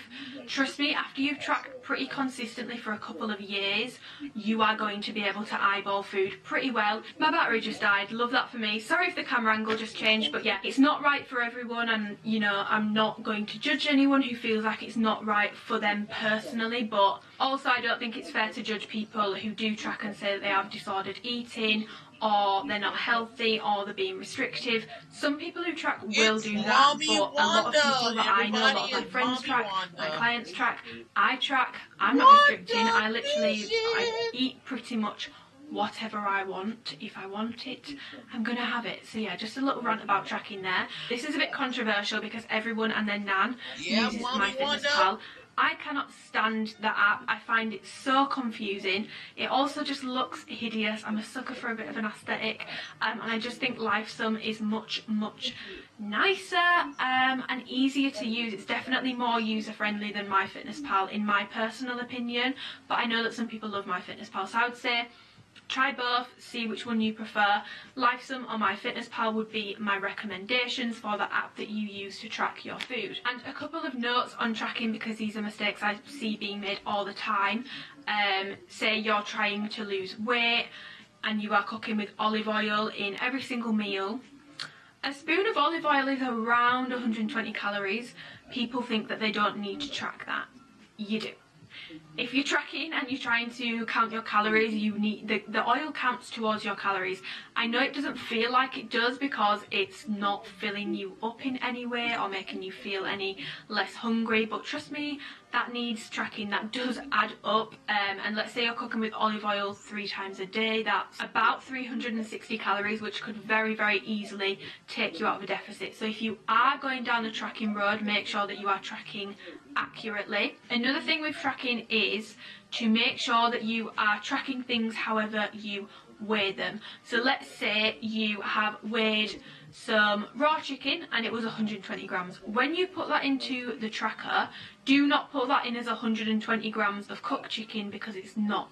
It's 120 grams of raw chicken. Whatever you weigh it as, so let's say with rice as well, let's say you weigh 60 grams of rice and then you cook it, and you've put 60 grams of rice into LifeSum or MyFitnessPal, whatever app you're using, make sure that you put 60 grams of dry rice, not cooked rice, because the calorie difference is pretty big. 60 grams of dry rice turns into about 100 and something grams of rice when it's cooked, which is like, there's a big difference. So just make sure that you are tracking things like that correctly. And then the last thing I just want to touch on is bulking and cutting, because these are terms that everyone always asks me. They're like, I don't know whether to bulk first, I don't know whether to cut first, I don't know what I'm doing, please help me.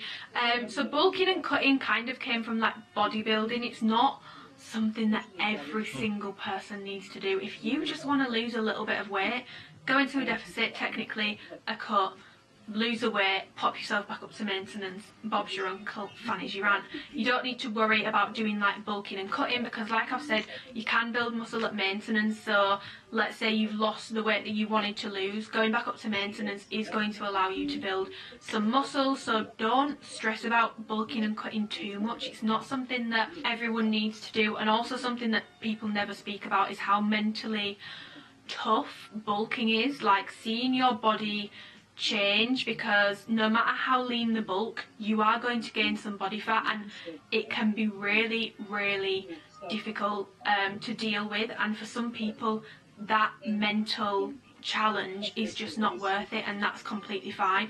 Like I say, the bulking and cutting thing comes from bodybuilding. It's not meant for the general population. Can the general population do it? Yes, I do bulks and cut. That's because I have like a real passion for it. I would never compete or anything, but I do just have that passion for like muscle growth and physique changes. Like, I'm really passionate about stuff like that, but it's not necessary for everyone to go through these constant cycles of bulks and cuts, bulks and cuts, bulks and cuts. So I just want to make that very clear before I get into it. But bulking and cutting is pretty much all about calories in, calories out. So if you are in a cutting phase, you are going to be in a calorie deficit, which means you are consuming less than you are expending in a day. If you are going into a bulk, then it's literally the opposite. You are consuming more than you're expending in a day, or you're expending less than you are consuming in a day. In terms of where to start, if you are interested in cutting and bulking, you would obviously do a cut if you want to lose weight, if you want to drop body fat. You would not go into a cut expecting to gain loads and loads of muscle. Now, in a calorie deficit, if you're a beginner and you're new to training, you can build muscle. Someone came to me with like no weight loss goals whatsoever, and they just wanted to build muscle. I'd never put them in a calorie deficit because it's just not ideal for their goals, and also it is essentially a controlled starvation of your body. It's not something that you are going to want to be in forever. It's hard, it's not easy. There are ways to make it easier, but it's not easy, and it's not something that you're just going to slam everyone into, especially if it's not in line with their goals. But cutting, if you are unhappy with your current body fat levels, unhappy with your current weight, a cut would be where you would want to start. Now, if you're starting off quite small, quite petite, and you want to actually gain weight and gain like a significant amount of weight, then a bulk may be the way to go. If you're not wanting to necessarily gain a load of weight, but you are wanting to really try and build as much muscle as you possibly can, and you're not bothered about gaining a little bit of body fat, then you can also do a bulk. Just make sure it's a super lean bulk, so like 250 calories above maintenance should be okay for most people for that. They're kind of like the two polar opposite ends, but I do get a lot of people coming to me saying, look, I've got a little bit of fat that I want to lose, I'm not super overweight, I'm not super unhappy, but I have got a little bit of weight I want to lose, but also I feel really skinny, a little bit flat, and I would also like to build some shape to my physique. Having worked with multiple women, I would never suggest someone who is unhappy with their current body fat levels go into a bulk and do that first, because I've already spoken about how mentally tough it is anyway. I genuinely believe if you are unhappy with where you are currently with your weight and your body fat levels, just go into a deficit and get yourself down to a point that you are happy with. Now, one thing I want to make very clear here is you need to make sure that you are looking at this very objectively. A lot of people, women in particular, are not happy with their body fat levels when they come to me for coaching, for example, and then they will upload their pictures and I will think, looking at you, there's not realistically much body fat to lose there, and that's where a conversation needs to come in between me and a client who has come to me wanting to work with me, to actually like go through their goals with a fine-tooth comb and actually make sense of where this whole I need to drop more body fat has come from. I feel like women just get so used to seeing super lean physiques on like magazines, in the media, bikini competitions, which feel like women kind of have warped views of what a good and healthy body fat level is. But if you do feel kind of like skinny fat sort of thing, I personally would always recommend just going into a slight deficit, and those people tend to be new to training as well, so bingo, you're in a perfect position. Just go into a slight deficit, be able to drop some body fat and build some muscle at the same time, which is actually how I started out. I am going to do like a fitness journey video. I think I'm going to film it like after this one, not right now because it's dark outside and this light is really washing me out, but yeah, let me know what sort of stuff you want included in that fitness journey video. Basically just want to give you all the information you need, like the necessary information. I don't want to go too in depth with like sciencey stuff with this. I did that with my glute series, I love doing it, but it's very overwhelming if you are new to the gym, and I don't mean that in a patronising way. I mean, I've genuinely had messages since starting that series being like, look, I love the videos, but like and I don't understand, and when I have a conversation with them I realise actually it's kind of like basic level of information. Some people might think everyone knows that dirt. Not everyone does, and like in these videos hopefully where I'm going to give you like the basic level of information, beginner tips, beginner friendly advice is just going to make fitness more accessible to more people, which is what I'm all about. Obviously I love helping women through my coaching, but I completely understand it's £105 a month, not everyone can afford it, and so I want to make sure that I'm giving out as much good quality free of charge content as possible. Yeah, let me know what other videos you want to see in this. Give the video a thumbs up if you enjoyed it, subscribe if you wanna and you haven't already, and follow me on Instagram as well. I'm super active on DMs and stuff over there, so if you ever have a question, might take a little bit longer to get back to you at the moment because I've got 3 uni deadlines in January. But I will get back to you eventually, and I'm really active on there. I don't always check YouTube comments because I get some really perverted people on here. So definitely message me on Instagram, you will get a quicker response. But yeah, I hope the video was useful and thanks for watching.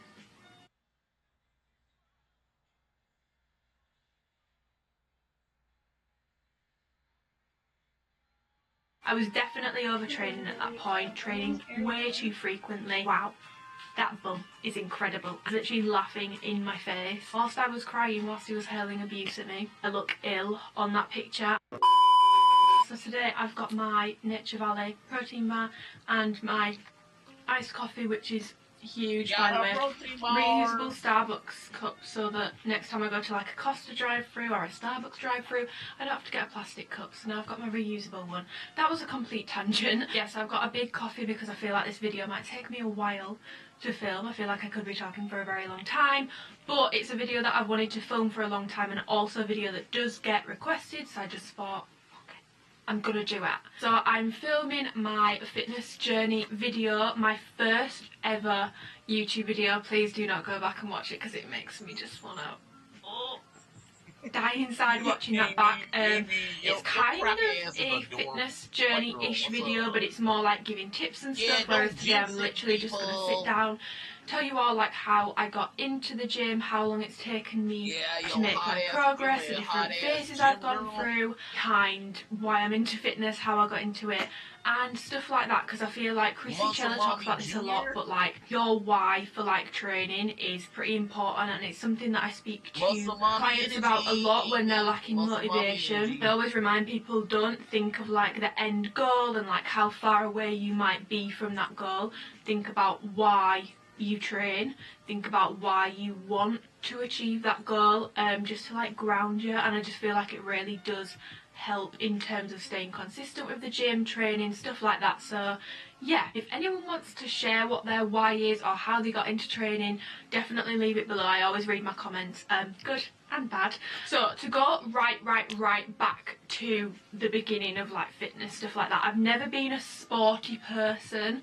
I get questions a lot saying like team sports, competitive stuff like that. I've never been that person because I'm quite a shy, not a very competitive person. Things like that make me anxious. I don't really like it. I tried lots of different things when I was younger because my mum was quite keen for me to do that. So I did ballet, I did dancing, I did 6 weeks of tennis, 6 weeks of trampolining, and I did gymnastics for quite a while. I got all my badges. I don't know if the gymnastic thing still works the same, but it started at like a higher number and then goes down, and then you go to like bronze, silver, gold. I'm not sure if that's still the same now, but I got a lot of my badges for that. But eventually I did end up quitting gymnastics, I think because my sister wanted to quit, and like I said, I'm quite a shy person and I really enjoyed doing it with my sister, so I was just like, yeah, I'm gonna quit as well, because apparently Deborah did indeed raise a quitter. So I quit that, and I've never been overweight or really wanted to lose a lot of weight or held a lot of fat, apart from when I was like little. I remember like everyone teasing me about having puppy fat, but that did come off me, and then from then I always found it very hard to gain weight, and that was kind of my way into the gym eventually, and why I got into it so much. Me and my sister are both the same. My dad is not the same anymore, but he does claim that when he was younger he had a very like fast metabolism, found it hard to gain weight, all that sort of stuff. I was very very petite going into secondary school, very small, not much to me, and I don't want this video to come across as if I'm saying there's anything wrong with being smaller. I just didn't feel comfortable in that way for a multitude of reasons, which I will get into. So yeah, in year 9 I believe, or year 10, so around when I was 14, 15, for reference I'm 21 now, so like 6-7 years ago was when I got my first gym membership, because like I said, I've never been a fan of like sports and like playing team sports. I did a GCSE in sport, which I enjoyed the theory content, I enjoyed the like sciencey learning about the body part of it, but I didn't really like the practical side of it when we had to do like team stuff. Circuit training I absolutely loved because, again, that's kind of more like individual fitness based rather than like team sport sort of thing. I always really loved doing circuits during my GCSE for sport, but also just during PE lessons in general. Whenever we did circuit training, I remember, I think it was me, Millie, Azzy, I don't know if Ebony was the same as well, but we used to like setting up the stations and making up the circuits for everyone. Like, we really liked doing that, so I've always enjoyed doing stuff like that. So I did my GCSE in sport, I had my first gym membership, and I started going to the gym with my friend. We didn't go very consistently at all, and to be honest, I remember when we went, the woman who did our induction made us sit and write down like what our goals were from like coming to the gym, and I think I remember ticking like just toning up, like I just wanted to tone up, which now I obviously have a better understanding of how to do that, but at the time I wasn't really 100% sure of that. But yeah, so I remember ticking to like tone up, and then she showed us a few of the different machines. Stayed at that gym for a while, but I didn't really like it, so I was never really like 100% comfortable at that gym. I don't believe I ever went to that gym on my own, but around this time was when I started getting into like fitness people on Instagram, and Tammy Hembrow was really known for her fitness content. I remember seeing her in the Gymshark flex leggings with a turquoise waistband, and obviously she had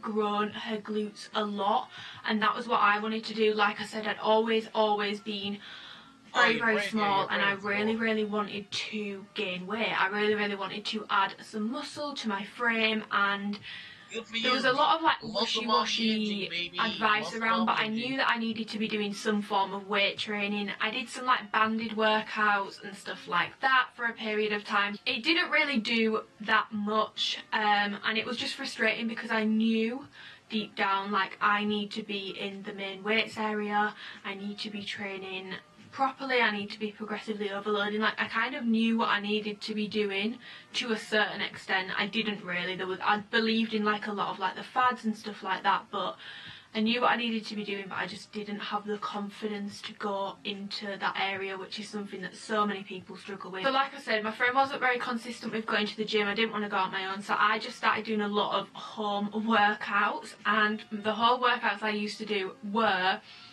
Tabata training. I used to do the YouTube clips and stuff that you can find, and I used to do JOOOOOOCY HIIT workouts.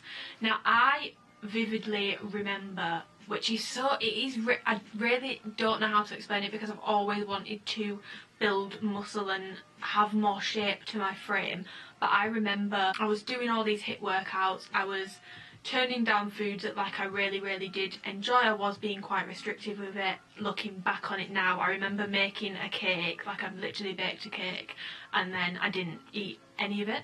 Normally I eat the batter as well when I'm cooking it, but I remember I didn't eat any of it and I just had fruit instead, and I just let everyone else eat the cake, which is just not like me. It's really weird to think about looking back because, like I said, I have always wanted to build shape to my frame, but I also always really wanted that toned appearance, and like shredded abs was something that I was actually quite interested in trying to achieve. Not 100% sure why, because I've completely changed my mind on that now, but yeah, I remember I was doing a lot of JOOOOOOCY HIIT workouts No hate to JOOOOOOCY, I think he's done an absolutely incredible job, but I am telling you, the months where I was doing his workouts in my bedroom at home, I'm convinced this is why I have issues with my knees, because it was just a lot of plyometric, jump lunges, jump squats, stuff like that, and now I know what I know. I know that they probably shouldn't, it just wasn't the right thing for me to be doing at the time. I remember doing those workouts, I was doing 1 to 2 a day. And then I would also do like just banded glute circuits at the end, because like I said, I was obsessed with wanting to build some shape to myself and grow my glutes. I wanted to be the next Tammy Hembro. Oh my god, who is that girl? Jen, what's her name? The second name begins with an S. Jen Selter. Was that her? I can't remember. I feel like she's fallen off the face of the earth, but she was a massive inspo as well. I was like, wow, that bum is incredible. I need that in my life. So I was doing the hip workouts, and then I was doing glute banded circuits at the end, and I did see a little bit of progress doing that, but nothing like crazy intense, no like huge changes. But obviously I got some newbie gains from that, because that is the thing when you're brand new to training. Honestly, you could follow the shittest plan in the world and still make progress, because you put in a stimulus on your muscles that hasn't been there before. So I did see some progress from that. That was my kind of like introduction into fitness, and then I began my A-levels, and this is where I really got into the gym.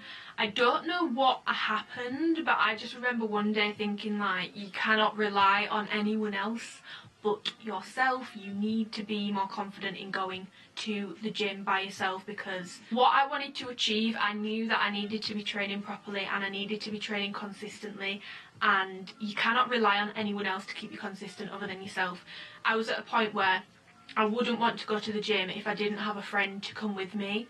So if they didn't want to go, that completely just threw me off, and I wouldn't be able to train the way I wanted to, because I just didn't have the confidence to do it. But one day, I don't know what happened, but my brain was just like, no, you're going to change gyms and you're going to start going. So yeah, I quit that gym, I signed up to a Pure, and I remember actually inquiring about getting a personal trainer, but then I didn't, and on reflection I'm glad I didn't, because the person that I inquired with would not have been the person to be doing that. But my gym actually had and it still has, a women's only section, which this women's only section at the gym just really bugs me, is that there was an adduction machine, an abduction machine, a lot of cardio equipment, and a rack of dumbbells. Obviously there came a point where I was like, I need to actually use more weight. I wanted to get into like doing proper squats with the bar on my back, doing hip thrusts with like the proper bar, heavier weight, stuff like that. So there came a time where I was just like, this isn't enough for me anymore. But I will say that that time that I spent in the women's only section in the gym was very valuable. One, it allowed me to get consistent with it, because I was totally comfortable going on my own. I was definitely overtraining at that point. I remember training every single day and I kept on getting like colds. I was definitely overtraining at that point, training way too frequently. But yeah, it was really valuable. It allowed me to be consistent and to also work on my form. I was watching a lot of YouTube videos at the time. I came across Megan Grubb at the time. She used to post some really good workouts, like dumbbell only, stuff like that. Chrissy Cella was another person who was really helpful. A girl called Hannah, who is a Gymshark athlete, I think she has a baby now, it's crazy, was also very helpful at the time. Around that time I also came across Lucy Davis. Her workouts were incredible at the time, still are incredible now. I actually love Lucy. One of the nicest humans ever, and her content is incredible. Highly recommend following her if you need workout inspiration, especially for your glutes. And yeah, what I would do is I would save their Instagram workouts, go into the gym and basically replicate them. I did see some really good progress in that time, especially in my glutes. I'm not gonna lie, I pretty much was just training glutes all the time. I was training them way too often, probably like 5 times a week, and a little sprinkle of upper body, but nothing crazy. At this point I was also obsessed with like not growing my legs at all, which is really strange actually, because I've always been quite insecure about my legs. When people did used to make comments on my weight and my body, my legs were always something that people would make comments about, and the same went for my sister. I remember a lot of people making very horrible comments to me about her, and I was just like, is everything okay, beloved? Why are you saying that about my sister to me? her sister. And from like year 8 to I want to say year 10, I was basically seeing this person, boyfriend and girlfriend, on and off, very, very toxic, not a nice situation to be in at all. And he used to call me anorexic, which first of all, it's an eating disorder, not an appearance, so that doesn't make any sense anyway. Where are your brain cells, young man? Yeah, he used to call me anorexic, ugly, make a lot of comments about how small I was, a lot of comments about how small my boobs were. And I vividly remember at mine with my sister and Millie, and he FaceTimed me and basically just hurled abuse at me, just called me anorexic, ugly, basically just hurled abuse at me over FaceTime. And I just sat and I was just crying, and Millie and my sister were like, "What are you doing? Put the phone down." And I was just sat there on FaceTime crying, and he was literally laughing. He was literally laughing in my face whilst I was crying, whilst he was hurling abuse at me. I was with him like on and off from like year 8 to like year 10.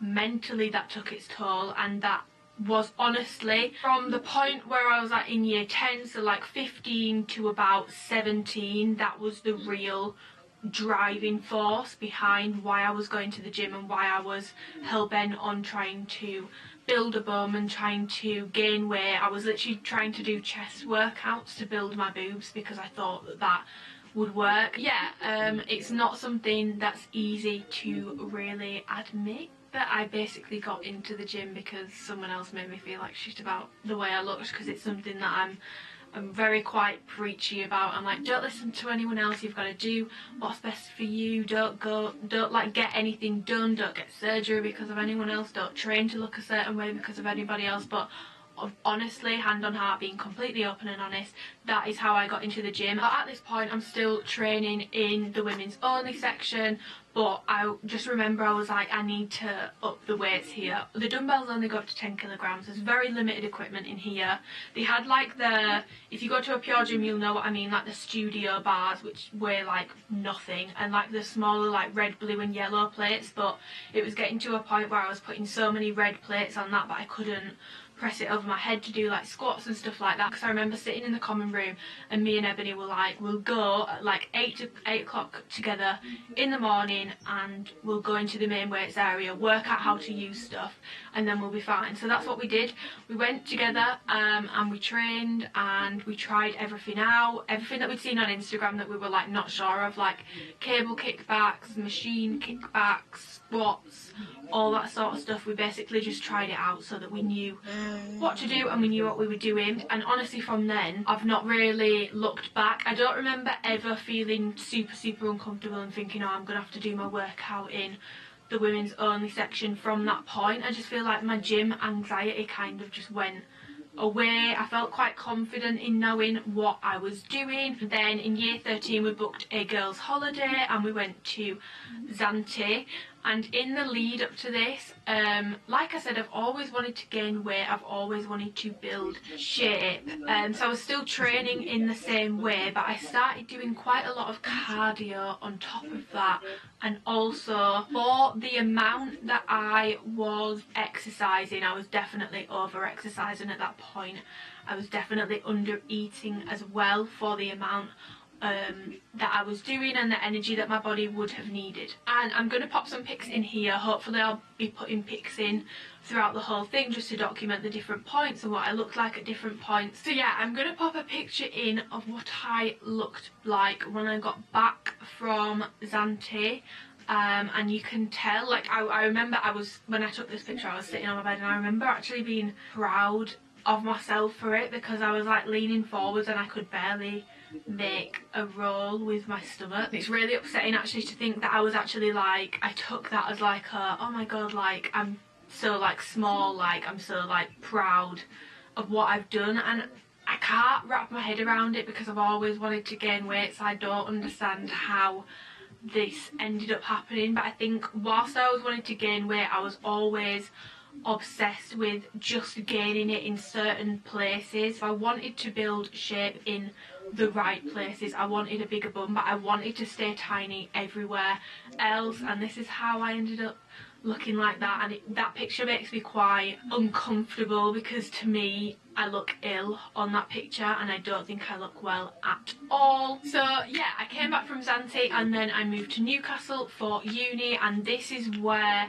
everything sort of kind of changed for me. But my motivation to train actually changed, I would say, when I went to uni. So up until that point it had been all about like training to avoid insecurities or to change the way I looked because I was insecure, but not to change the way I looked too much because I still wanted to be super small.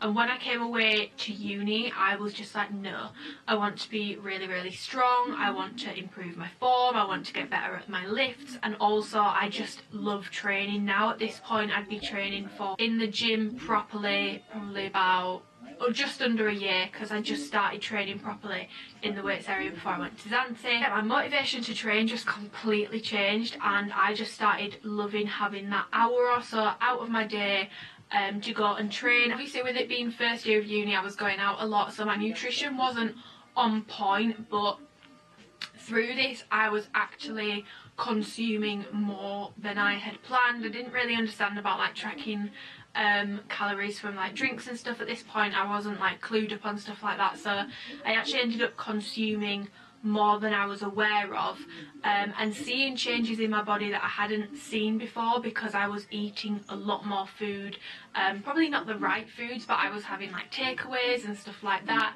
and the changes I was seeing in my body I was actually liking. I noticed that I was getting, one, stronger at what I was doing, but two, I was growing in the places that I wanted to grow. I was looking healthier, I was looking stronger, I was looking fitter. I remember posting a progress video which is now archived, but I'm gonna see if I can find it in the archive and like put it up so you can see what I looked like at that point. I just really fell in love with training in my first year of uni. Obviously, like I say, it was hard to balance it with like going out and stuff all the time, and I was still getting up insanely early to go to the gym, and I won't lie, towards the end of that year I was definitely turning down nights out and stuff so that I could go to the gym and be more consistent, because I knew if I go on a night out, Amy, honey, you are not getting up at 5:30, 6 o'clock in the morning to go to the gym. You know, it was just that my priorities changed. I'd had my fun like the first few months of uni, and then I was like, actually the gym is something that really helps me. Drinking doesn't really help me that much. Yeah, it's fun, but like, and I actually ended up dropping out of my first year of uni around Easter time, and I was like, right, this is it, I'm going to do my personal training qualification, that's what I'm going to do, that's me done, I don't need uni.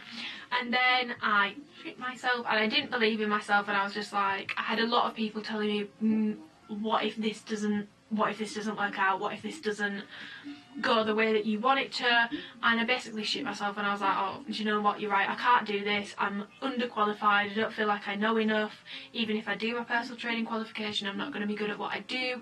So I reapplied to uni to do marketing and management so I could change my course. Went back to uni, started again, started with a personal trainer and did my first ever proper bulk, and it was a proper bulk. I gained quite a lot of weight during this. I'm going to put again some progress pictures and stuff in so you can see what I looked like, but I gained quite a lot of weight. It did teach me something very valuable, which was that I was not training hard enough. Parallel, I'd never ever trained that hard before in my life, and it showed me that I was training but I wasn't really training with intent. I wasn't pushing myself. I was getting stuck on weights because I just thought, oh well, I can't go above this weight, and I noticed after I trained with him, whilst I was training with him, my numbers were going up drastically, and after I trained with him my numbers just continued to go up and still do continue to go up.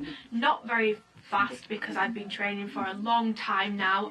Things do slow down a little, but it's to be expected, it's completely normal. So yeah, I completed my first ever bulk. I finally got over my fear of gaining weight everywhere. It was the first time where I was like, yeah, I want to grow my glutes, but actually I want to get stronger everywhere, really want a stronger back, just want to build muscle and gain weight in general. So that's exactly what I did. I did my first ever bulk, and then shortly after ending with him I was a bit uncomfortable with like my body fat levels and stuff. I'm not saying I had a lot of body fat, but for me it was just not something that I was personally used to.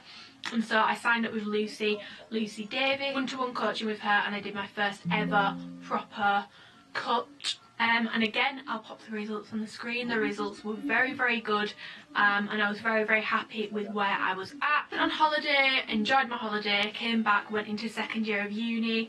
And when I went into my second year of uni, I had just started my YouTube and I was posting workouts and stuff like that. I was having to send all my workout related videos over to a personal trainer. Yes, I did this because I didn't want to put anything out that was false and get everything double checked before I posted it, because whilst I knew a lot myself, and at this point I'd done a lot of research, knew quite a lot at this point, I'd built up my knowledge since going to uni because I did just find real interest in it. I actually remember one of the personal trainers, he thought that I was doing a sport related degree because I was posting on my Instagram stories all these like research papers, journal articles that I was reading. He was like, oh, so like what sport degree do you do? And I was like, do management and marketing. He was like, well, why do you read those papers? I was like, because I actually enjoy reading them.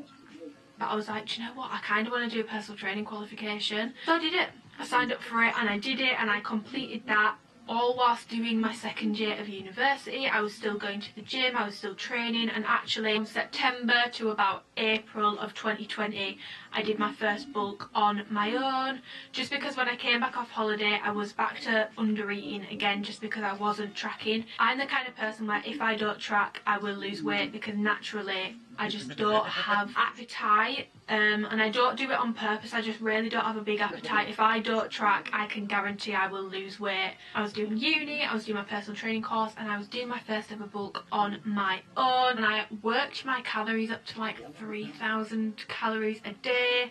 And again it came to April this year and I was just like, do you know what, I'm uncomfortable. But I actually signed up with Xander, who works with Jack Lenton, who trained Beth Fitness UK. I don't think they work together anymore, but she's had a crazy transformation and that's kind of like goals AF for me. So I signed up with Xander and I began work with him in April to do a little bit of a cut.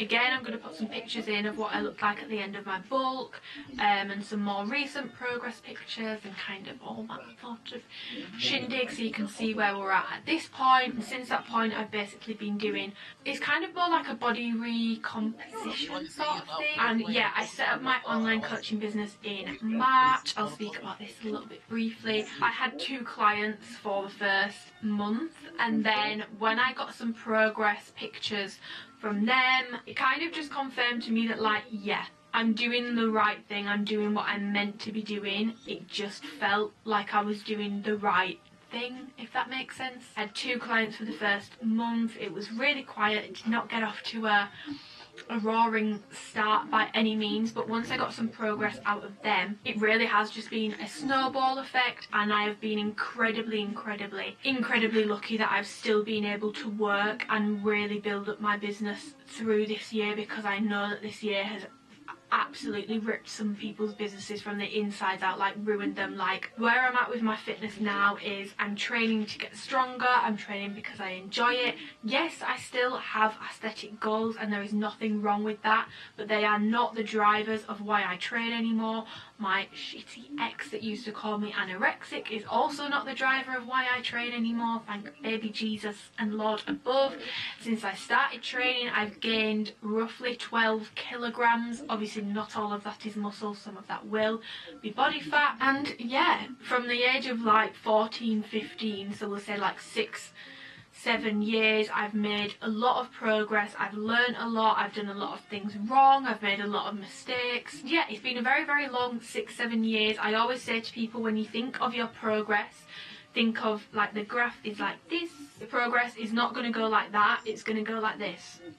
Generally speaking, after 6 years you will hopefully, unless you've been doing something seriously wrong, be in a better position than you were at the start. But it's never just going to be a straight up line. I've hit plateaus along the way, I've regressed at points due to like certain things that have happened in life. I've had to take time off training, but life will get in the way. But just think of that graph and just think of it going up, but you will have like dips, and that is completely normal. You're not going to progress at the same rate all the time consistently, and obviously the longer you've been training the smarter you are going to have to train to see results, and that the progress will slow down, which is why it is so important to have those performance related goals, to train for a reason other than just aesthetics. Like I said, I do have aesthetics goals, there's nothing wrong with having aesthetic goals, but just training for aesthetics, it's not enough to keep you going, because you're not going to always be making aesthetic improvements.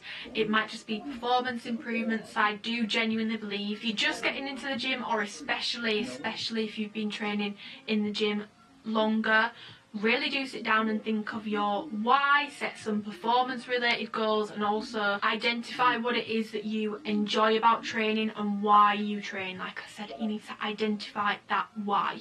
And as we can see in this video, if you're looking to gain a lot of muscle, if you're looking to make a significant change to your body, you're not looking at 4 weeks, you're not looking at 8 weeks, you're not looking at 12 weeks, looking at years. It takes years to build a solid foundation of muscle. It takes years to make a huge difference to your body. So don't compare your progress to anybody else's online. Everyone is different. You should never be training to look like someone else. You should always be training to look like the best version of yourself. I've said it before, I'll say it again. You could train, eat, sleep, breathe, everything the same as someone else.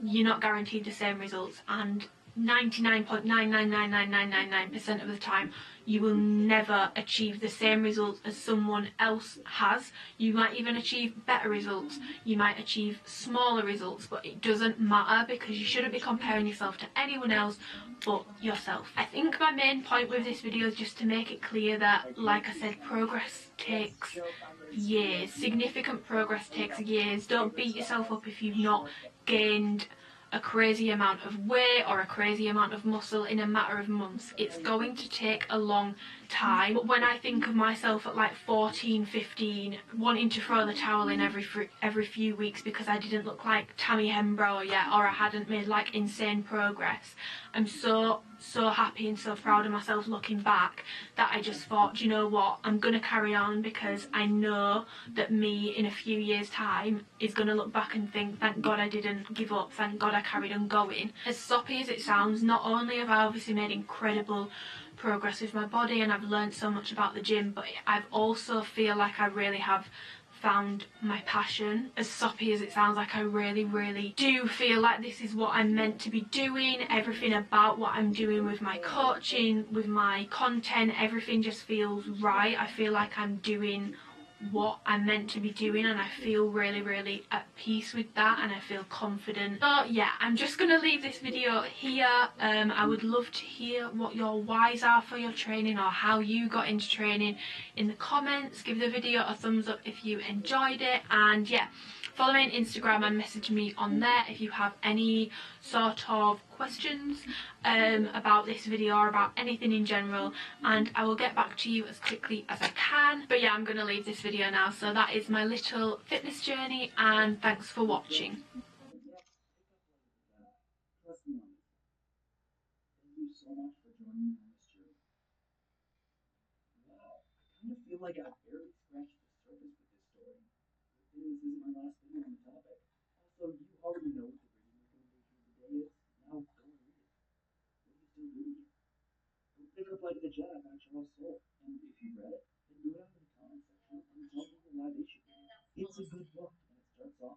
like great horror. If you've spent any good amount of time in various Star Wars fan circles, you've probably seen this image passed around. Or maybe this one. The Sith and their code on one side, the Jedi and their code on another. And in the middle is a non-canon gray code, accompanying a cool, steampunk-looking Jedi character wielding two orange lightsabers, created by the artist C3PO, included almost certainly without their permission. The gray code reads, "There is no dark side, nor a light side. There is only the Force. I will do what I must to keep the balance. There is no good without evil, but evil must not be allowed to flourish." And then there's a little bit underneath there that takes 3 words from both the Sith and Jedi codes, stating, "There is passion, yet peace. There is serenity, yet emotion. There is chaos, yet order. This image and variations of it have been spread far and wide throughout pretty much all Star Wars fan communities, to the point where Grey Jedi is an incredibly common term in online Star Wars discussion. It's a term that contains a lot of baggage, not all of it canon, and most of all, it's a term that really doesn't make much sense. In fact, I'd go as far as saying that this Grey Jedi perception of the Jedi and the Sith and the Force as a whole completely contradicts George Lucas's vision of the Force, and is a disaster, lore-wise. Now, before I get into my discussion, I have to clarify that no, I don't hate fan speculation. I love speculation like this, and fan theories and fan fiction, and I think those are all some of the best parts of being a fan of something. But I take issue with the Grey Jedi stuff in particular because of how fundamentally incorrect it is when looking at the Force. If you're a big fan of this concept, please stick with me through this journey. I'm not going to mock or shame anything, just explain why this type of thinking misses the point on established lore so much. And that's why I like this type of speculation and discussion. It allows ideas to be refined and reflected upon in an artistic way. Now let's get into it.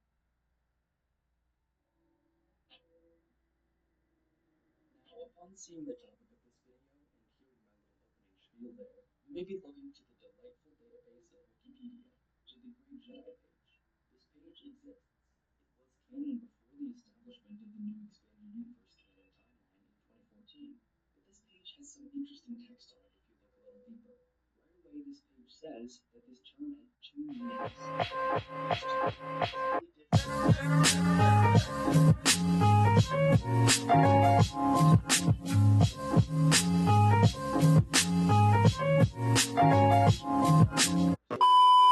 Good morning, long time no what I eat in a day video. I literally haven't done one of these in like, I want to say like 2 months now. It's been a long while. Really easy to film, really easy to edit, and I actually like doing them. I trained fasted this morning just because I just wasn't hungry at all. I didn't have an appetite when I woke up, but now I am starving. I did a leg session and I want to make some pancakes, and I'm going to use Rob Lipsett's fuel cake. Pretty sure, like, he mentioned that he's going to do like a dairy-free version, so these have definitely got dairy in, but I've had them twice now and they don't irritate my stomach. They are protein pancakes, so I'm guessing it must be whey, and whey is normally something that really irritates me, so I don't know how that's working out, but they haven't been annoying my stomach at all and they sit fine with me. I know they are actually quite expensive. I swear it was like £20 or something for the box, so I know they are a little bit pricey. I have done protein pancakes before. I've done vegan ones. The Vegan Bros protein pancake mix is really good, and if you go back, I've included recipes of like my own protein pancake mix, which is I can't get my words out, which is really nice as well. So yeah, I'm gonna make the pancakes now, and yeah, welcome to another What I Eat in a Day.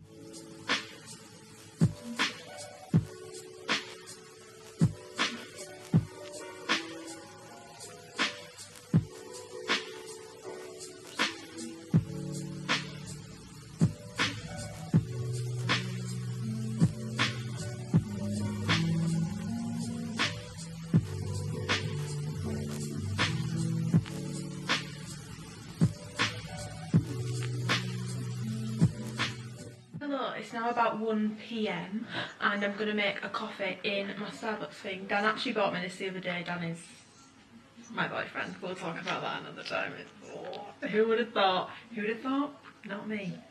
Not me. I've wanted one of these for ages. You can only put iced drinks in it, so I bought some ice and I'm going to make an iced coffee. It's about 1 PM. I showered, got ready. By got ready I mean put a sports bra and shorts on to take a picture in, because I haven't been posting consistently on Instagram for like, honestly, since like October. I've just not felt like posting, but I feel like I'm excited to post again. I'm excited to put up the post I'm going to put up later. It sounds so like Melly, but like I'm just excited to post on my main feed again. Very active on my stories, some may say incredibly annoying. Yeah, I was doing that and I've responded to some client check-ins. Today is a client check-in day, so I'm going to make a coffee and just blast through the rest of those. Maybe not the rest, I might take a break and then make my lunch, and I'll show you that, but I'll make a nice little aesthetic thing whilst I make my coffee, so enjoy.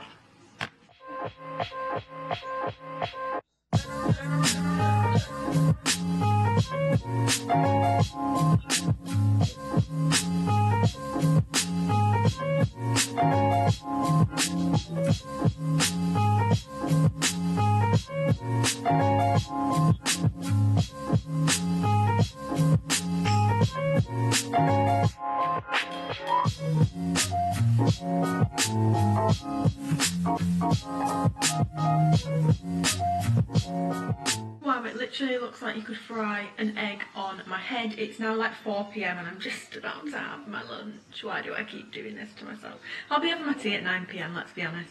And I'll be having my last snack at probably 11:30. I don't know why I keep doing this to myself, but yeah. I'm going to make my lunch. Where are you going to build it? I'm going to take the box in the extension and build it in there. I think that's the best idea. There's no point building it here and then having to carry it. Yeah, it's completely adjustable, Deborah. Don't need to worry about it. I bought a squat rack. It was 50p. What? My squat rack. Yeah, more like 200. No, it was actually 150, and it's an expense. It's a business expense. If my bum goes flat, my business goes flat.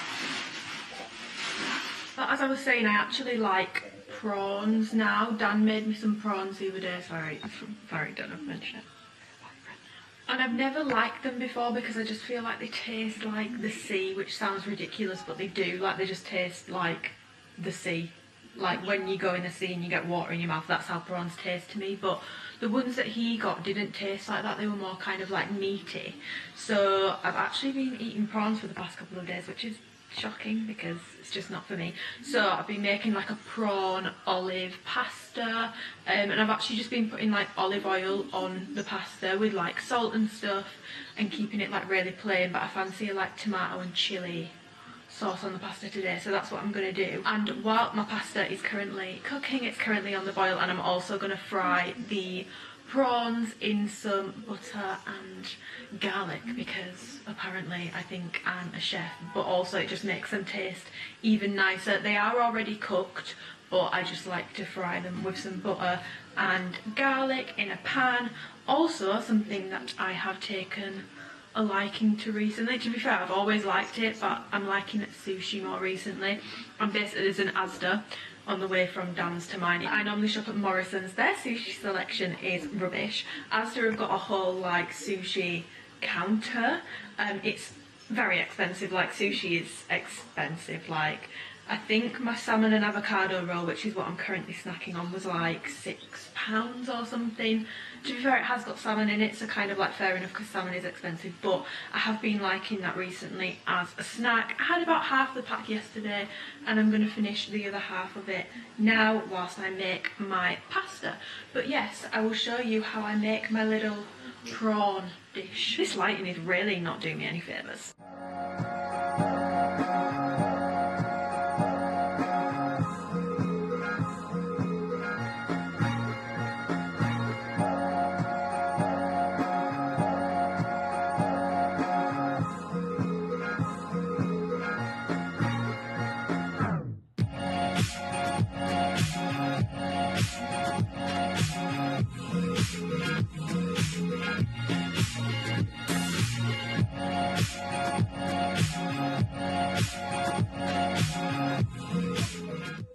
See all the little hairs on my forehead, and also how bald I look, but we're just going to ignore that. So 7:30 and I'm going to make my tea now. I've got some chicken, I've got some Nando's, but it's a different Nando's this time. I just think that the seasonings and stuff are they just satisfy me in the way they need to.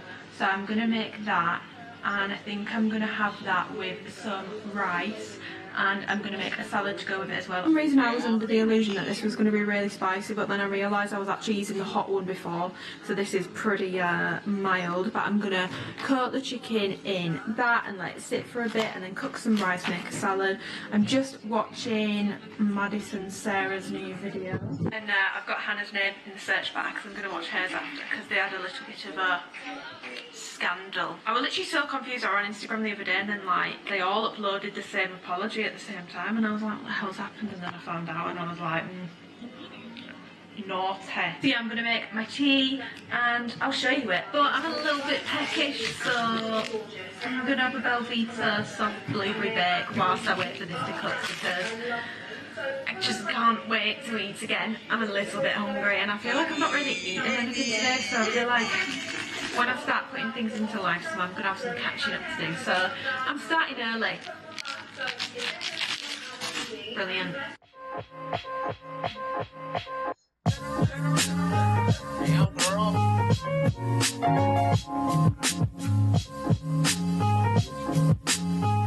Please ignore how much stuff there is in here. This was my grand's room from when she lived with us. It's not completely done, obviously that's a little bit of a safety hazard. I need to like get a wrench and like put those in properly, but yeah, this is my little hot rack and they're my rusty plates on the floor. I'm going to move this, and then put this facing the other way there, and I don't have a mirror there because that's a bigger window, so I'm going to use that as like the reflection in that as like a mirror, just to make sure that when I re-rack the bar I don't bloody miss it, because I don't fancy getting crippled, because no one will hear me if I get crippled in here. So yeah, I just thought I'd show you that because obviously it got delivered whilst I was talking about food. And by the way, I don't think I said what I put on the salad, but it's just literally like vinegar and then mint sauce, and you mix it all together and it's delicious. Better with tomatoes in, to be fair, but I didn't have any that were like crunchy enough. They all felt a bit soft, and there's nothing worse than a soggy tomato. So the final things I'm eating / drinking are a protein shake. Classic. Is it even a what I eat in a day if I don't have a protein shake? Just because my protein has been a little bit lower today. Prawns are like super like macro friendly in terms of like very low calorie, and they're pretty much just protein, but there's only about 15-16 grams of protein in 100 grams of prawns, and I had 100 grams of prawns. Did I really want any more prawns than that? No. So that was my downfall today. So I'm having a little bit of a protein shake. I'm still using the Protein Works chocolate hazelnut one. It's really starting to make me feel sick at this point. I've nearly finished the bag, which is typically what happens. So if anyone has any vegan protein recommendations, definitely let me know, because new one is pending. To be honest, I'm probably going to have to order a new one before I post this, because it is like literally nearly gone. But yeah, I'll take recommendations anyway, let me know. And then I've got a bowl of cereal, which is this, I think it's a Quaker one, and it's like a strawberry with like different shapes. It kind of tastes like, you know, the Rice Krispie multi-shape whole grain kind of one. So yeah, I'm going to wrap this video up, but I thought before I did finish it, just because I feel like this video is going to be really short, I just show you like a couple of random things that I've either got for Christmas or that I'm just loving at the moment. So first thing, which I can't show you because it's upstairs in my bedroom and everyone's asleep, is my mum got me a neon, I think it's called a mood pod, but it's basically just like an electrical diffuser, so you know, like a reed diffuser, but it's electrical and it just like puffs air out. And I've posted it on my Instagram a few times now, and I've had a few people saying like, is it worth it, does it fill the room? My room's not a massive bedroom, but it is pretty big and it fills the room, and also it pretty much fills like the whole of the upstairs. Like when me or my sister have had it on, as soon as you go upstairs you can smell it. And all like the different oils, there's like a de-stress one, a sleep one, a happy like mood booster one. There's 4 in the box. I can't remember the name of the other one, but I know that some people will think it's like really wishy-washy, but honestly like the sleep one actually does really help me sleep. I don't know if that's like a placebo effect, but it genuinely really does. Oh, I also got some new earphones, which are the Power Beats, the ones without the wires, because I don't know, you'll have noticed in vlogs when I've had them on, they were ripped at both sides, like the wires and stuff were poking out, and they were also ripped in the middle, but it was all in a knot to basically shield the wires. Honestly incredible. I've had those earphones for 3 years and they still work. I've still got them. I've not binned them because they're still working. They might look awful, but why am I going to bin them? They still work. I'm not putting those in the bin. Definitely worth the money. 2 other things. I got this for Christmas from Hannah, which is the Daily Stoic. I did actually ask for this. Oh, it's got the day on each page. I've been posting this on my Instagram every single day, so if you basically don't want to buy the book but you want to get the content, just follow me on Instagram for the next year, because I'm going to post every single day. And a little like lesson in stoicism on every single page. I think I've just said that right. I'm pretty sure it's stoicism, not stoicism. I'm not going to go too much into it, but yeah, this is my like one of like my favourite like philosophies and like ways of thinking. I really like this book. My mum also got me Patricia Bright's Mind and Money Planner for Christmas, but this didn't come till after because it was on a pre-order.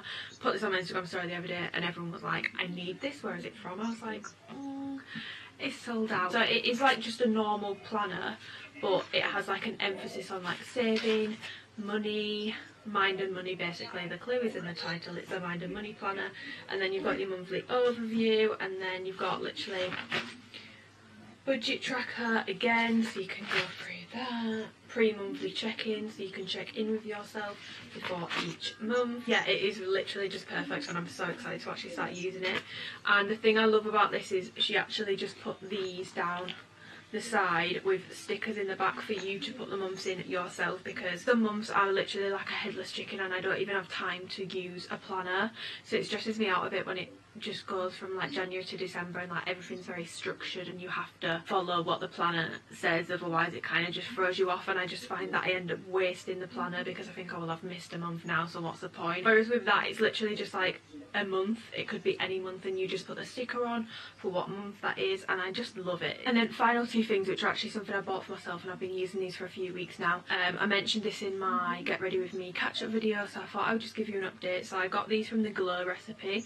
I got the hyaluronic acid serum, which is in a plum shape, and then I got the Watermelon Glow Niacinamide Dew Drops. Now when I bought these, I got so many people on Instagram being like, just get the ones from The Ordinary, get the ones from the Inky List, it's like a fifth of the price. And I did mention that in my video, like, I know that it's cheaper, don't know why, I just prefer the way that this feels on my skin, and I feel like the glow that this kind of gives and like the hydration and stuff seems to last longer than the one of the Inky List. And then obviously the niacinamide drops, I've tried The Ordinary's niacinamide. I would not say I prefer either, I would say I prefer them both for different things. The texture of this is definitely much better and it sits on your skin a lot nicer than The Ordinary's one, and this looks so good under makeup. And also, you know when you're having a day where you're just like, I don't want to wear makeup but I want like the glow that highlighter gives without glitter, this gives you it. Like, you know when you see someone's skin and it looks like wet, it looks like glass, will give you that, so I highly recommend them. But I do actually really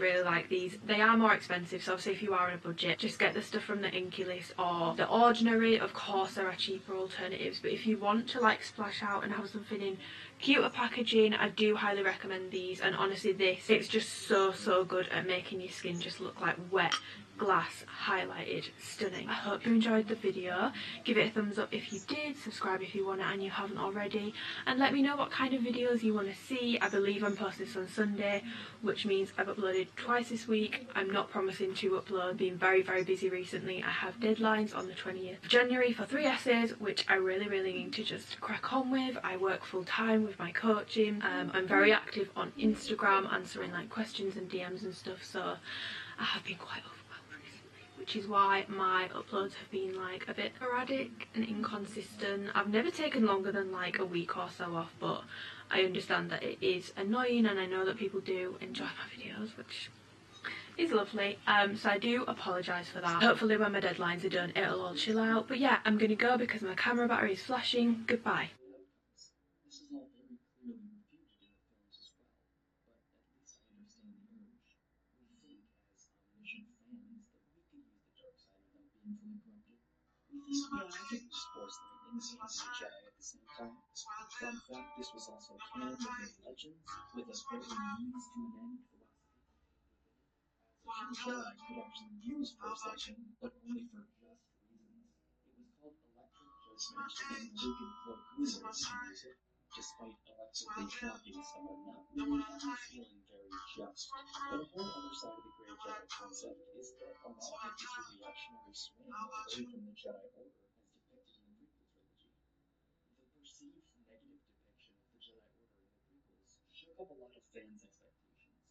Going from the original trilogy's idea of the Jedi to a perceived dogmatic, somewhat closed-minded, naive order was a shock for many fans. I do not believe the Sith would return without us knowing. We now understand that it was intentional for the story that George was telling, that the Jedi were a bit naive and were doing things right, and were taking advantage of the incompetence plot. But still, many perceive that the Jedi Order being against attachments and the proper feeling of emotions is what led to their downfall, which isn't really true. But admittedly, as a multimedia franchise, that belief does have some sort of basis in Legends and canon, but not anything made by George directly. George himself has been pretty clear in lots of interviews and in his art that the Jedi should strive to avoid any kind of possessive feelings, and that the prequels don't show the Jedi negatively. The Jedi weren't really in the wrong in George's eyes. They were just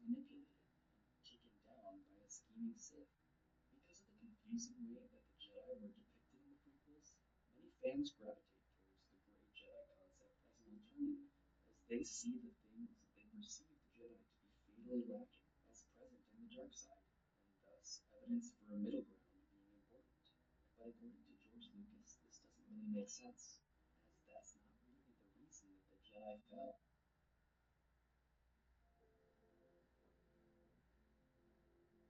Grey Jedi to me represents a misunderstanding of the Force and the Jedi, based in a desire for fans to do more than what the universe allows, because of their omniscient perspective, to do better, to be able to channel the dark side and to feel emotions without the restrictions against them that the Jedi Order puts in place. I'm a Grey Jedi, so I can have the cool bad guy powers, but still not. Oh my god, guys, if you think Instagram fitness content is bad, I know it gets a rough time. You ain't seen nothing until you've been on What I Eat in a Day TikTok. You are never, ever going to look like someone else. Ever. It's not productive and it's not helpful, and actually it's downright dangerous. So, welcome back to my channel, welcome back to another video. Today's video I'm really excited to film because I feel like this is going to be a very helpful video, and I want to make clear from the start of this that this video is made to help people, not to bash people. I have made a decision not to talk about specific content creators on TikTok, not to name names, not to insert videos, just because I personally feel like that causes more drama and detracts away from the actual issue, and it can be quite counterproductive when you're trying to make a point, because then things can get a little bit personal, which I've come to learn. So I'm not going to speak on specific content creators. I know that when people watch this video, they're gonna have people in mind, they're gonna have names ticking around the brain, and they're thinking that's what XYZ does. That's fine, we're probably on the same wavelength, but yeah, just in the comments and stuff, if you are going to leave a comment, I would ask you not to name names, just because I feel like, again, it drums up a bit of drama, which is not the purpose of this video. I want to make very clear also that I'm not slating the entirety of TikTok fitness content. Very much like any platform, there's going to be shit stuff, there's going to be really good stuff as well. So there are two main issues which I want to address in this video, spread a little bit of more information on, and just educate people and make sure that people don't go down the wrong path when they start a fitness journey. So the first issue that I have seen with some TikTok fitness content is heavy focus and reliance on anecdotal evidence. If you don't know what anecdotal evidence is, it's basically based on someone's experience. Now, something that I strongly believe in is evidence-based practice. That does not mean you solely follow what the research says, what the science says. It's more a combination of what the science says, what you learn in your experience training other people and in training yourself, but it's a mixture of everything. It's not solely based on your experience, on anecdotal evidence sort of thing. TikTok fitness content and the ideals and stuff seems to have taken us back to like Tumblr days. Yeah, very tiny women, very shredded midsections, lean abs. So that is something where the anecdotal evidence and the lack of knowledge, to be honest, can actually be quite dangerous. So I basically was scrolling on my For You page and I came across a video in which this person had very visible shredded abs, very lean physique. I'm not saying this individual is unhealthy, I want to make that very clear, and the comments are alarming, especially when you look at the responses given by the creators. So one of the videos I saw, like I said, she was very lean. A lot of the comments littered with girls asking like, how can I basically look like you, how can I get abs like you, how can I achieve this body? And the responses that were being given were just, you just need to keep going, you just need to keep working hard, everyone can get their dream body. I used to think I couldn't do XYZ, I just wasn't trying hard enough, blah. That may well have been true for that individual, and on face value that seems like a perfectly reasonable comment to make. It seems like they're trying to motivate someone, just say like, keep going, keep pushing, keep working. Face value, that doesn't seem like a problematic thing to say. However, this just shows the lack of understanding regarding individual differences and specifically regarding health for women. Now, I've made a TikTok on this, which is very, very brief. You can only get 60 seconds in, so, you know, I had to be quick. There are differences between men and women, and also then within women, there are differences between individuals. So there's just a lot of differences going on here. So when it comes to visible shredded abs, the issue with saying to someone, just keep going, just keep working hard, you'll get there eventually, is for women the healthy body fat recommendation is 18, 20 to 25% body fat. For men it's very, very different. It's significantly lower, and that's 10 to 15%. If I'm looking down, it's because I've got my iPad, I've got all my like research notes on here. Women naturally need to hold a higher body fat percentage than men.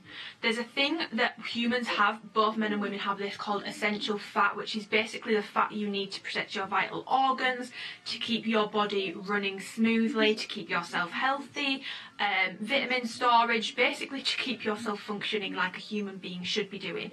For men, essential body fat is around 3%, and for women it's quite a bit higher, it's 12%. The reason for women having that higher essential body fat percentage is thought to be for evolutionary purposes. Women, at the end of the day, we carry babies. Now, regardless of whether you want a baby or not, because I don't want this to come across in me saying that women's only purpose in life is to have babies. Some women don't want babies. I'm not sure that I want babies. It's completely fine. There's not an issue with it. That is thought to be the reason behind why women have this higher percentage of essential body fat, because essentially your body is preparing for, in the future, you to have another human in there, and to have those reserves to carry a baby healthily. So yeah, when you are saying to someone just keep going, the issue with that is if someone just keeps going, they just keep dieting, they just keep losing more and more body fat, getting leaner and leaner, especially for women, is you can run into some serious health consequences from that.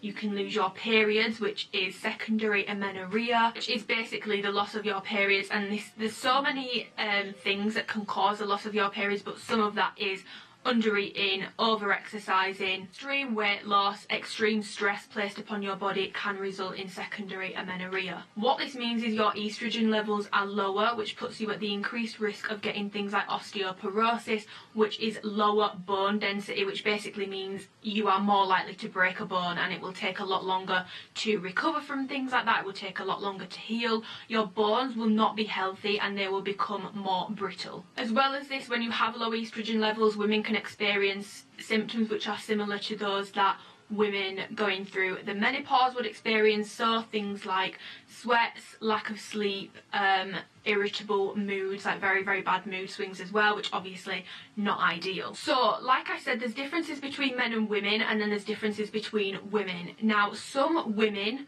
when it comes to that essential body fat we've just spoken about, they do not hold their essential body fat on their abdomen section. They may hold it in different places. Where your body fat comes off from quickest and easiest is going to be determined by things like genetics. So if you are storing that last bit of essential body fat that is keeping you healthy, that is keeping you having your periods, that is keeping all your body's vital functions ticking over, basically keeping you functioning as a human being, the implications of someone telling you in that case to just keep going and to just keep dieting and losing more and more body fat to get your abs on show is actually, what seems like a harmless comment is actually quite dangerous for all the reasons I've just explained.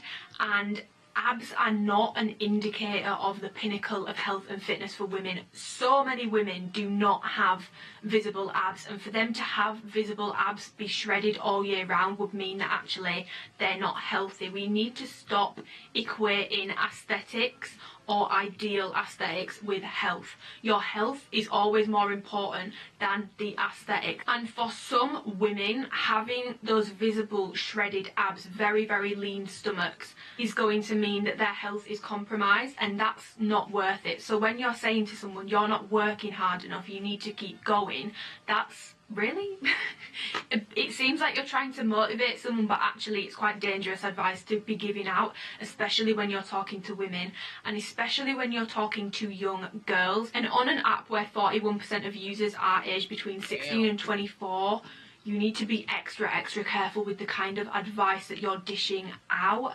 and anecdotal evidence just isn't gonna cut it. You cannot go around saying to people, you're not working hard enough, your dream body is achievable, I used to think XYZ and then I worked hard and this is what I achieved.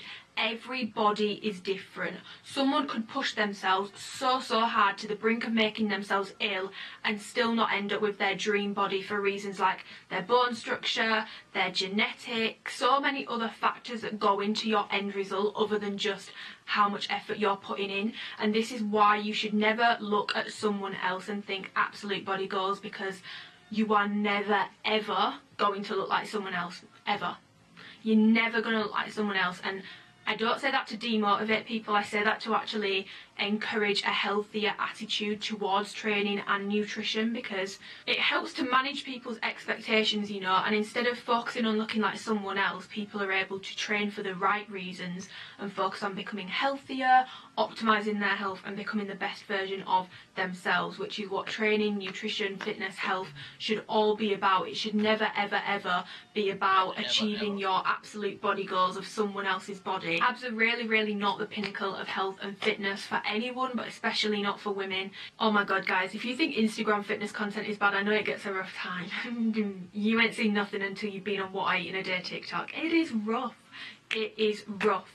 Again, I want to stress the user demographics on TikTok. 41% of users between the age of 16 and 24 seriously under eating like some people are in these videos, and I've been on certain people's profiles and they are like 16 years old.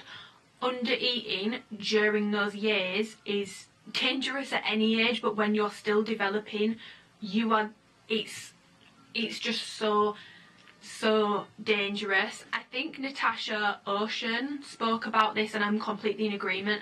I'm not shaming the people that post this kind of content. I almost think they're kind of a victim in the whole system of like fad diets, rapid weight loss, everyone wants everything really quick. I'm not shaming them because I do recognise that actually everyone's kind of trapped under the same system. I wish that TikTok had like qualified like dietitians, nutritionists and stuff who could reach out to these people and monitor that kind of content. I don't even know if it's possible, but monitor that kind of content and reach out to people who they think might actually be, you know, going down a very bad path with their eating patterns and getting them the help that they need, because I don't think it's productive or useful to just bash these content creators who are doing these insanely low calorie What I Eat in a Days. So What I Eat in a Day is people basically just post their full day of eating.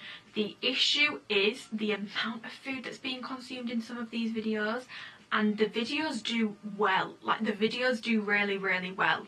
They get a lot of views, they get a lot of likes, they get a lot of comments and engagement. I have seen anything from 400 calories a day, 800 calories a day, 1000 calories a day, 1200 calories a day. I have seen it all. So to lose weight, obviously you need to be in a calorie deficit. Your energy input needs to be lower than your energy output. Alternatively, your energy output needs to be higher than your energy input. It's both the same, negative energy balance. That is how you will lose weight. Total daily energy expenditure is made up of your resting metabolic rate, which is basically what you would burn if you were just sat on your ass all day, not doing anything, lying in bed. Calories burnt for basically keeping your body functioning, your heart pumping, your organs functioning, all that good sort of stuff. Then you have the thermic effect of activity, which is any calories that you burn through exercise. You have thermic effect of food, which is the energy used by your body to digest what you are eating. Now the issue with these super low calorie What I Eat in a Days is they are going to result in rapid weight loss, and this is the wrong way to go about weight loss for a multitude of reasons. So background information, muscle is more metabolically active than fat is. Therefore, the more muscle you have, the more calories that you are going to be burning at rest, the more calories that you are going to be burning during your workouts, because you've got more muscle mass. So many studies have shown that when you do these rapid weight loss diets, these quick diets where you lose a lot of weight in a very short amount of time, what actually happens is you will lose weight, but you will lose more lean body mass and you will actually lose less body fat. So what you have lost is actually more muscle than fat, if that makes sense. So whilst the scales have gone down, you've actually not lost what you were trying to lose, probably, because no one goes on a weight loss journey and thinks, I want to lose a load of muscle. People primarily are looking at fat loss. So when you do these rapid weight loss diets, what's actually happening is you are losing more lean body mass than you would if you just took a more slower, more steady approach to your weight loss. I've looked at meta-analyses, I can't say that word, on this. I've looked at individual studies, and everything does seem to point towards the fact that slow weight loss is better for maintaining lean body mass, which, like I said, to go back to your total daily energy expenditure, that is going to benefit you massively. When you go on these super low calorie diets, when you go on these rapid weight loss diets, you lose more muscle mass. You lose more of that metabolically active tissue, aka muscle, which ultimately lowers your resting metabolic rate, and also that's going to have an impact on how much you burn and how productive your training sessions are as well. You won't be able to be as productive when you are doing your training sessions because you have less muscle mass. You're not going to be as strong, you're not going to be able to exert as much effort and as much strength and as much force in your sessions. So you will also be reducing your energy output through that as well. This whole rapid weight loss thing, in particular for women, also links back to my first point. When you're doing this rapid weight loss, like I've said, extreme weight loss is a factor in secondary amenorrhea. If you're losing too much weight, if you're losing it very quickly, if you're overtraining, when you're under eating, all that sort of stuff can lead to the loss of your periods. And so again, you're going to run into potentially the same consequences as I spoke about with the whole body fat, essential fat, all that sort of stuff. So in a nutshell, this kind of content on TikTok, the what I eat in a day, is the reliance on anecdotal evidence. Well, it worked for me, so it must work for everyone else. The focus on these fast, quick 4-week results, it's not productive and it's not helpful, and actually it's downright dangerous. It's dangerous content to be putting out. A lot of people defend the content and they say, oh well, they're just starting on their journey, they're just, you know, sharing their journey, they're not doing anything wrong, only just started, they've still got more to learn. I completely agree, they've only just started, they've still got more to learn. They will learn as they go, and hopefully they will come out of these habits of super low calorie eating, under eating, overtraining. I personally believe that that kind of learning is something that needs to be done before you are posting content that could have a negative impact on people's health. And I really hope that I don't sound harsh in saying that, but I do just feel like the learning and stuff, the education should come before you start posting content that can have a direct impact on someone else's health. I've got friends who have fitness accounts to keep themselves accountable, all that sort of stuff. They're on private, it's for friends and family, because they truly are doing it to keep themselves accountable. They don't overstep the boundaries when it comes to giving out advice. And I'm not saying that everyone who's a qualified personal trainer knows what they're talking about. Trust me, they absolutely don't. In my opinion, personal training qualifications are way too easy to pass. And it is a bit of a sticky one, but I do just feel like not everyone needs to be giving out unsolicited fitness advice online, especially not when it's shoddy advice like just keep going, just keep dieting, everyone can get their dream body. I used to think I couldn't do it, but I did. You can do it too. I think we need to shift the focus away from this dream body and put it more towards our health, rather than how we look, training to actually enjoy what we're doing. If you don't enjoy it, you're not going to stick to it. It doesn't matter how bad you want that dream body, you're not going to stick to it if you're not enjoying it. And just becoming the best version of yourself, having a dream body that is actually yours and realistic for you, rather than focusing on looking like someone else. And I would personally just love to see more of a shift away from anecdotal evidence solely on its own with no kind of research even considered in it, to more of just like a science-backed, bit of experience here and there kind of approach, which is evidence-based practice. That is how training and fitness should be. There should always be some kind of rationale behind it, rather than just, well, it worked for me, so it should work for everyone else, because that doesn't make any sense. Apply critical thinking always. Even if someone says they're qualified, apply critical thinking. I've seen qualified people on TikTok giving out shoddy advice. It's not just the people that don't have the qualifications, trust me. Always apply critical thinking. Think for yourselves. Do some extra research if you want to. If anyone wants to understand where to even start with looking into things, you're always welcome to DM me on Instagram if you're interested in a certain topic. I will see what papers I can find and send them over to you. If anyone wants to know how to like navigate journal articles and stuff like that as well, DM me on Instagram. I've been reading them since I did A-level psychology, which was like 4-5 years ago now, so I'm quite good at poking holes in things and not just reading abstracts and running away with it. So yeah, just be careful with what you see online. I hope you enjoyed the video. I hope you found it useful. Like I said, do remember, I'm happy for you to discuss content you've seen on TikTok and experiences you've had on the app with some like dangerous or like misinformed content, myths, all that sort of stuff. But please just don't name names, because I just feel like it's gonna cause a little bit of drama, which this video is to help people, not just stir up drama, which is why I've gone into like the research behind stuff and actually why you shouldn't do it, not just say this content is shit. So yeah, I hope you enjoyed the video. If you did, give it a thumbs up, subscribe if you want and you haven't already, follow me on Instagram, and yeah, bye.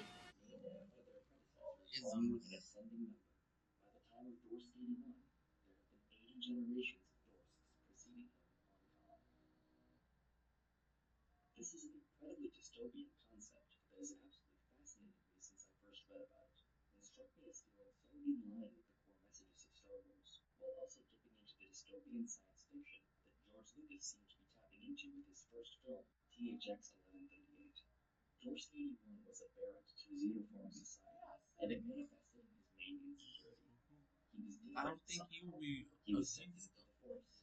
This affected him greatly until he decided to seek out the stage after hearing the news of Skywalker started going viral. George was assigned to be student members of Durham, another young man who was inclined toward the dark side due to manipulation of the Sith spectrum of long-dead XXXX. After XXX's manipulation ended and Earth had destroyed the entire fully populated planet, so we won't get into that, the two continued to grow their friendship, though this is completely off-screen development. During this time, George made it more comfortable with being not seeing each other in podcast, but as a member of the Jedi Order, whose differences are accepted not only himself, but the Order as a whole. Soon after, the novel Darksaber, also by Anderson, not a Darksaber from the Clone Wars and Mandalorian that is different Darksaber, George ignited and sent out unless you Jedi in a way that's very different from what the Order is like during the prequels. George wishes to return to his home planet of Kham to reawaken them to the good that often comes with change. They set out for Kham, which is in the core worlds.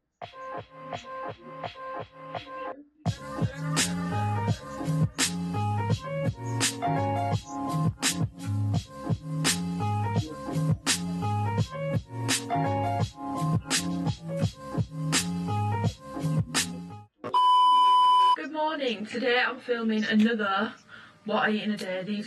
I'm so struggling for content at the moment, guys. Don't know if you can tell, I've not really been posting a lot, and these are just really highly requested. This week's video is meant to be an Alphalete haul. I'm going to do my skincare whilst I chat. Oh, I've just got calendula flower in my mouth. The launch that was on Saturday, their birthday sale, my packages got delayed, my original packages, so they sent me an emergency package in the hopes that it would come by the time of the launch, and it actually still came after the launch. It got delivered on the day of the launch, but by the time the launch had been, like, there was no way I could do any content for it basically.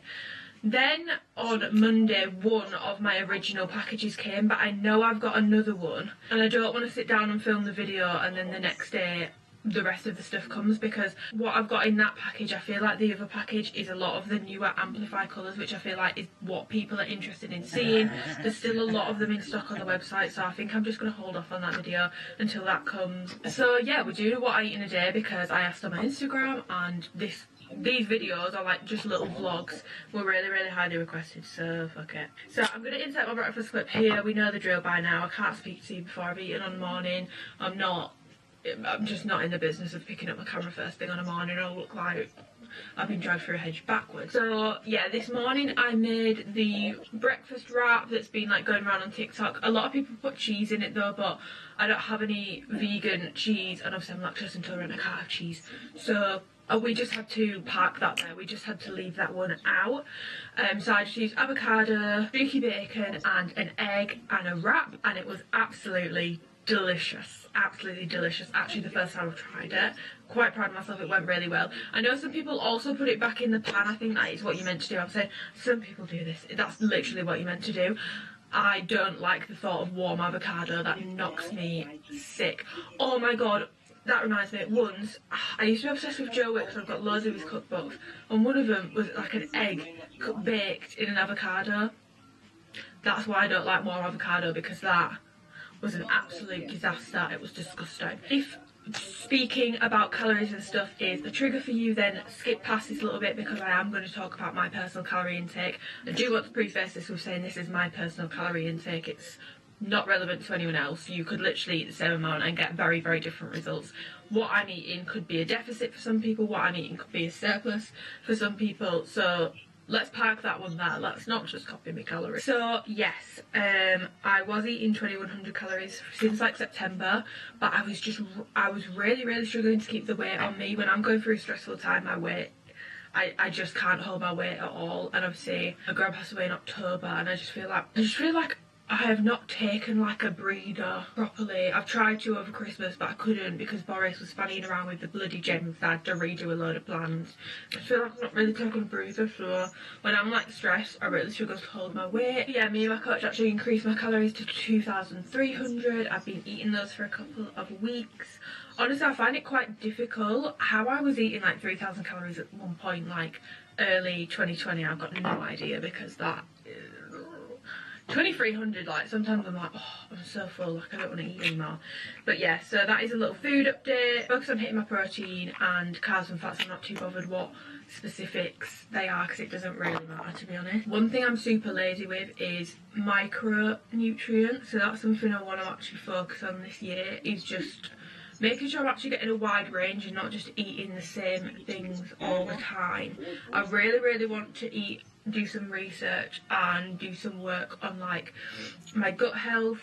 Chrissy Chella spoke about this in her recent What I Eat in a Day video, but I just feel like I've spent a lot of years focusing on like what I look like, eating to look a certain way, and now I actually just want to feel good. And obviously I do have a lactose intolerance, but I also feel like there's definitely some other things that I could do to like better my gut health, because it's just, I do get like quite painful bloating sometimes. I think sauerkraut is meant to be really, really good for you. Ignore my hands, by the way, they do look a little bit dodgy. I popped a little bit of gradual tan on last night, and like I haven't been in a proper tanning routine in like literally years, because when I go on holiday my tan just lasts, but it really is on its last legs now. I haven't been away since like summer 2019, so like the tan is not really there. Obviously we had really good weather in the summer in England last year, so that kind of like boosted it a lot, but my tan is really on its last legs now, so got a little bit of gradual tanner on, but I'm like really out of the tanning routine, and to be honest I really don't want to get back into it again. So if Boris could let us go on holiday, that'd be great. Yeah, I'm gonna stop waffling on now. I do actually have quite a lot of like life updates, or just things I want to tell you about, but I feel like this video is too long if I put it all in this video. So if people would want like a life update video or something, let a girlie know. Also, I bought quite a lot of new things recently, like clothes bits, makeup bits, skin bits, just random things. And I'm thinking of doing another shit I bought recently, which is kind of how I do like my normal hauls. I don't really tend to do like one brand haul unless it's like Zara or something. I tend to wait until I've ordered quite a lot of things and then just do a shit I bought recently, but I never include like beauty stuff in it, so let me know if you do actually want to see that. I've ordered some like hair oil. I've been ordering quite a bit of makeup recently. I cleared out my makeup drawer. Yeah, I'm gonna go now and stop nattering on because it is 10:05. I have a Zoom call at 11. I have new client setups I need to do. I want to redo a coaching pack and like make it all really pretty. I'm rebranding my coaching, so I need to talk to the girl who is doing that. What else do I need to do? I need to subscribe to this mass subscription thing for some research papers to do with like me researching for my coaching, doing some research for my clients, just bettering my knowledge, expanding it, and a little bit of uni work. We've got a busy day, but we're still going to make the time to eat. If anyone is at all curious as to what I've just used on my skin, I used the Kiehl's Calendula Toner, the Creamy Avocado Eye Cream, the Calendula Gel Based Moisturiser, hyaluronic acid by the Glow Recipe, and these little drops just to make my skin look super nice and glowy. And I've got the glow recipe clip then. Let's get on with the day. Sorry for such a long intro. Welcome to another What I Eat in a Day.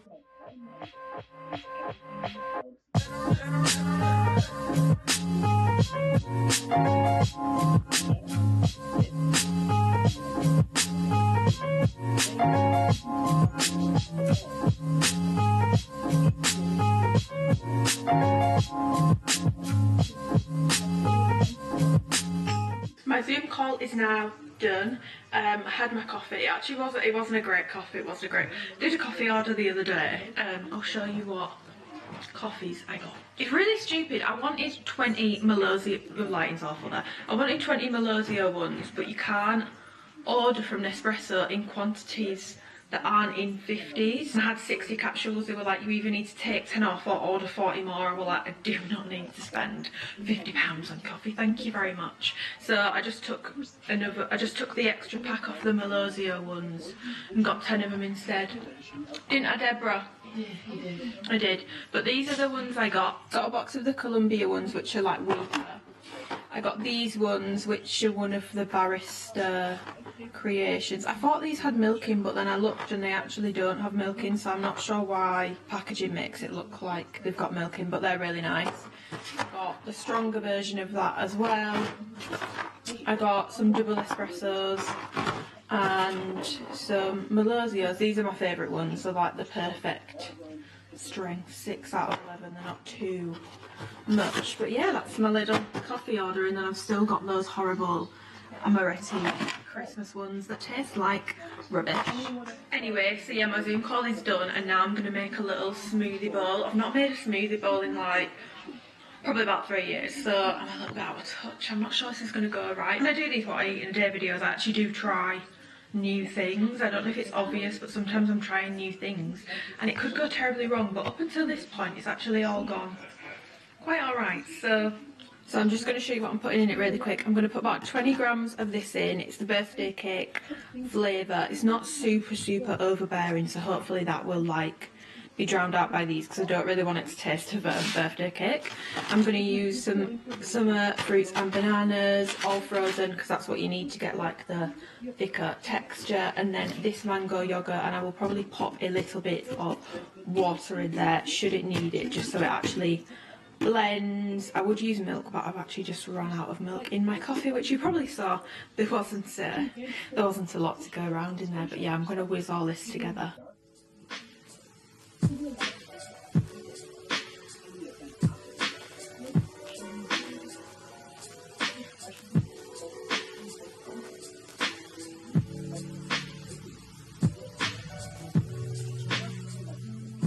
Woo, it worked. So it actually blended quite well. I do low-key have some like full pieces of fruit in there, but we're just gonna ignore that. But yeah, it worked quite well.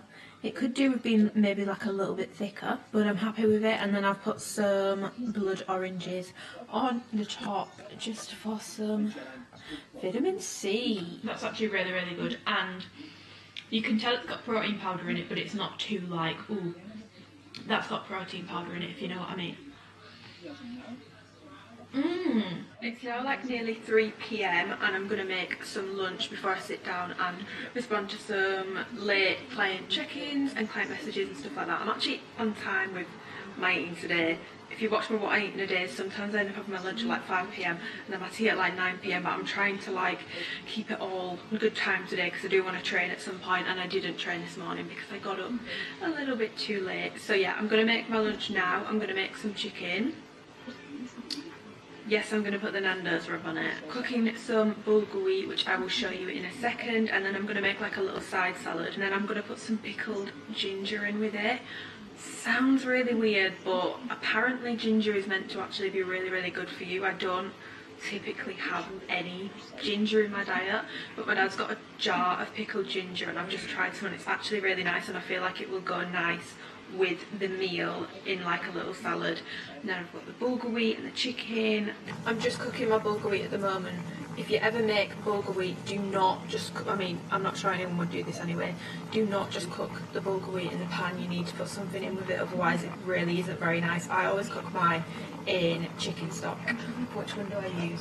That's the chicken stock that I use. I cannot take any credit for it because I'm at home and it's just what my dad gets.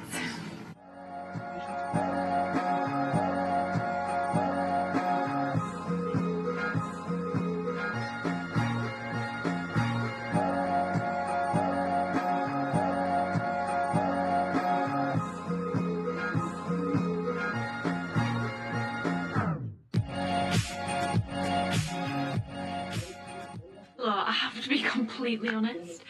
I was debating being honest about this, but I was like, I can't fraud people. It's actually the next day. So what happened yesterday was my sister came home from work and she was like, we're getting a Chinese, and I was like, I'm filming a full day of eating. I can't give the people a Chinese because whilst it's realistic, it's also not useful because it's not something people can go and try and make. And I still haven't worked out whether people like these videos because they just like watching the videos or because they actually use the recipes.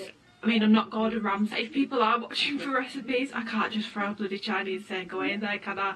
So I had the Chinese takeaway because I wanted it, and if I want something, I always have it. However, that meant I couldn't finish the video because obviously I had a takeaway. I just felt like that was useless because it's not a meal that you can make unless you've got the exact same takeaway near you or you live 5 minutes from my house, which I don't think many people do. The only thing I've eaten today that I haven't shown you, or that's different to yesterday, was I've had a bag of proper corn, the lightly salted one. It's in the blue one, just like a small packet, like a packet of crisps size packet of popcorn, and a golden Oreo because they were 50p in Morrison's. But yeah, so I'm going to make a pasta bake for our tea, which was the plan yesterday, but I just really wanted a Chinese instead, so I had it. So I'm going to go and make the pasta bake now, but yeah, I just thought I would be completely honest about that. I was considering being like, just pretend it's the same day, but what's the point? So yeah, I'm going to go make my pasta bake. So this is what I'm going to put in it. I've already put my pasta onto boil. Looks like Mum and Dad had a lovely little prawn curry. I might also nibble on some of that, but yeah, that's not the point. So yeah, I've got my pasta on the boil. I've put like 70 grams, like a full serving basically pasta in there, and then this is everything I'm going to put in it. So that's the sauce. That's the sauce I'm going to use. This camera is really zoomed in; it does not focus properly anymore. I'm going to use these mushrooms. I'm going to use a green pepper. I'm not really a massive fan of green pepper, but it needs eating up. And like I said, micronutrients. I'm going to use 4 chicken sausages, a little bit of chorizo, and then I've got this cheese. I've never tried this one before. I'm hoping it melts. It literally says it melts great. We'll see about that because they normally lie, and it normally looks as stiff as a board.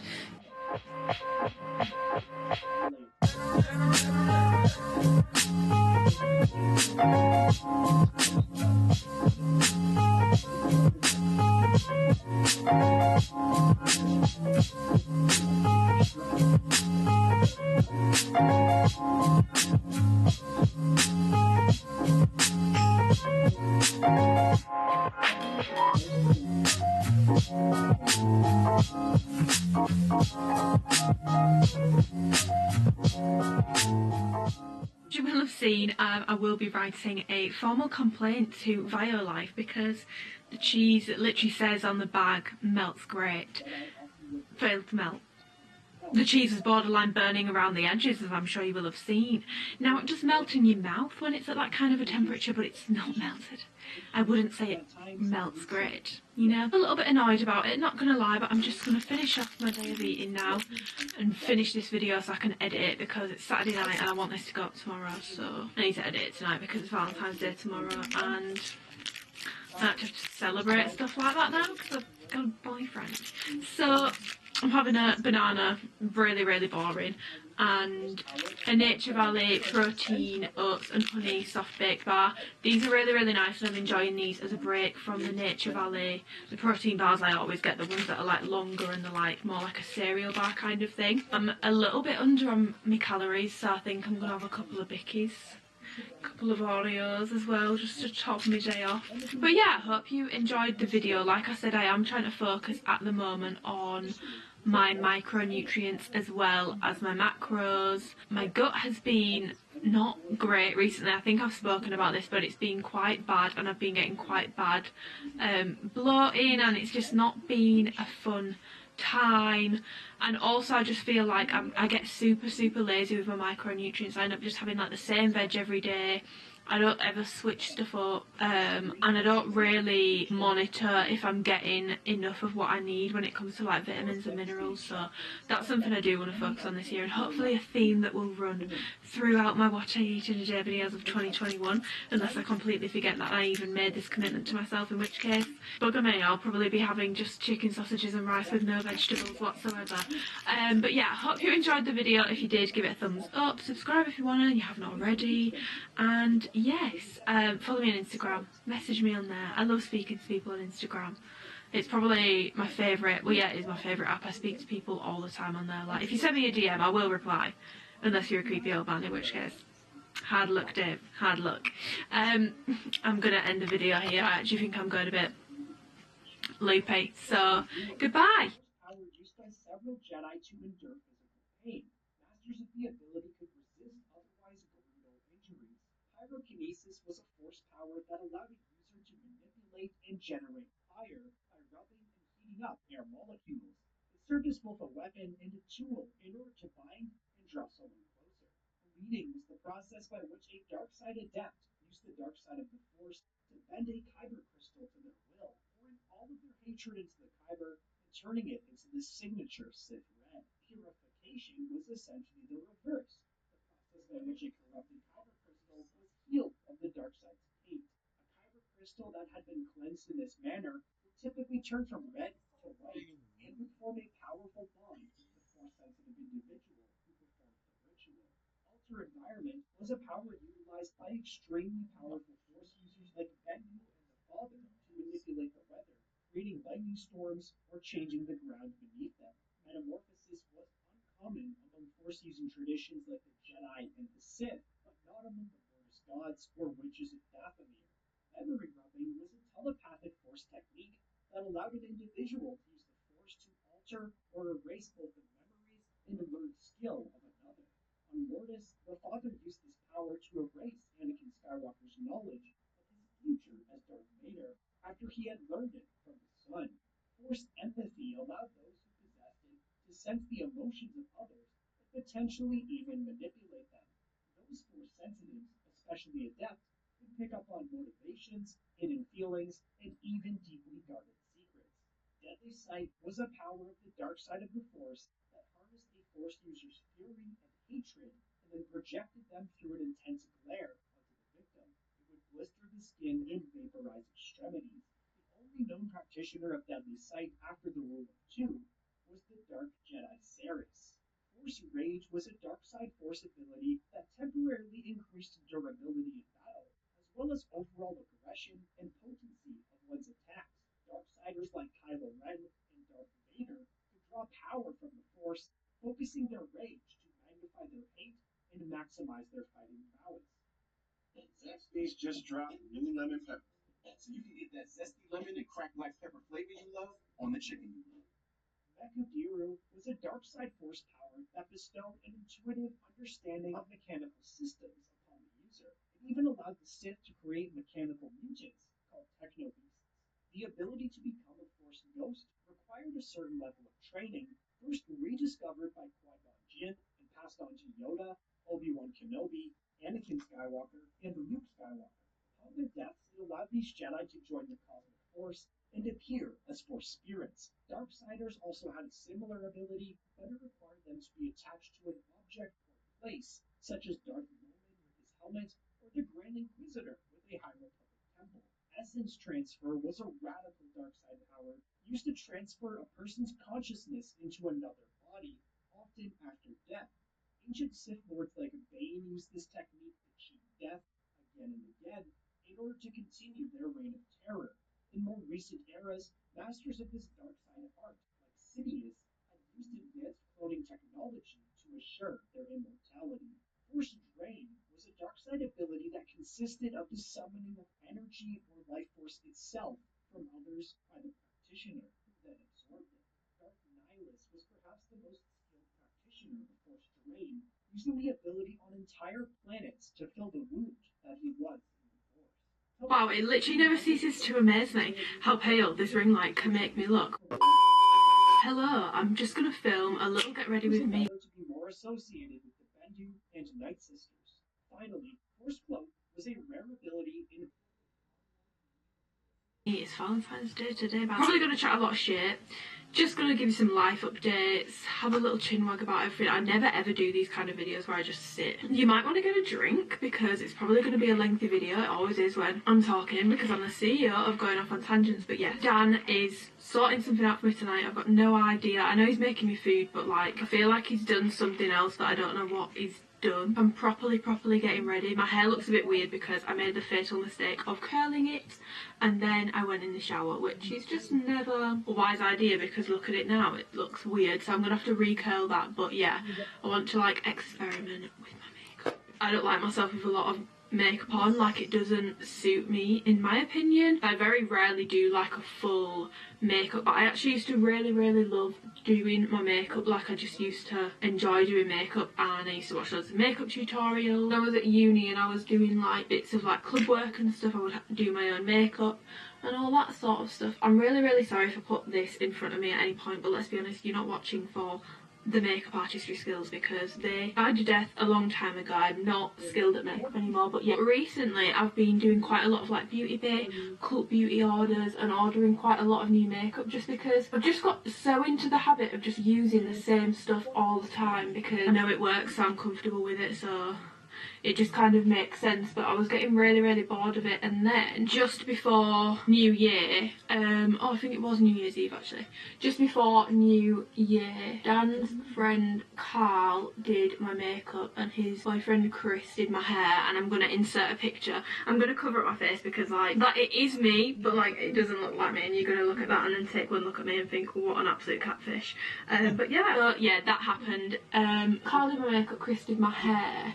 And since then I've just been like, I kind of do want to get back into makeup. Not like properly, I'm not going to start today MUA, but I do just want to get back into the habit of actually like trying different makeup again, because there was a point in sixth form where I'm not even joking, you came to me about any foundation, I would have tried it. I used to buy a new foundation every single weekend.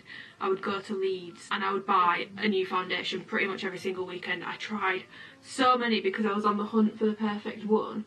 And I never felt like I found it. I always used to mix foundations. But yeah, so Karl did my makeup, Chris did my hair, like I said. I'm gonna leave their like Instagrams and stuff linked below if you want to check them out. And obviously when they can work again, if you're local to me and would want anything doing, you can go to them. But yeah, so since then I've ordered quite a lot of new makeup because I just want to experiment again. And also there was so much stuff where I've literally like, I had a Maybelline Fit Me concealer and I've literally been scraping the barrel, like literally scraping the barrel on that for like ages, like such a long time. So yeah, I ordered quite a lot of new makeup, so I'm going to use some of that. I've just used the I really don't know how to pronounce it, so like no one scream at me, the Kevin Aucoin. Back when I was like really into makeup, everyone used to rave about the pot concealer corrector thing that they do. I've just got the tube concealer. I bought it on a whim a couple of weeks ago and I actually really like this concealer. The only issue is it's way too light. Like it's like white, and I don't know if you can tell because the ring light's washing me out, but I've got fake tanning at the moment. I don't tan my face, so there's a bit of a difference there. But for now we're just gonna roll with it. I can like get away with it, but it's, you know, it's obviously not ideal. So on my eyes, I'm not really telling you like the products I use and stuff, but if there's anything in particular that you see and you're like, oh, I wonder what that is, and I haven't mentioned it, just comment down below and I'll let a girlie know. I think these are the palettes I'm going to use because this is what I always used to use when I used to go to work on a Saturday, and I used to really like how my makeup came out. So it's the Anastasia palette. This is so old, like I'm not even going to lie, like I should probably not use this on my eyes, but it's on me, so it's fine. And then my MAC palette, yeah, whenever I look down at the floor it's because that's where my makeup is. This is really weird because I literally feel like I'm getting ready for a night out, and I just feel like nights out are just something that it just feels so foreign to me now. I don't know if like any other countries allowed now. Well, I think like Australia and like places where they've actually got stuff under control, and they've actually got competent government, are able to enjoy some sense of normality again. But like, I just feel like we're never. I just feel like nights out and stuff and nightclubs reopening is just so far away. Like, I think they're saying, I don't know if this is true, to be honest. I saw it on TikTok, so like, feel free to shout at me below if this is false information, but apparently they're gonna reopen pubs and stuff in April, I think it was, but they're not allowed to serve alcohol. Like, would people still actually, I think, to be honest, people are looking for any excuse to leave their house at the moment, so people would probably still go. I don't think it would affect the pubs too bad, but like, it's still a bit shit. Like, people go to the pub for a drink, do you know what I mean? Oh my god, there's this TikTok account, if I can remember it, I'll do a pinned comment, but I've literally been sat on my bed for like the past hour just scrolling through the TikToks on that account. It's basically like iconic like pop culture, UK, like very like British pop culture moments, and there's so much stuff, like it's unlocked so many memories that like I don't even remember being a thing. Old like Cheryl Cole stuff, Saturdays, X Factor auditions, like reality TV bits. Honestly, it's probably the best TikTok account, like. But yes, life updates. What is going on in my life at the moment? A lot, to be honest. It's not very interesting. I've actually had a really good week, actually. I hit a huge like goal that I set with my business, finances sort of thing. Obviously money isn't everything, but I do like having little goals, whether it be money or like something else, just to work towards. I do find it useful, and at the end of the day, I want to be able to buy a house, I want to be able to move out, and I do need money to do that. I can't pay for it in Monopoly money or good vibes. I need money to buy a house, and I want a humble abode. I don't really want it to be that humble. I really, really want, this is so ambitious for like a first house, like it's just not going to happen.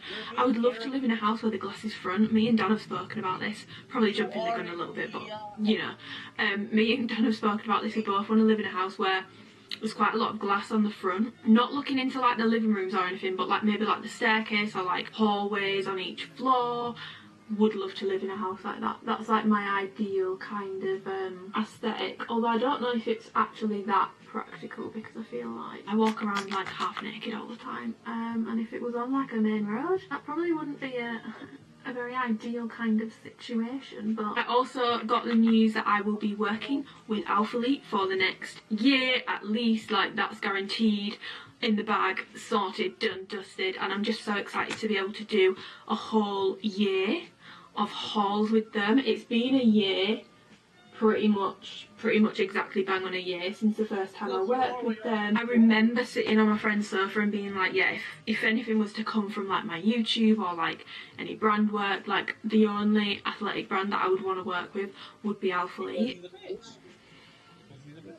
And here we are. I still feel too normal for this, and I've not had like, I'm not going to do the whole like, oh, I come from a really difficult background. I don't. I've had a very comfortable upbringing. I am from Bradford. It does feel a little bit weird that like a brand like Alphalete want to work with me. Not that I think that they shouldn't because I'm from Bradford, but I just feel like northern people don't get the same kinds of opportunities. I feel like there's not that many northern people doing stuff like that. So like, up the northern Queenies, they're really nice. Christian, one of the nicest, most like cordial, is cordial the word, I don't know, just a very nice person. I've been talking to Victoria a lot recently, who works with them as well, and she's just my kind of human. Like, she's so funny. We're like very similar, and yeah, so that was really exciting. I literally like, I texted my mum as soon as I found out. I was like, what? Like, that is, oh, crazy. But I'm so excited, and I can't wait to continue with the hauls and the good vibes and the positivity. I feel like there was another update to give you. Oh, we'll just talk about uni. We'll just talk about uni. So my dissertation equivalent, bulk of that is due on the 12th of March. We've only just started putting it together. It's group work. It's an 8,000 word report thing. We've only just started really putting it together. Sorry that I had to go off camera to finish my eyes because I was annoying myself with how long I was taking with it, so I can't imagine how annoyed you lot must have been feeling watching it. And I have got to sit and edit this and I just keep on thinking to myself, Amy, I'm not sitting through 2 hours of you love. But yeah, I've just finished my eyes, I've done everything. I always think I look so funny when I've just got my eyes and my eyebrows on, like I look really weird. So now I'm going to do my skin. I've just put some of these Low Recipe Niacinamide drops on. If you're into looking like really like nice and glowy with your makeup, highly recommend. But yeah, as I was saying, I've got an 8,000 word group report due in on the 12th of March, so I feel like I did all my like Christmas deadlines obviously, and then it just kind of took my foot off the gas a little bit, and now I'm like, shit, I really shouldn't have done that because I just feel like I've got so much to do again now. Okay, so for foundation I'm going to use my Hourglass stick, which is what I always use, but I did recently buy the Pat McGrath foundation and I love it, but this colour, not right. I did not get the right colour. Like, this is a bit dark. I always watch YouTube videos and try and match based on that because I just find the websites themselves to not actually be that useful. But like, it's about like half a shade, I would say, too dark. I'll be able to get away with it in summer when I've got a real tan, because I do actually tan darker than I fake tan, if that makes sense, when I'm in the sun getting some real sun rays. Or even this is looking a little bit questionable. I'm gonna have to sort it out with my concealer, which is too light, so it'll balance it out perfectly. Don't get me wrong, I've never been any kind of like Ruby Granger, like really love studying. I've always struggled with like the will to live a little bit. I did used to like actually get a weird kind of like enjoyment out of it. I don't enjoy it at all anymore. If I'm doing research to do with like fitness and like my coaching and stuff, not an issue. I literally paid for like a subscription service the other day that means I have access to like all these like journal articles, research papers to do with training and nutrition. You won't catch me doing that for anything to do with my degree, trust me. I love marketing and it's so interesting, but what I've learned from what I do now with social media, because believe it or not, it's not just posting pictures. Like, I'm not saying there's a lot of work that goes into it. Like most of my friends work for like emergency services or something like really serious. I'm not saying there's loads of work that goes into it, but like depending on what you're doing, you can learn quite a lot about like digital marketing and stuff, and I've learned more from doing what I do than my degree. I feel like my degree is actually quite outdated. I'm doing a digital marketing module, but even then I just feel like it's so outdated. Obviously, like, we don't pay for it like we do, well, unless you're like absolutely minted. I do have like a student loan for it. I don't really have £9,250 a year to be throwing at a university. So if you're not from the UK, we have student loans and then we basically pay it off. Like, no one ever really pays it off. It's like a really small number of people that actually pay the whole thing off. It's got like 6% interest on it or something stupid like that at the moment, and once you get to a certain age they just wipe it off anyway. So barely anyone, unless you end up doing really well in life, in which case you're probably not even going to notice the money going out of your account. But yeah, obviously everything's online. They didn't change the fees are still the same, and I just think that was a poor move from unis because it's not the same. More reluctant than ever to respond to your emails, which makes no sense because that's the only way we can get in contact with them. And I just feel like I'm in my final year and I just feel like my lecturers actually could not care less whether I got hit by a bus tomorrow or not. And I feel so bad for first years. Like, if this were my first year uni experience, I would drop out because it's rubbish. But yeah, like I said, I'm getting ready to go to dance. Actually, weirdly been getting like questions about whether I would like include him in videos and stuff. The answer to that is a big fat no. Obviously, if I was like doing like a daily vlog and I'm with him and he's in the background of it, fair enough, but like I'm never going to start making content with my partner. We're never going to monetize this relationship. I just went to go and wet my beauty blender, but yeah, I'm never going to start making content with Dan or doing loads of videos. Like I said, if I'm filming and he's in the background, or I'm vlogging and he's in it with me, like say like when we can go on holidays. Me and Dan want to go on quite a few holidays, so and obviously he would be in the videos in that case. But my relationship is like special to me. It's something that I want to keep a little bit more private. Pretty much everyone that posts loads of their relationship online always seems to end up regretting it or like peeling it back at some point. So killing me softly with him, kill me softly with him. Literally, while have I not had this set up since the start, because that's so much better. The lighting was going weird, so I have moved you. Hello. Hello. I feel like because I keep on stopping and starting clips, like this video is like such a weird light. I feel like I'm just going off on a tangent every 2 seconds. But yeah, I used the Fenty Beauty stick to do a bit of cream contouring, and then I powdered my face. Not normally a powder queen. I love like looking like you could fry an egg on my head, but I do actually want my makeup to last. And it's not going to last if I haven't locked it in with a bit of powder. So I hope everyone had, by the time this Valentine's Day has been gone, I hope everyone had a nice day. If you are on your own, no worries, literally no worries. The point of life is not to find someone. That's literally not the point of your life, is to be happy. And if you're happy, you're on your own, you're happy, you're on your own. And like, honestly, I've seen it today. So many people posting like the most extravagant of gifts, like, oh my god, like look at what XYZ has done for me. Like really, really extravagant gifts, lots of money being thrown around, and like I'm just looking at it with like, oh, where was I, because I know this isn't as rosy as those roses look. Just never look at stuff, especially on Valentine's Day, and think, oh my god, I'm so jealous of that. You've got no idea what goes on in someone's relationship. And I'm not saying everyone who does nice things for each other on Valentine's Day is a fraud and the relationship's fake, because it's not. And I think Dan's done something, I've got no idea what he's done, but I think Dan's done something a little bit nice for me, which is obviously lovely, and I really appreciate it. But don't even worry about it, because they're getting extravagant gifts, but like, are they happy in that relationship? No. Are they being treated nicely on a day-to-day basis? No. So I know what I'd rather have. I'd personally rather be alone than be in a relationship like that, but each to their own. Just don't compare anything, whether you're comparing your relationship to someone else's, or like the fact that you're single, someone else is in a relationship. You've got no idea what goes on behind closed doors, and you don't need me to tell you that social media is a big fat lie. But oh my god, I wanted to have like a brief discussion about cancel culture. Just really, really quickly, because it's been something that's been really grinding my gears recently, and I'm not sitting here on my high horse. I have been such a rat before and being like, this person needs to be cancelled, this person needs to be cancelled, this person needs to be deplatformed, this is disgraceful, and just like giving my like unwanted opinions on stuff. But yeah, I basically saw this TikTok from this girl called Katie Franklin. I don't follow her, I don't watch any of her stuff, but I know who she is, and I know that she went to Dubai, and obviously she didn't need to be in Dubai. I think she said that she needed to be there for like a benefit thing, and she didn't. However, she got absolutely hounded for it, and eventually she apologised. Now, I feel like when you do an apology, you're never going to win everyone round, and some people aren't going to accept the apology, and that's completely fine. You don't have to accept someone's apology ever. Like, if someone apologises to you and you think, actually, I'm really, really upset by it, I'm really, really hurt by it, you don't have to accept that apology. You can just go about your day. You don't have to accept anyone's apology. But she's apologised, right? The way I see it is you have two options: unfollow and don't accept the apology, or think, actually fair enough, I'm going to keep following her.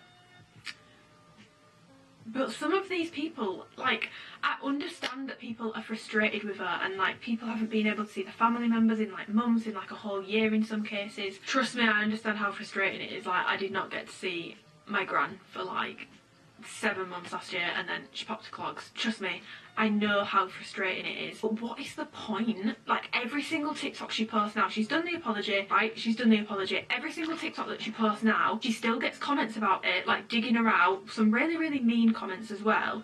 And she posted a video just saying that I know what I've done is wrong, but like equally like sending death threats to someone isn't right.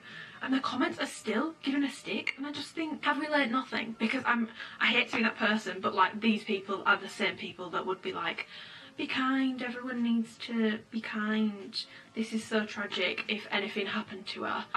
I would bet money on those people being like, be kind, guys, be kind. You don't have to accept someone's apology, and the way I see it is, you fall out with someone in real life, right? They apologise, you think, actually, no, I don't want to be friends with you anymore. Would you seriously go to that person's house every single day? Knock on the door. Hi Sharon, just a reminder, I really, really don't like you and I don't accept your apology. Every single day. For the rest of your life. It'd be a bit weird, you'd probably get a restraining order. It's borderline harassment, it's weird behaviour. Same energy, I just really, really don't agree with it. It doesn't work anyway. Like, the people that really, really probably should actually just have a little bit of a smaller platform, and like they don't deserve it because they're actual racists, still out here selling out makeup collections. So it doesn't really work. It seems to always go after the wrong people.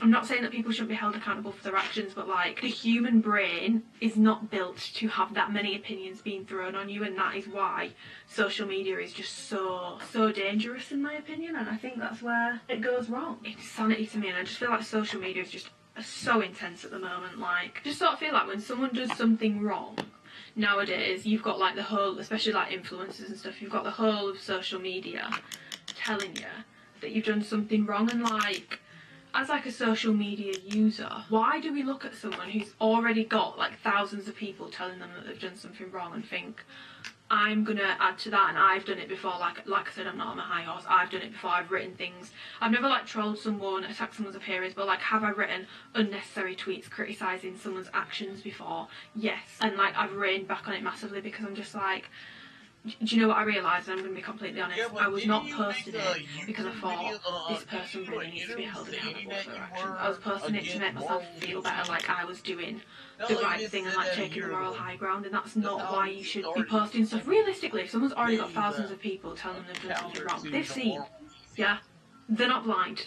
They've seen the tweets, they've seen the comments, so like, to add to it, I just feel like insane. Let me know your thoughts, because I feel like I've just completely brain farted on you all there. Right, I feel like this video is getting way too long, so I'm gonna finish off my makeup and hair, and then I'm gonna come back. I'm literally just gonna put some mascara on, brown eyeliner in my waterline, and then sort my hair out, and I will be back. Boom, so finished, done, finito. Still cannot get over how pale this ring light is making me look, but we're just gonna leave it at that. I've finished my hair, the hair curling wand I use, same one I always use. It's a Tresemme one.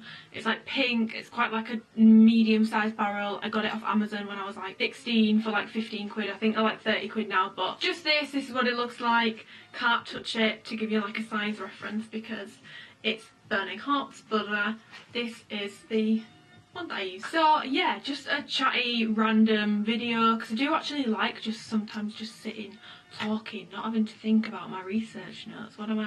What interesting scientific knowledge am I embarking, that makes no sense, imparting on you, imparting with you. I'm not you know what I mean. Basically, it's just been nice to just sit down and chat shit for like, well, I don't know how long this video is going to be, but it's taken me a while to get ready. So yes, cheers for watching. I'm sure you'll see if you follow me on Instagram what the hell Dan has in store for me. Actually, I've got no idea. I know he's making me food. That's pretty much all I know. Yes, I hope you enjoyed the video. If you did, give it a thumbs up. Subscribe if you want to and you haven't already. And I'm really sorry in advance if this video was all over the place, because I feel like I've rambled about a lot of different things and I'm not entirely sure that the clips are going to make sense when I put them together. So if you got this far, then honestly, God bless your soul. I hope you had a nice Valentine's Day, whatever you did, whether you're single, whether you're with someone. And I hope you're having a nice day whenever I decide to post this. Hopefully this week. I really want to get like back on schedule with it, because my upload schedule has been piss poor recently. But yes, cheers, goodbye.